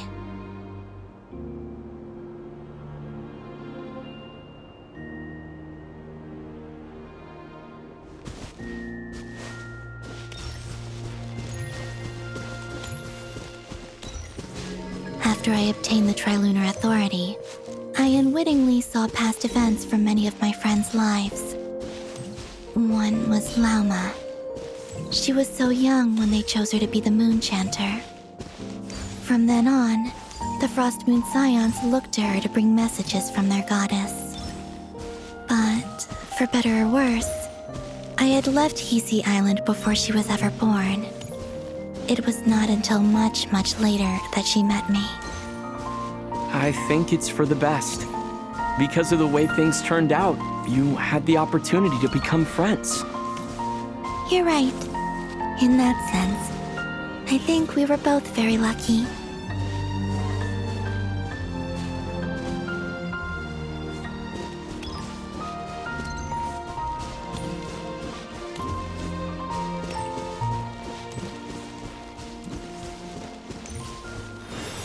Oh, and about that mage, Nicole. I only recently learned that she has lived in Teyvat since the time of the Three Moon Sisters. The Moon Goddesses always had a good relationship with the angels. I suppose our friendship continues that tradition.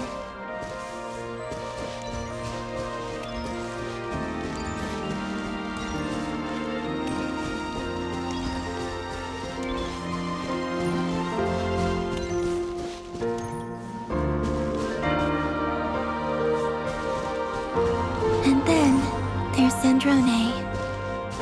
I never knew that much about her, beyond the fact that she was created by someone called the Lord Artificer.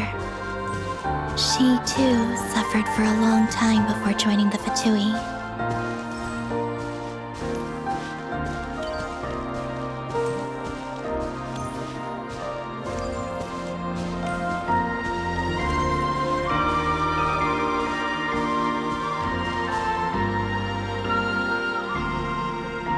How I wish I could talk to her again, even if only to hear her say nasty things to me.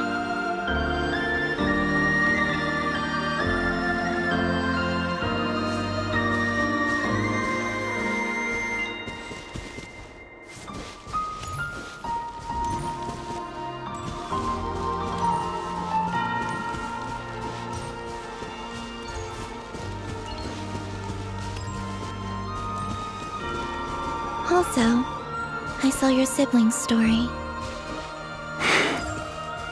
I'm afraid I didn't see much. It seems that she rarely came to the surface, where the moonlight shines. But I did notice that back when you first set out on your journey, she would often appear nearby, gazing at you from afar with a guilty look in her eyes. Lumine. Let us speak no more of the past. I probably shouldn't reveal so much about my friends. It's not my place. Let the moonlight carry us forth. We are very close now.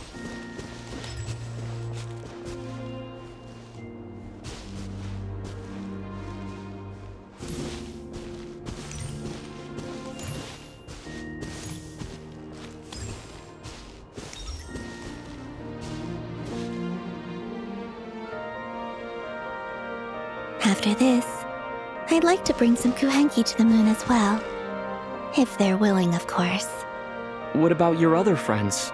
Will you bring them to visit too? Certainly. But I'll need to tidy the place up first. This home hasn't received any guests in a long, long time.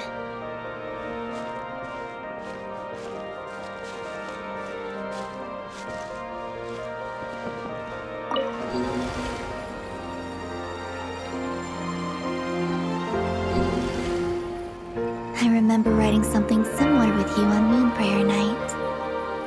I believe it was called... Dodoko's Whirligig. Yes, that was it. You asked me if I was afraid to return to the moon, and I said that I was. The idea that I had gained something precious, only to lose it so quickly. That frightened me. But I'm not afraid anymore. Besides, this time, we're traveling together.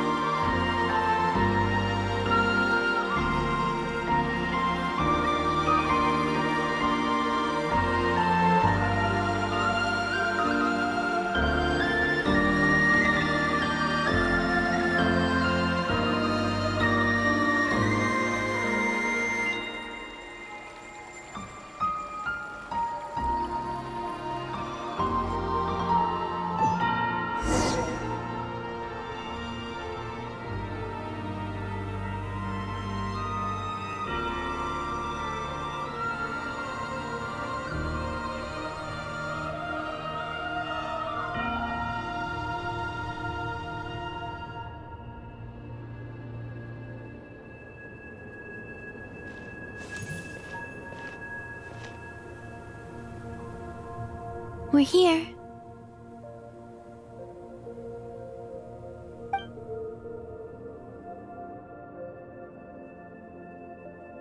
Over there.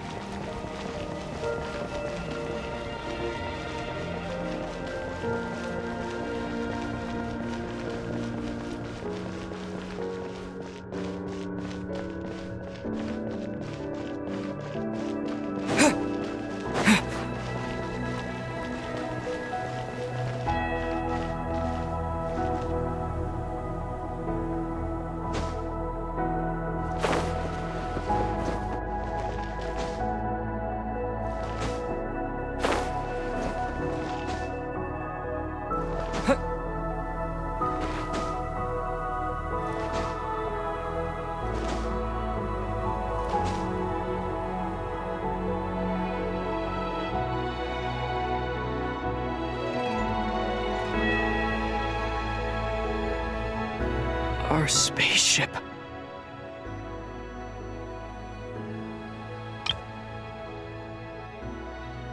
It's huge. I suppose that the moon is the only place one could hide it.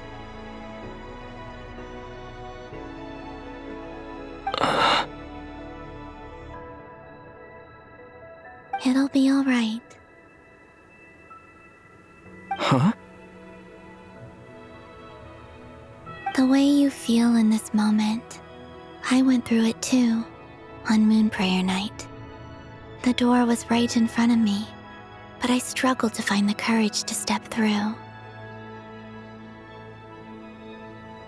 Solitude for me once meant living a life in which even I was absent. Before I met you, that was the only life I knew. But that night, solitude meant throwing away the life I had gained after meeting all of you. Columbina. Go. Retrieve the part of your life that was once lost. Trust me, you will lose nothing by doing so. Look, Tavad is right there. All of our friends are down there, waiting for us. You're right. Thanks, Columbina.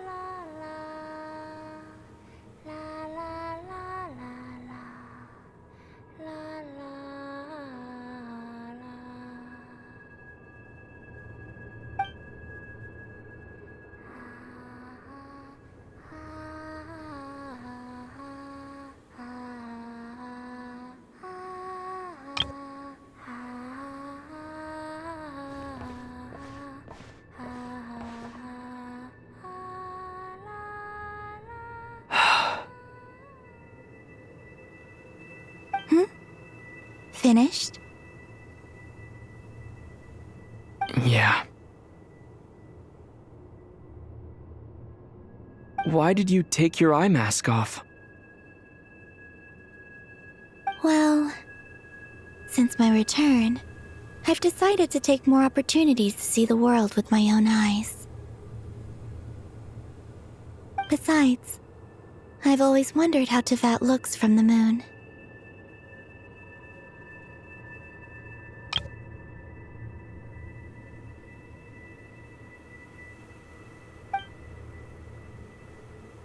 And what do you think?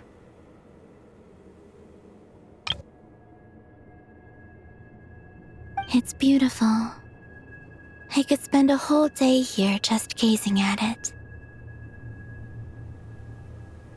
What about you? What do you think of the truth you found?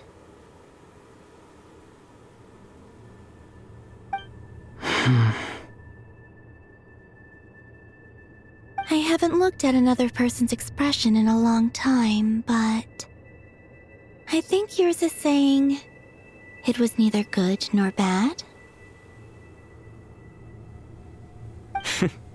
Keep this up, and it won't be long before you give Nephra a run for her money. Oh, I don't think that's going to happen. I'm much more used to sensing what's going on around me with Kuvaki. I think I'll save my eyes for seeing special moments I really want to remember. I read the spaceship's flight logs. I always assumed that this was my first time in Tevat. I thought that Lumine and I must have been hibernating in space for centuries on end. But the logs show that our spaceship flew over the skies of Tevat once before. A long, long time ago. Flew over? So you didn't land? No, the ship barely came to a stop before flying on again. After that, it continued traveling through space for a long time.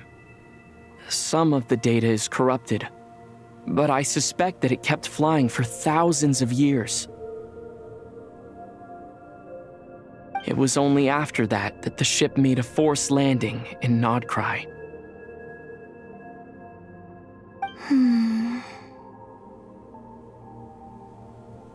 When Lumine found me, she came from outside the ship.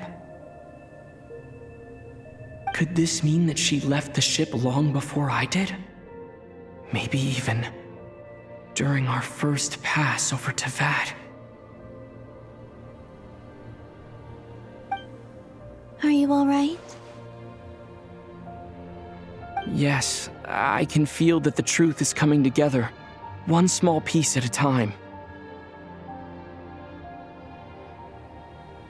I remember Lumine telling me that when she first arrived in Conria, she could not recall the past.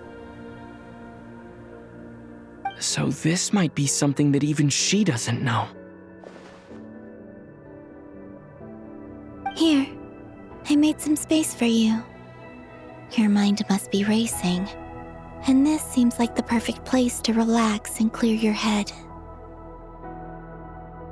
Oh, wait, there's one more thing. What is it? Wait here a moment.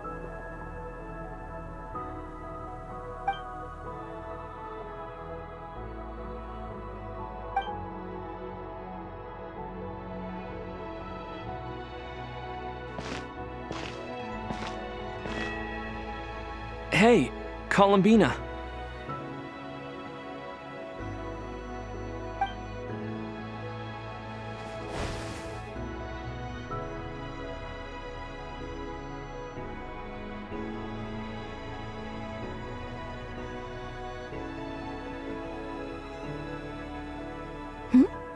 Is that a new outfit?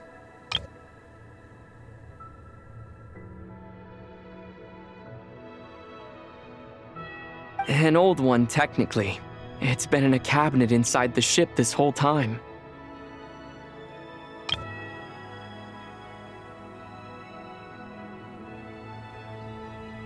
It's a matching pair with Lumine's. She always liked this set more. Huh. I don't think there's a huge difference. Really? Yes, it's still the same you. You're the same person, no matter what clothes you wear.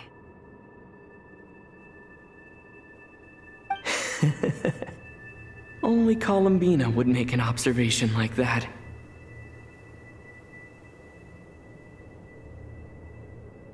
Traveler, do you consider Tevat your home?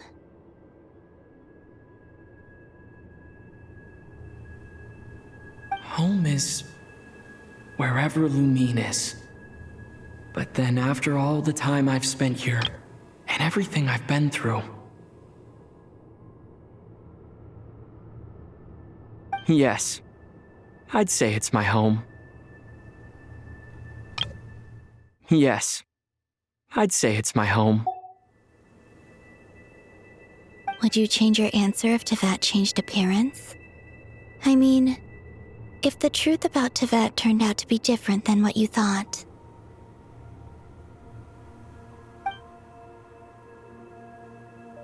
I don't know, but I don't think so.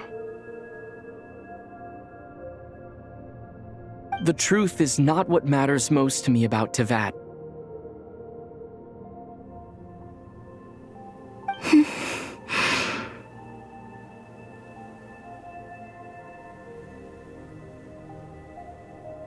When I was first born, I longed for a home.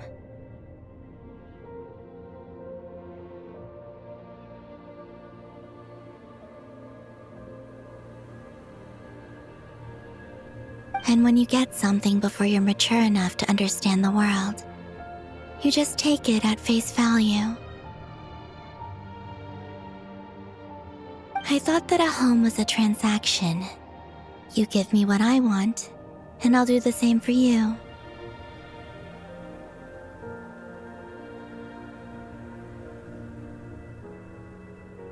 But you and your friends taught me what a true home should look like. You never asked for anything, yet you gave so generously to me.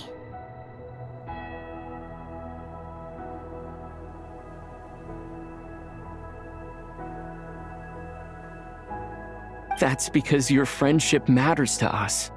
It was worth it.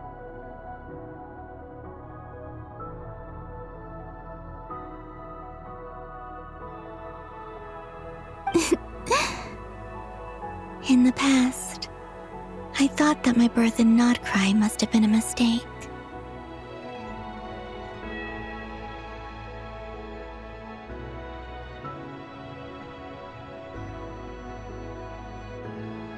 But after journeying to the distant past where the story began, I realized that it was I who chose Nodcry to be my future home. Now, I am glad that I made that choice.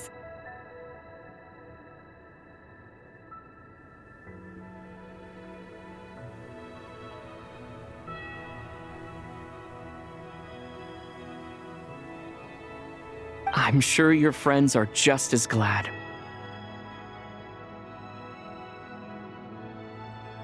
In fact, I intend to make the same choice today as I did back then. What do you mean? Well, I've given the Eternal Moon's Marrow to Lauma, and the Iridescent Moon's Marrow to Arlecchino. And now, I shall return my Kuvagi to Nodcry again, that it may continue to protect my chosen home. Wait, but what about your body? Hmm? Oh, are you worried that I'll disappear again? I won't. Not this time. The Frost Moon has now entered the fall sky, and I am the Trilune Goddess. I am only returning to Nodcry the part of me that it needs. I am giving what I can, because my home is worth it. Oh, and I have something for you, too. For me?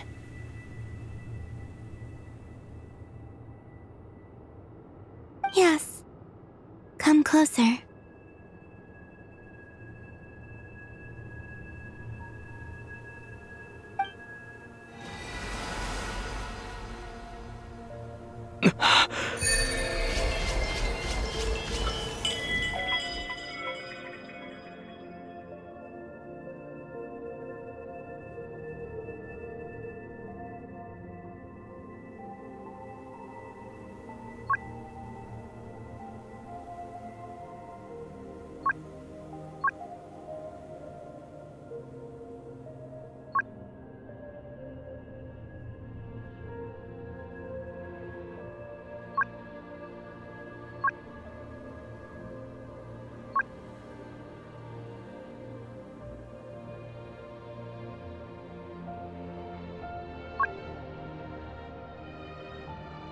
What was that? I lifted some of the restrictions this world placed on you. I trust this will help in your future adventures.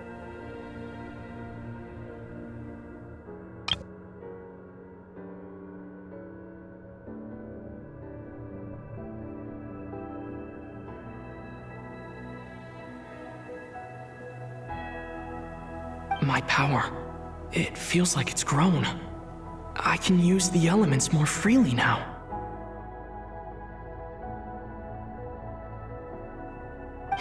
Thank you. This will be a great help. You're welcome. I see you as family, and after everything you've done for me, In fact, no. It's not because I owe you. It's because you're worth it. Here, this flower is for you.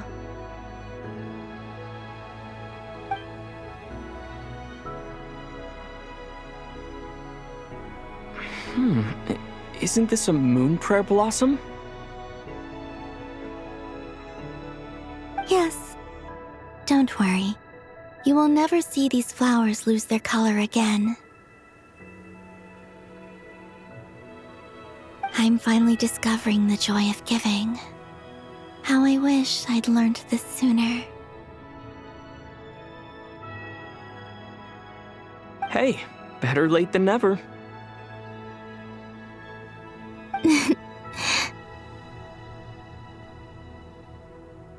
What are you thinking about now? Why don't you take a guess? You get 1 shot. I don't think I'll get it in one guess, but I'm sure it's a happy thought. That's kind of a sneaky answer. I can't say you got it wrong.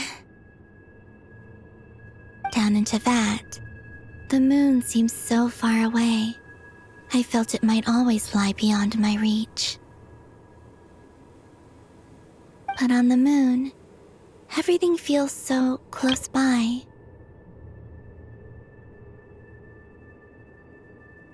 The haze that once enshrouded the skies has finally been dispersed. I feel like a traveler on a winter's night, starting a new chapter in my tale by the warmth of a bonfire.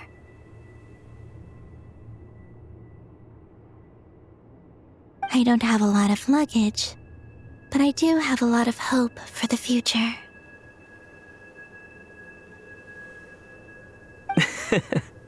Well, what's next? Next, to start with, I want to stay here just a little longer. After that, let's return home and continue our journey.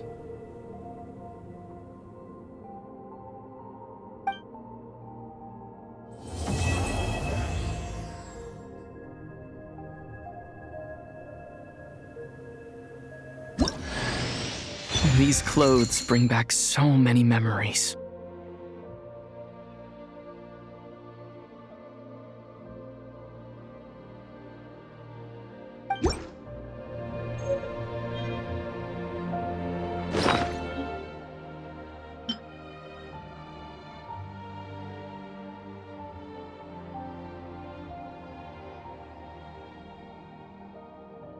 The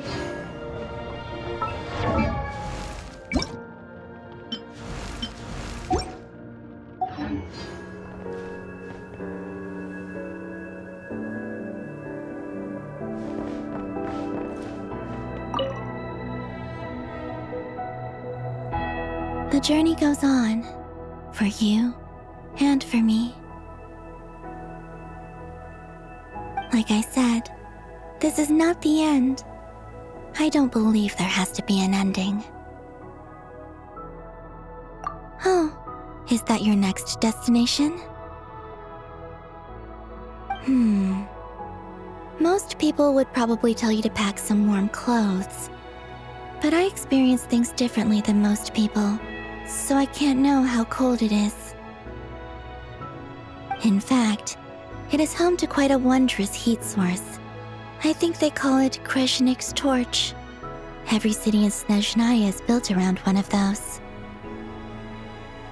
I sensed the energy it gave off as I was passing by on a railway train. It felt grand and distant. I also recommend the Korolievsky troupe in Snezhnograd.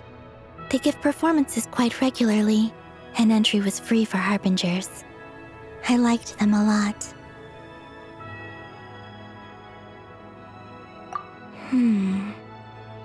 Ice cold and sharp. Crystal clear in some ways, yet profoundly unfathomable in others, like the thick layer of ice on top of a frozen lake. That's just the impression that Tsaritsa gives me. I was never able to glimpse what truly lies beneath that icy exterior. In fact, I don't think the people of Snezhnaya even know what kind of power their god wields.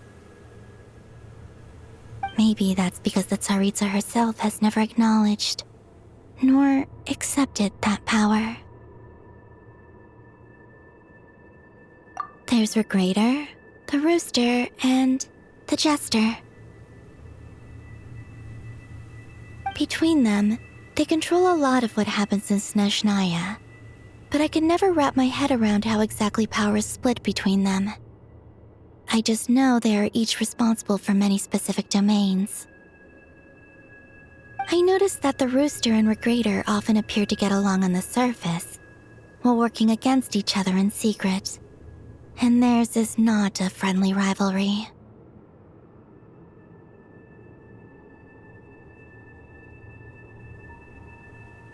But I wasn't particularly interested, so I tended to keep my distance. Now that I think about it, the term Mistelton often seemed to come up in connection with Project Stuja.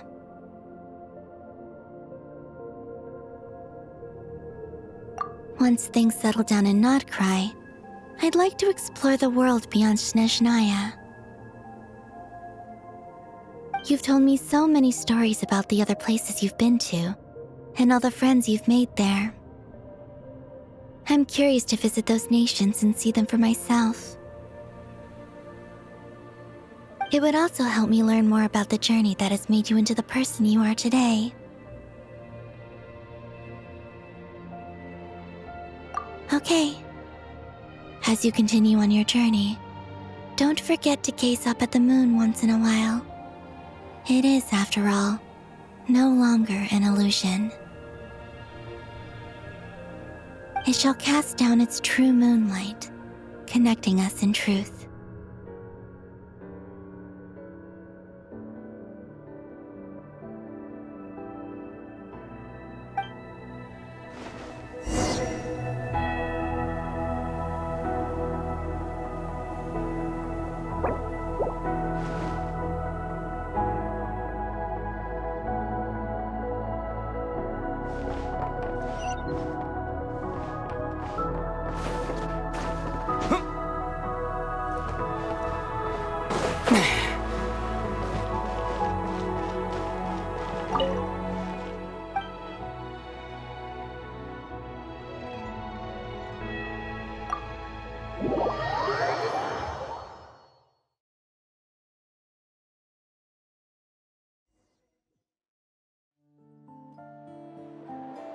To Jean, Acting Grand Master of the Knights of Favonius.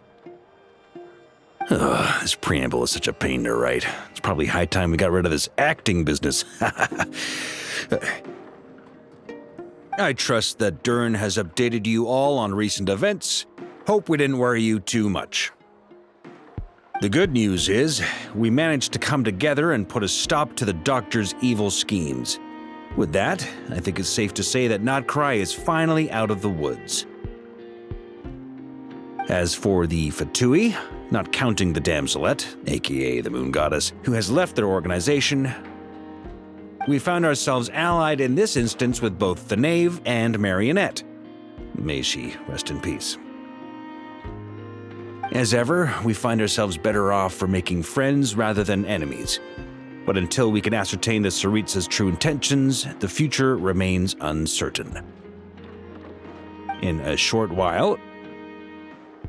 Wait, how am I meant to surprise everyone if I tell them in a letter that I'm heading home? Well, that would be a huge waste.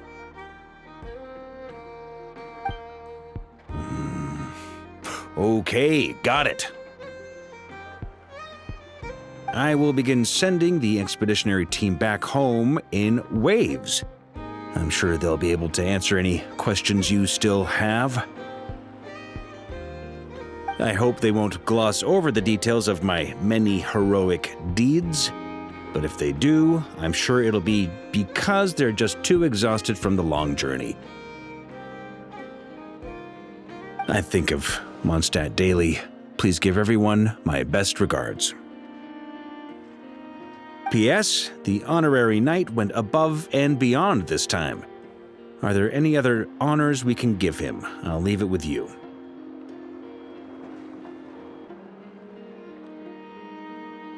P.P.S. Please be extra nice to Klee for the foreseeable future. I cashed in on the last favor that the Hexen Circle owed us, so we need to earn some more goodwill. If there's any serious problems, feel free to stick me in solitary confinement when I get back. I'll do the time for her.